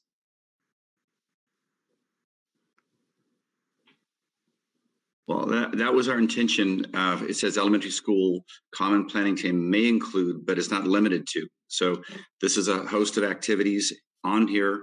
We do have small group work. We have student intervention. There's lots of, student engagement opportunities in the list, but it's not limited to this list. So if teachers wanted to do more than this, they could. But it is possible that you could have some classrooms where, the teacher chooses not to do those things, and there's no instruction in addition to the 20 minutes, correct? That is possible. But I really, Josh, I look at our teachers. They're professionals. They're hardworking. They love spending time with their kids. I think that would be the rare coin in our district. Okay. Yeah, I believe that as well. I'm going to move to the other MOU. I think I have more extensive, questions on that one. Going off of what Mr. Clark and Ms. Ranking were talking about, and Debbie. So in theory, the contract you're moving into now to discussions with on the hybrid model, that could override this current, setup. Yes, that would be our intention. Our intention would be we wanted to create a distance learning MOU that addressed all of the MOU issues. There was a desire on the bargaining unit to begin discussing some of the issues that would start taking effect as we brought people on campus. For example, the PPE issues, the use of MERV 13 filters, those types of issues. We actually say in the MOU, it doesn't prevent a teacher from coming to work at a school during distance learning. So the intention there is let's get these safety pieces in place now. We're already working on what we need to work on to bring everybody back. And we're starting that now. So this MOU does have a little bit of that in it. But again, our intention is as we implement different things and change the working conditions, that's when we bargain the impacts and effects. Yeah, and I think the 4 to 6 timeline makes me a little nervous as well. Not so much. Well, it does seem long to me. That being said, my bigger concern is when that clock starts. And you had mentioned, when board gives direction, but it just seems to me like I don't want to see that clock starting when we vote for a hybrid model, especially since, as Mr. Wilson pointed out, earlier in this meeting, I mean, for elementary especially, we're ready to go. I mean, obviously there's a lot of things that we need to figure out, but there's a lot that's already there. So when does that clock start? What do you mean by the board gives direction? There's a good example to sort of to think back upon. So when the board gave the direction to give a deadline for when students could apply to our charter school. Mm-hmm. Okay. So what happened was when you gave that deadline, you had to backwards map. We need to give parents notice so parents can make a decision before this deadline. And then once that deadline hit, so that deadline, if the board says we want to transition to in-person on this date, we have to backwards map. When do we give parents a deadline to make a decision? And once that happens, we look across 33 schools. And if we're going to have virtual academies and charter schools and other options, we're going to have 20,000 students that we now have to figure out where are they going to school after that deadline. Mm-hmm. And when we do that, that will take much longer in a school like Folsom High than it would in a smaller school like Blanche Springs. But we will have to look at where all those students land, rebuild master schedules. And that's going to take, at a big comprehensive high school, that's going to take 2 weeks. In a small elementary school, that might only take a day, but then you may have teachers that are needed there or needed somewhere else. So that's a couple of week process. And then once that happens, you have another step. And that step is which this board saw happen. When we opened the charter school, we had a couple of staff members that we actually had to move from their neighborhood schools to the charter school. And that takes time also. And even doing that, we still had some places we had to backfill, which took another week. So there's little pieces of the puzzle, but they all take a little bit of time. And when you add them piece to piece to piece to piece, it ends up being 4 to 6 weeks. It's you can't just jump from the current configuration to in-person or hybrid, in 2 weeks. There's people, you have to give people time to make decisions. You have to give management time to make adjustments. And then you have to give the individual teachers time to give us, I can do these working conditions or I can't do those working conditions. And in that time frame, we also have to backfill and move some people and do transfers and things like that. So there's time. Yeah, no, I understand. And I mean, obviously the 4 to me sounds, I think I'm just more comfortable with the 4 being the top end and not the 6. I think the 6 is what makes me nervous. Yeah. Well, I would say if you include in it the time frame for giving parents notice and a deadline, that's in that 4 to 6 weeks. Okay.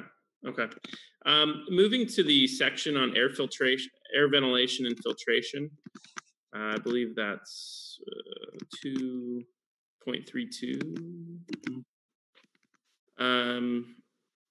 The section on members shall not be required to work in classroom spaces, portable classrooms, or any work areas without these upgrades. How many buildings or portables do we have that cannot accommodate these upgrades? Or, is there a percentage of our facilities that we won't be able to transition? Some of our facilities are 20 to 30-year-old HVAC systems, and those will need to be replaced. However, talking with Matt Washburn and his team, they're already ordering these MERV 13 filters. We're being strategic about it. I know the board was talking earlier about a couple of different models, that we're going to get started probably sooner rather than later. And we're already talking about which schools we can move fastest on. I know we had some emails going back and forth this week talking about that. And when, just to give you a percentage, I couldn't give it to you off the top of my head, but I do know that they were doing an audit of all the systems, and they've been doing it for about 2 weeks now. We had engineers out, we had designers out, we had salespeople out. They've been working on this and ordering and going, firing all their guns at once. I mean, they're working really hard to get this happening. Okay. And then I guess my last question for now would be the section that says this MOU shall expire, I believe it's at the bottom, in full without precedent June 30th, 2021, unless extended by mutual agreement. Would this provision in any way, and I think I know the answer to this, probably goes back to what we were talking about earlier, but would it preclude us from implementing in person prior to that date in terms of, I think this goes back to what we were talking about earlier. I just want to clarify.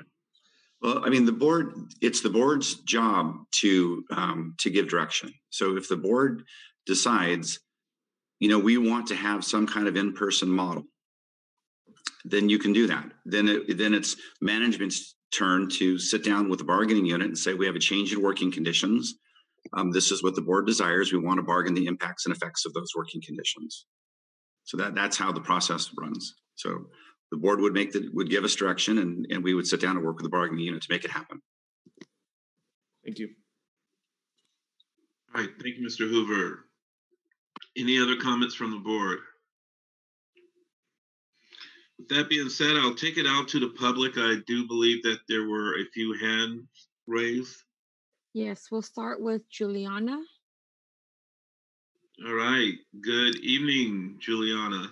Hi, yeah, this is Lisa, actually. I'm just a little confused on the information on the change of Mondays being off every single Monday for the teachers. I mean, we already have children. We come from a 6.5 hour school day to 3 hours of synchronous time of teaching.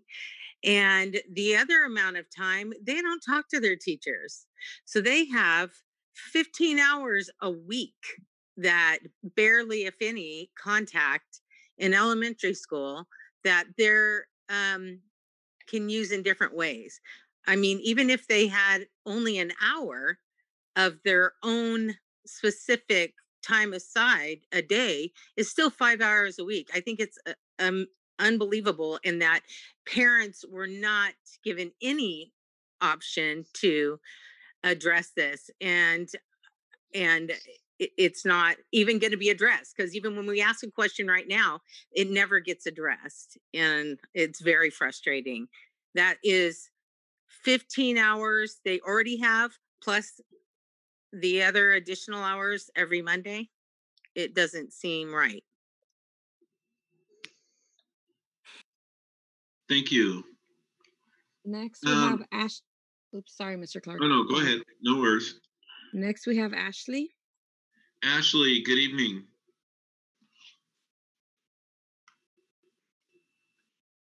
Ashley, are you with us? Ashley, can you try unmuting yourself, please?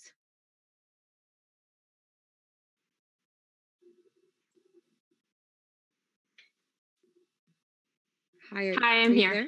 Thank you. Yeah, there she is. For a minute. Thank you. I'm a parent, and so I'm new to reading MOUs, and I apologize if I've got any of this wrong. That's partly why I'm calling in, just to make sure that I'm asking the questions I want to ask and maybe get some things cleared up.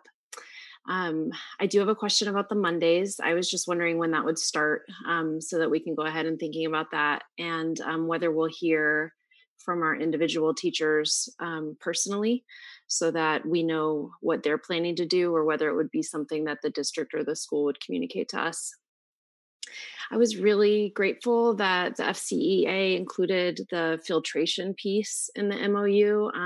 I thank them for advocating for that, because that's where I'm concerned when I think about sending my kiddos back for hybrid. And I heard Mr. Hoover ask earlier where it was that we were required to upgrade our filtration system. And I think that this might be the answer to that question. And I hope that it's taken really seriously, because all of the latest information about the spread of COVID seems to be that it is spread through the air. And so we can spend 30 minutes wiping down desks, but if we are not purifying the air and encouraging ventilation, then we're not really helping anything. My final question about what I read in the MOU was about masks. It said that face coverings are required by all individuals on district sites.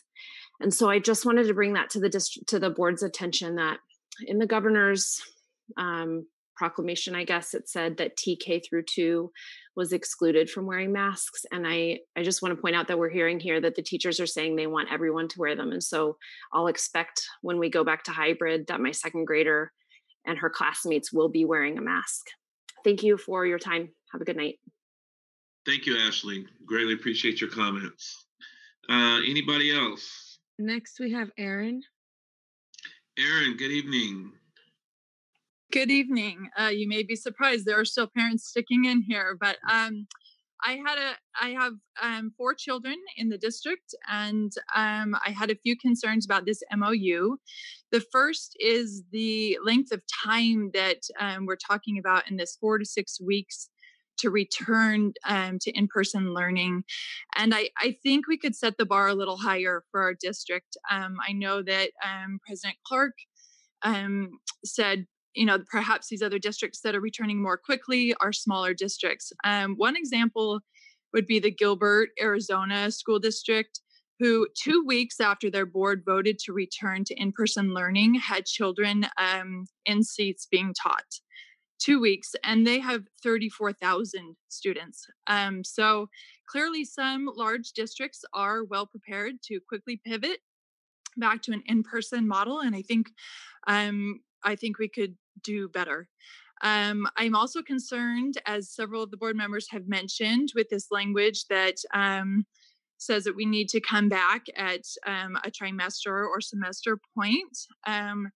I think we owe it to our kids to come back whenever it's safe to do so. And I think it was one of the teachers that mentioned it would be very difficult to come back at a point that's not at the semester or trimester.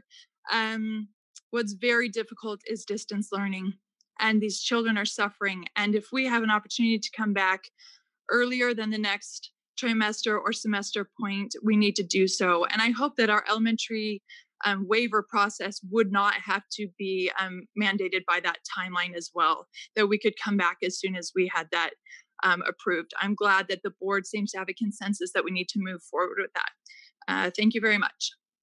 Thank you, Erin. Greatly appreciate your comments, ma'am. And your research. Anybody else? Yes, Mr. Clark. The last one is Corinne. Corinne, good evening. Good evening again. So just to clarify for, I guess, and Deb Krikorian can correct me if I'm not correct here, the current language that's being brought up as concerns is only for while we're on distance learning. Once we bargain the MOU for hybrid, some of that language will be overridden by the hybrid model. So the language right now is only concerning distance learning. There will be adjustments in the next MOU that's being bargained starting this coming Wednesday. So it's not, my understanding, it's not a permanent thing. So we're not trying to prevent our kids from getting back to school sooner if it's possible. The second thing that I want to bring up is there is some concern apparently about the Mondays, especially with this new tracking system that threw us all for a loop today. That's going to take an insane amount of time. Grading online, creating online materials takes 2 to 3 times longer than it would normally. So this Monday time for the teachers is invaluable for us to provide quality education and to have time to reach out one-on-one to students or do small tutoring groups. It's also invaluable to the students.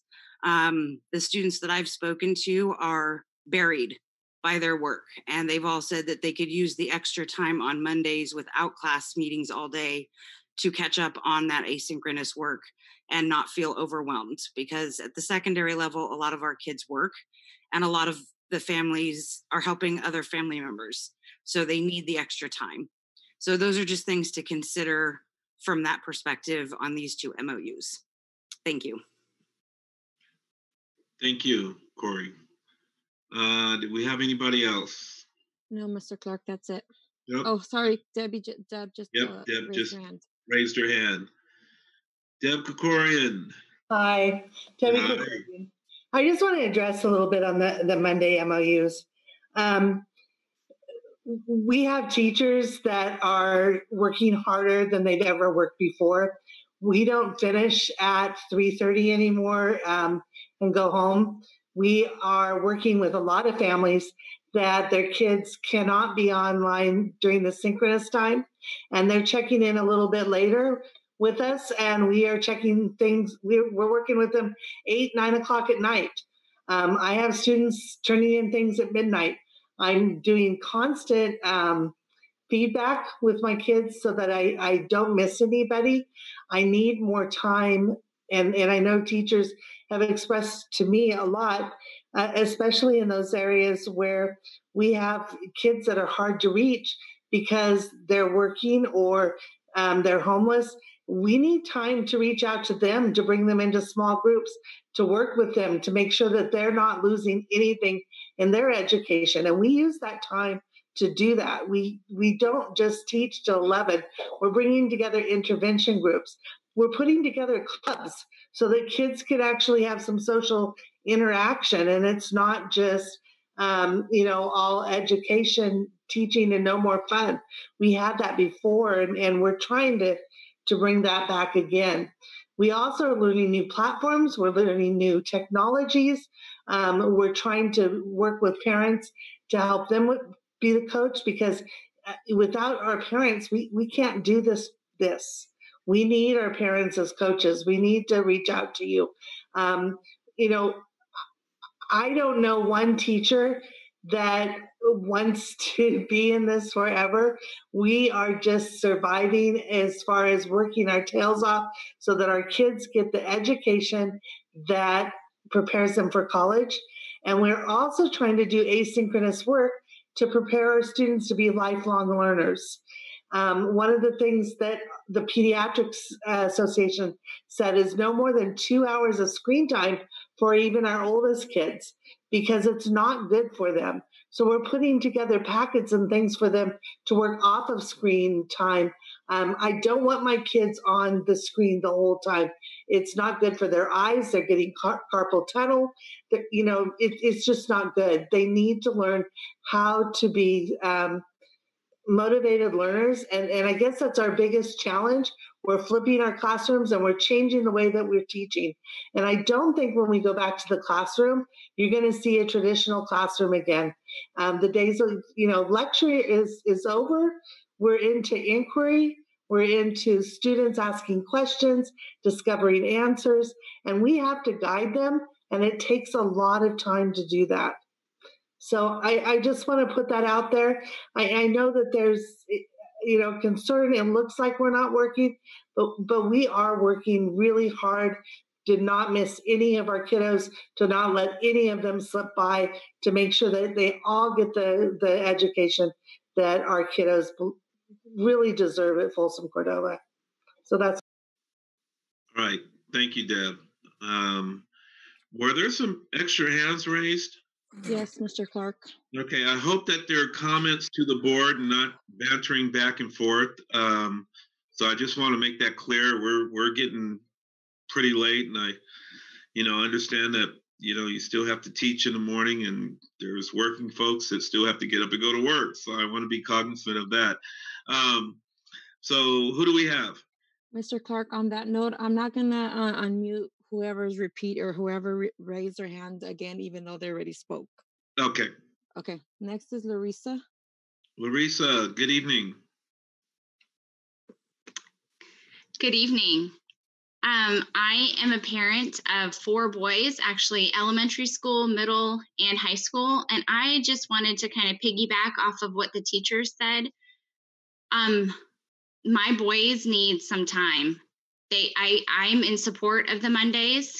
My middle schooler is talking about needing to spend the weekend working on his asynchronous work because he needs to catch up. So I think that the Mondays are much needed because they are on a pretty strict schedule every single day, and they could really use that time to catch up on that asynchronous work. They could also use that one-on-one time with their teachers as well. So as a parent, I am 100% in support of it. Thank you. Thank you, Larissa. And who else do we have? Next, we have Christina. Christina, good evening. Hey, how are you? Thanks for taking me. I just wanted to let you know I'm a teacher with the district, have been teaching first grade and kindergarten for 23 years now. And if I were to be able to meet with each of my 21 students for just 15 minutes a week, that's 5 hours and 15 minutes of me meeting with them. And unfortunately, I've not yet been able to do that. I'm just trying to do that tomorrow for the very first time. I do not have time to have 15-minute meetings with each of my students. I need that time in order to call them and connect with them and see how they're doing and actually meet them and engage with them. So teachers are not able to do this. Think about high school and middle school teachers that have 220 or whatever students on their caseload. We need time to make connections, because when we do come back to class, which is what we all want to do, I want to be able to know them when they walk in the door, and I don't know them. So I have had parents reach out to me and say, first graders are getting too much screen time. They need more contact time. They need to know who you are and what it is that, that makes you love teaching them. So I would just like you to think about that from, a teacher's perspective, that we do want to know your students. We do want to know who they are, and we don't have time to make those connections right now. So Monday for me would be meeting with them one-on-one. It would be being able to know who they are and to be able to talk to them and see them. So I just would like you to think about those social emotional connections that we're not quite able to make yet. Thank you. Thank you, Christina. Thank you for your comments. Anybody else? Yes, last is Ruth. Ruth, good evening. Ruth, can you try unmuting yourself, please? Ruth, are you with us? There we go. And now I have to try like 3 buttons before it lets me do it. Okay. Thank you for the time tonight to speak. And I'll apologize in advance. I do come here tonight feeling a little bit overwhelmed and frustrated, because I'm in complete agreement that in order for our children and our teachers to return to school, we need to ensure that we have a safe environment and we need to have adequate protocols in place. But I absolutely believe that it is essential that we provide some levels of in-person learning to the majority of our students. And based on the level of information that I have been able to be privy to, I have significant concerns that our district is going to be able to put those measures in place for the majority of our students this year. I think that I've seen a lot of great progress, and I appreciate that. And I absolutely recognize that there might be a ton of information internal that I have not had exposure to, but I find it frustrating that I can find access to that information from multiple districts within our country as well as globally, and not within my own district. Additionally, back in May, I sent a very detailed request to develop a phased approach that would be prepared, so that, because I knew that we would need to be able to pivot. I don't understand why we didn't start families in a virtual academy that just know from a health perspective, for whatever reason, that returning to campus in any capacity is not going to be an option for their families. I strongly feel there are many things that we could be doing differently and proactively to minimize the chaos and to minimize the obstacles we have in place and to minimize the challenges that we've had. And I just really want to see us do things differently. Thank you, Ruth. I appreciate your comments. All right. Do we have anyone else? No, Mr. Clerk. All right. Thank you, ma'am. With that being said, we will take it back to the board. Mr. President. Mr. Reed. On the CPT MOU, so we're going to require 20 minutes of synchronous learning, or check-in, if you will, on Monday. I guess my question is, for the secondary classes, what teacher is that going to be with? Is it going to be their advisory teacher or their first period teacher? How's that going to be? The site principal will work with their staff and determine how they're going to do it. Each high school or middle school might do it differently, but every student would be assigned someone to have that 20-minute check-in with. And the other question that came up on this was, when would it start? And we've talked about that. The teachers would need time to create the asynchronous lessons as well as notice parents of the change. So it would not start next Monday, it would start the 21st. So attendance would be taken during that 20-minute time period? That's correct. I'm just wondering, is it possible to leverage some of our classified or administrative staff to provide additional live content on those Mondays? So after the teachers transition to their other items that they're going to be working on Monday, is it possible for, even if it's just 40 minutes, for the principals to have some type of interactive content, live content with their students in their school? Or if it's a secondary school, maybe it's the counselors, or maybe there's even an opportunity for Carrie K to put together some live content regarding hygiene or something of that nature, just to fill a little bit more live content on Monday that doesn't involve the certificated teachers. Is that a possibility? That definitely was talked about, and not only did they talk about that, they were talking about the student government would also like to have some of that time to do their functions. So absolutely, that was the conversation amongst the secondary principals. So conversation, does that mean that will happen, or it's still to be determined? Well, it's to be determined after the board votes on this. I have an email ready to go out to the principals, and I could add that suggestion on there also. Okay. Yeah, I would encourage, again, I don't think we need the same level of synchronous learning, because I think the parents made a very good point that there is a lot of asynchronous learning that they need to catch up on. And this is a great opportunity. I just think 20 minutes of synchronous learning or synchronous activity on Monday is a little short. If there's a way we could fill out the rest of the hour, it might be a great opportunity for the principals to connect with their students. Having that type of opportunity. So that's on that MOU. On the other MOU,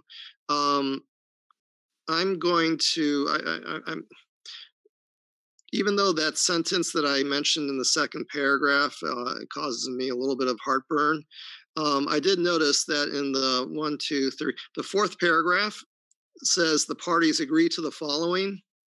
So I am interpreting that the agreement is the language that follows that introductory sentence, and that the first three paragraphs are not part of the agreement and is not part of what we are agreeing to. It's more, I guess, aspirational or background. So given the fact that there is no reference to the semester breaks or the trimester breaks in the language below, the parties agree to the following, I am going to interpret that to provide me the comfort that I need to be able to vote on this MOU. That's all I have. All right, thank you, Mr. Reed. Any other comments from the board? I'll move it. Both. I have a quick comment. I think if I may. The floor is yours. Yeah, so I don't, I'm definitely concerned with both of these MOUs. I think the distance learning one in particular makes me nervous. I think I've stated why. The 4 to 6 weeks, the dates, the kind of what it locks us into. I realize that we could absolutely negotiate another MOU, which sounds like we're working on doing, that could supersede it. But it still is very meaningful to put this in writing and put a signature on it. And I'm not sure that I'm quite there. In terms of the Monday MOU, I absolutely believe that teachers are working harder than ever right now. I mean, I've read the emails. I honestly can't even imagine, especially the teachers with their own children, which I'm very thankful that this, child care program is getting rolling because of that for them. But I still think the language, we're not doing teacher evaluations right now. And the language that we have in the MOU that you are allowed to do during that time is extremely broad. And I do believe that the majority of our teachers are going to use it to their very much best advantage in order to serve their students in the best way possible. But it still, I think, lacks something that in terms of accountability. When we remove evaluations, and then we basically put something in writing and sign it that is this broad, and then we make it every Monday. I think I've raised concerns about that. It's difficult for me, so I don't know how I'm going to vote tonight, but I definitely have concerns about both of these contracts that I think I've stated. Just wanted to share. Thank you. Thank you, Mr. Hoover. I'll second the motion. And I just want to update my motion. And I've always said, our greatest asset is our staff. The teachers are the ones that build the rapport with our kids. They're the ones that teach our kids. There are scientists out there. We need to empower them and support them as much as possible. These agreements have been vetted out through staff and the negotiations. We need to have trust in our relationships with our teachers and our staff. That's why I'm saying we move forward with it. We had a great membership vote on this. That was to quantify my motion as to move forward. We got a second on it. So that's what I'll leave my comments at. Thank you, Mr. Short. And I will second your comments too.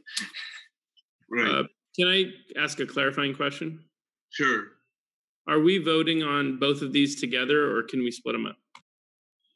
Well, I combine my motion both.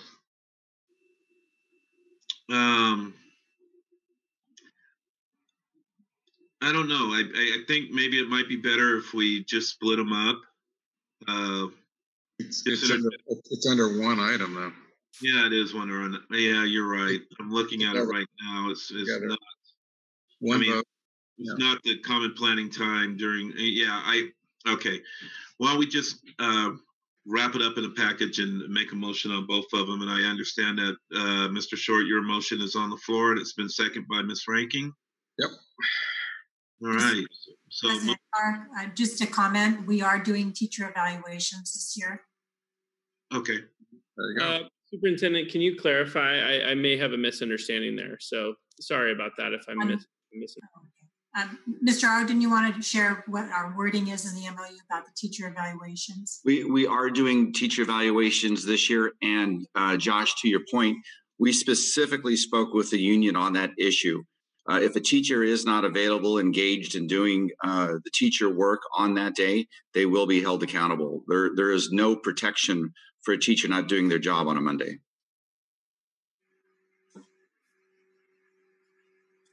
Okay, thank you. All right.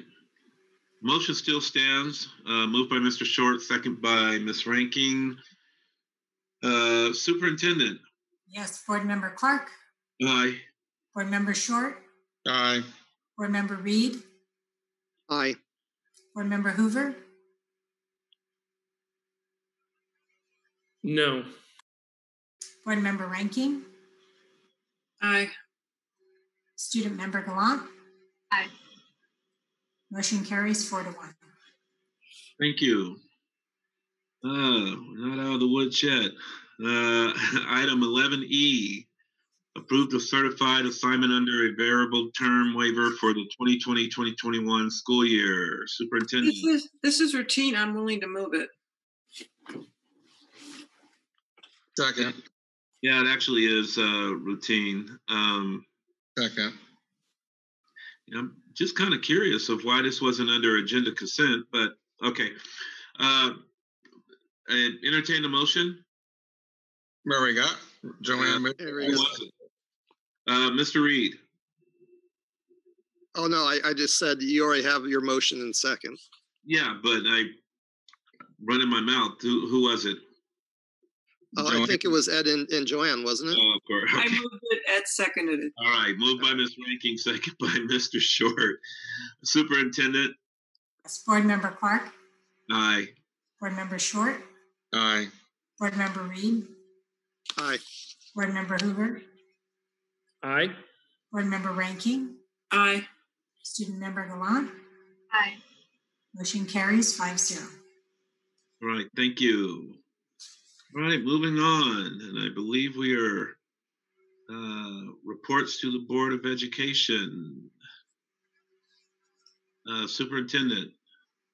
Just extend my thanks to our staff, our certificated, our classified, and our management folks for the work they're doing on a daily basis above and beyond. So thanks to our team. All right, thank you, ma'am. Student Board Member Gallant. I just wanted to give a quick shout out to all of my fellow students who work incredibly hard to continue learning. I think students have really shown resilience in the face of hardship and have also adapted to huge changes, so I commend our students for that.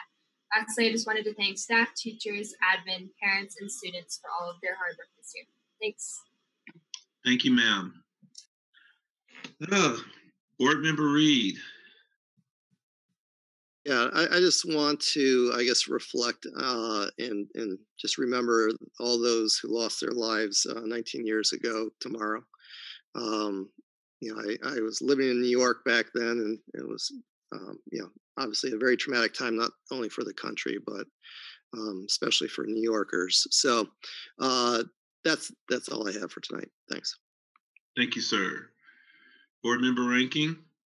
I just wanted to thank Mr. Ogden and his negotiation team and our union members on the negotiation team. We made some big, we got some big things done, and I'm looking forward to working on the hybrid model language, but thank you. And also, I wanted to make a request or ask a question. Do we have a distribution list for parents or community members who might want to receive our agenda via email? And if we don't, can we implement that? For example, I received the Folsom City Council and Rancho Cordova agendas in my email. And I think it might be helpful to our parents if they receive those agendas if they wanted to. It may make it easier for them to stay on top of things. So that's it. Thank you. Thank you, ma'am. Board Member Hoover. Thank you, Mr. President. I think tonight was productive. I do thank the staff for all the work they put in for this board meeting. I'm putting together really 3 different presentations on kind of the same thing, but different things at the same time. This is a very challenging time. I will say, I just want to encourage all of our staff and to just to just have high expectations and you know, I know we don't want to overpromise. I completely understand that, but at the same time, we also, I think we can do better in terms of when we can come back once we get that green light from our health officials. I think we can do better, and I think we can push for, you know, sooner than November. But you know, I say this really especially as a parent of mostly elementary kids that I think every day, and I know our teachers feel this way as well, but for parents, every single day that we're not in class, it gets harder. And, you know, I think distance learning absolutely is working out much better than it did in the spring, which I'm very thankful for. And I'm thankful for all the teachers that are making that a reality. But the reality is that this is just, it's becoming increasingly difficult the longer it goes on to continue making it work the way, you know, just with the inherent disadvantages that distance learning brings. And that's no one's fault. It just is what it is. So Thanks for all the work that was put into this meeting, and I hope everyone has a good night. Thank you, Mr. Hoover. Mr. Short. Well, I do want to take a moment for 9/11 tomorrow. That was a disaster for the country, and it's a remembrance of counter blessings. You know, I mean, we're in the middle of a pandemic. As I was always saying, we're in the middle of a forest fire. And hopefully all our thoughts go out for the people that are in the forest fires in California right now. It's amazing. There are people out there dying right now, families being displaced in 20, 30,000. It's happening now. So this pandemic is no different, like I always say. This administration, district, and staff, I always value them. We're in a great district. We're so blessed. We have great teachers that really care and work really hard. Even this is like in the middle of the forest fire, and they're doing whatever they can to do it to make it up for what we're doing for our kids right now. We've done excellent. We've been most transparent. We can't be transparent about the future. It's an evolutionary process that we've been doing here during in an emergency situation. And it's amazing how this district has come together in such a short period of time. It's a moving target, and we've done excellent. And I want the staff to know that. Keep up the great work. You're going to make it through it. We're going to keep these kids going, and we're going to do the best we can with what we got where we're at. Because you're our greatest asset. This is a great district, and we're so blessed. I want you to go off with that. That's all I have. Thank you. Thank you, sir. In closing, I will, well, let me go with the lighter side of this whole thing. I want to thank Don and his negotiating team and FCEA for just all the hard work that you guys are doing. And, you know, this was a process, but, you know, we have to trust the process. We have to trust our teachers and our administrative staff and our superintendent to make the right decisions to move this district forward. I have nothing but confidence in you. Teachers, I thank you for the work that you do. And, you know, hopefully I'm out and about.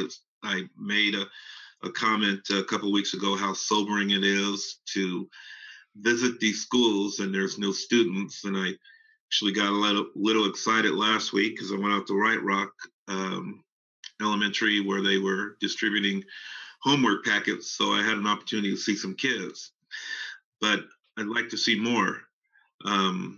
So hopefully we can get our kids back in school soon. With the contract, I just think the 4 to 6 weeks that's a long time. And maybe I think we could do it quicker. Hopefully staff will look at that and try to make that move. So I'm going to keep my fingers crossed on that. The situation at Mills that was discussed earlier today, and I made my comments in closed session, but you know, I just have a funny feeling it's going to get worse before it gets better. I'm hoping that you know, we work with our teachers and have the necessary training, and I think that's going to happen. I would like to ask the superintendent to maybe issue a statement to our community. And also, why don't we reach out to the Black Youth Leadership Project and sit down with them and just have a conversation of where we are and where we're heading. So I'm going to make that request. Since I kind of like to dedicate meetings, I want to close and dedicate this meeting to those that lost their lives at 9/11. You know, you think about it at this time, they were probably sleeping and not knowing what the next day will bring to them. So may they forever rest in peace. This meeting is dedicated to all those folks who lost their lives. With that being said, meeting adjourned.